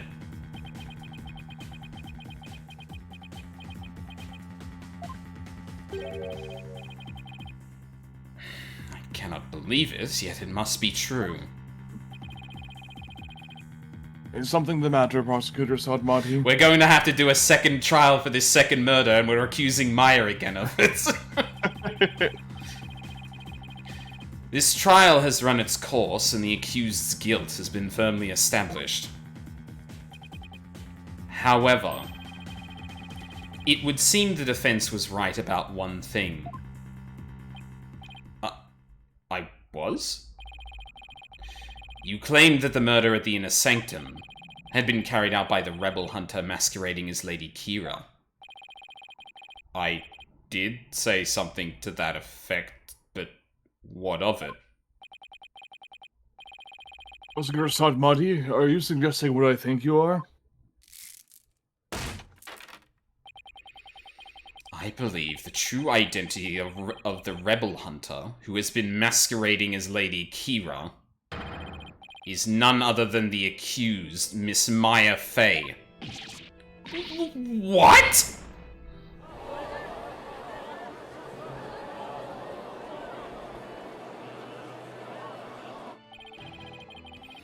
I realize how shocking this must seem. Looking back, however, I now realize there was much that pointed to this fact. The rebel-hunting Lady Kira was first sighted about 2 years ago, and the accused first came to our kingdom 2 years ago as well. Why, the timing matches perfectly. But there is more.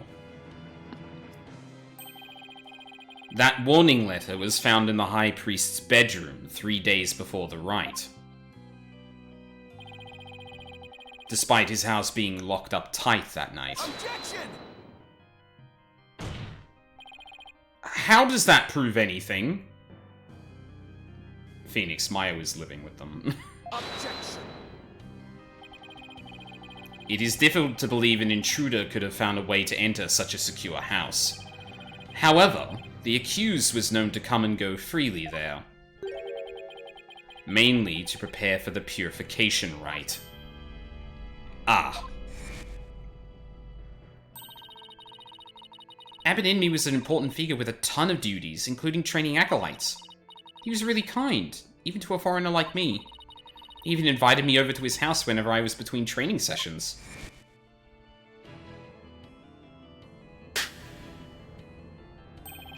The accused could have easily left the house unlocked for herself without anyone noticing. No! Only someone capable of entering the priest's home could have delivered it. Yeah, that was a thing that I knew was probably going to come up. Because it's very odd that that ended up in there. Especially if I'm assuming that, like, the arrow placing the warning does not match with this. It does mean that someone had to have walked in to place that in there. I mean, we don't have a layout of his house or anything, but, like, yeah. If we assume that the accused was Lady Kira, that more than establishes her motive for killing the High Priest. He is actually using this to frame Maya, to make it seem like it's Maya. Oh my god. Yes, the victim is secretly an insurgent bent on helping Datsarabal escape after all. Precisely. That made him a target of Lady Kira's wrath. And, like, I don't want to say these people should condone murder, but, like, I find it very strange that no one has changed their tune now that, or, I will find it strange if no one changes their tune now that Maya has proven to kill a rebel. And after killing the High Priest, she then unleashed her divine justice on another rebel. What? Yeah, because Lady Kira's kind of like the Gestapo, right? Like, yeah, essentially like secret police that goes like operates in on the down low and extrajudicially murders political insurgents. Well, I don't. Has Lady Kira murdered them, or has she just captured Or them? at the very least, like captures them. Yeah. Yeah, I don't know whether it actually made a distinction there.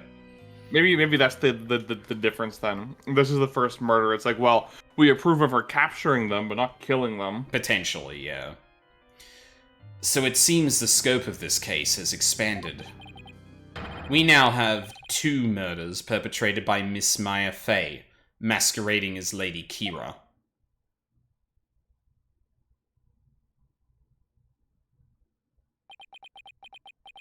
Can we know who died? That seems important. Miss Fey is indeed a serial killer. It would affect the severity of her punishment. In light of this, I believe the second murder must be investigated before we can proceed. The reason Phoenix gets another shot at this is because it's a double or nothing. Like, entirely prove Maya is innocent, or you get charged of both of these things.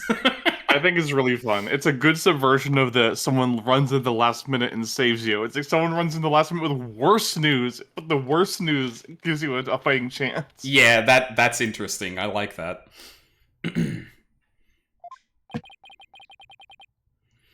As you wish, Your Majesty. Maya Fey, I hereby charge you with this second murder. May your defiled soul feel the weight of your sins. A new murder charge on top of a guilty verdict? It seems the defense will live to see one more day. Talk about hanging on by a thread. Come tomorrow, a far more terrible punishment awaits you. I'll hereby suspend these proceedings so that the second murder may be investigated. Until the conclusion of this new investigation, the court is adjourned.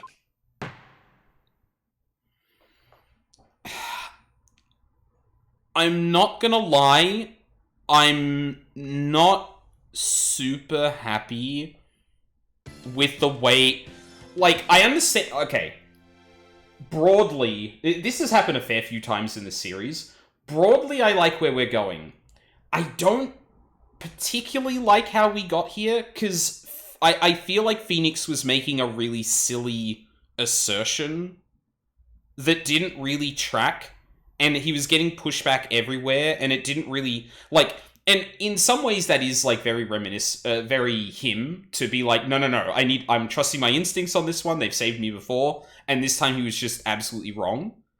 But especially given the climate, I feel like accusing the High Priest of being a rebel out the gate, and then, like, assuming that Lady Kira must have been the one that did it, which means that there had to be some implications about the victim, just kind of screwed him entirely.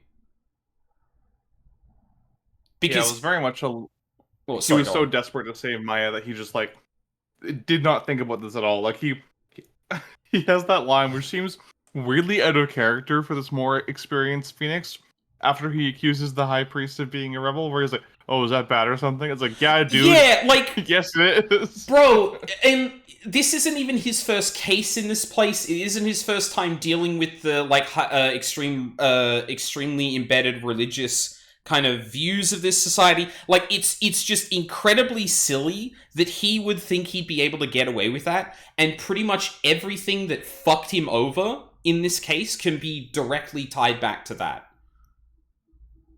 I like it as a thing. I don't know if they're actually going to touch on that as, like, kind of,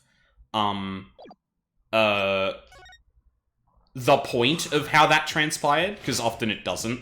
It's more important that they get to the thing than anything else. But yeah, I just... again, it's one of the, like... Contrivances to make the cases, like, more complicated are usually just fine.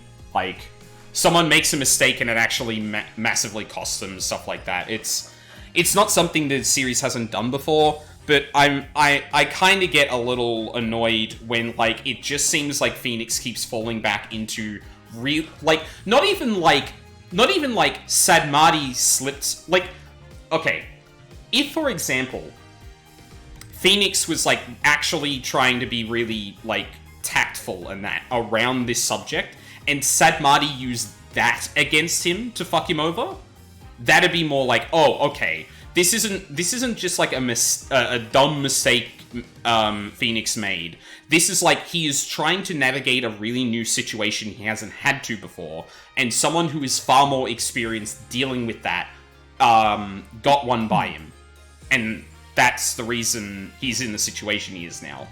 But the fact that he is walking into that room and saying those things, given the experience he's already had there, like, yeah, it strains my ability to kind of believe that...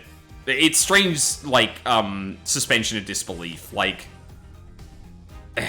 Unforced error. Yeah.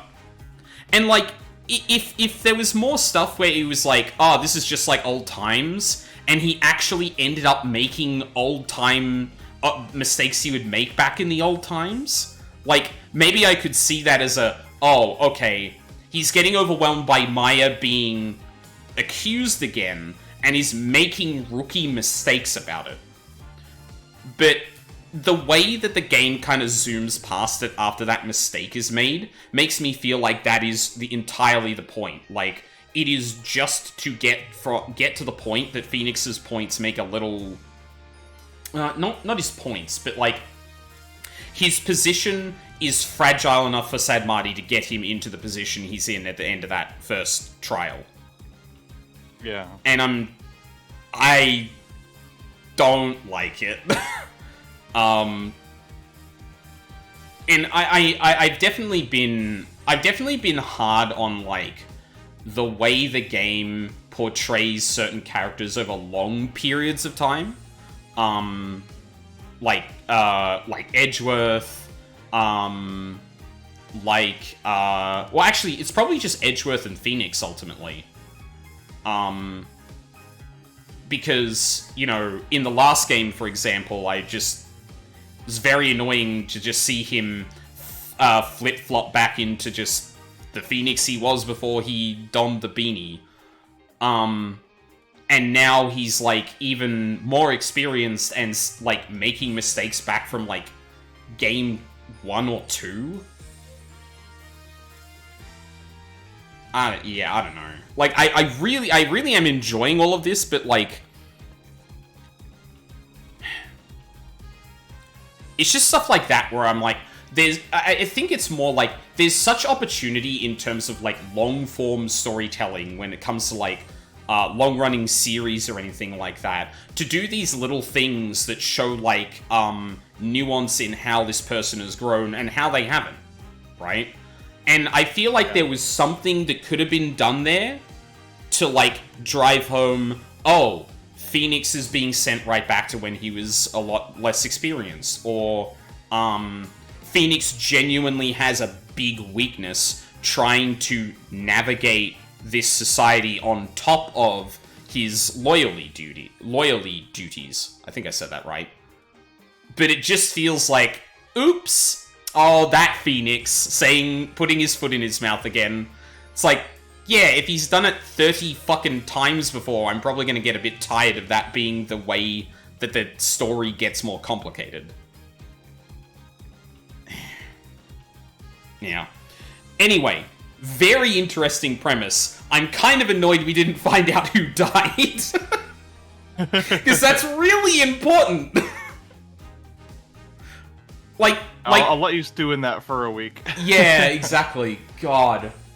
And yeah, we've gone way over time. It was worth it, though. I really wanted to get to that before we clocked out for the week. Yeah, no, for sure. Because, yes, absolutely.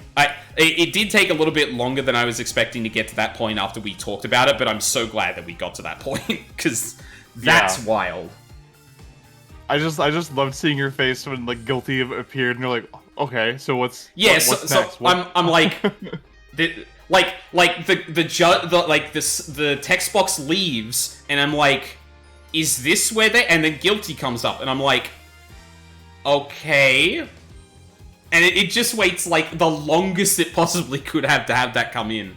At the very least, as well, I'm glad it's not just hold on a second, there's new evidence, please reopen the case. Like, I like that it's like, okay, now we have to have a second case about this, and it's probably gonna tie together because second murder and that.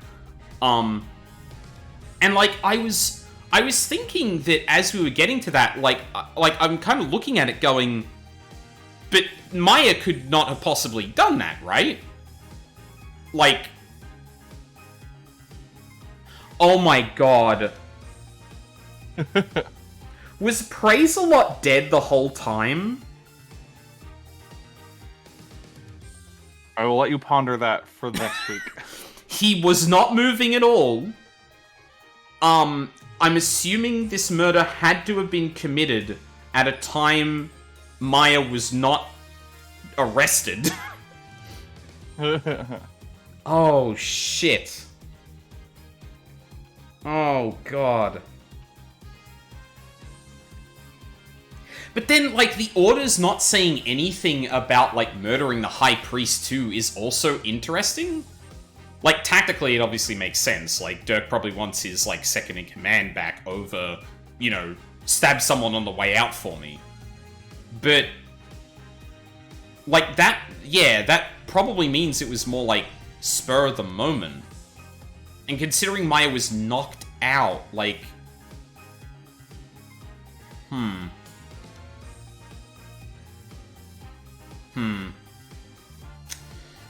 Well, yeah.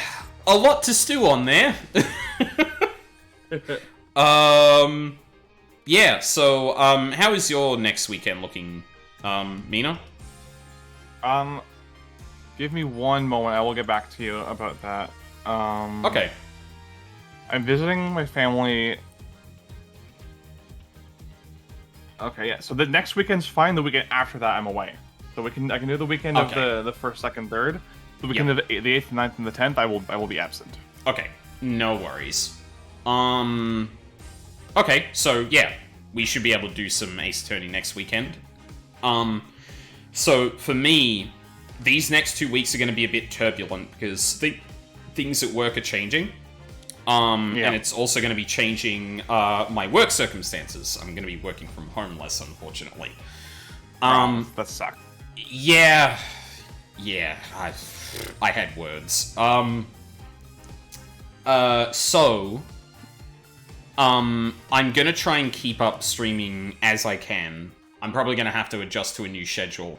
I feel like I've gotten to the point that I've broken off that part of me that's like, oh, but if it gets to a certain time, I can't stream. Because, like, at this point, it's just never gonna happen if that's the case. Whereas before, it was more like, it's not ideal.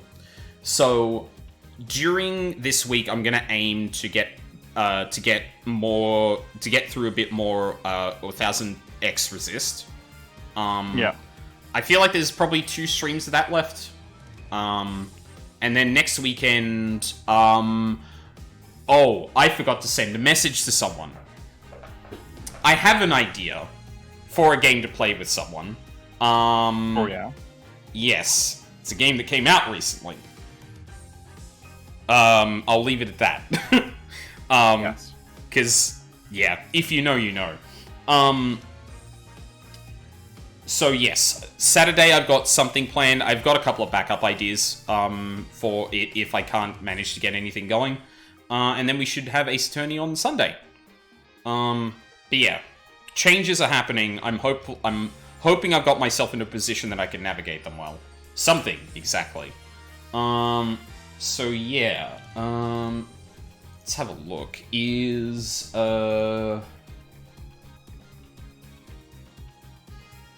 Haunted still streaming? It does not look like it. Hold on, let me double check. I may not be... I think I should be following... Okay, yeah, I am. Yeah, they're just not... They finished up. Damn. That's all good. We got through a lot more of the game. That's fine.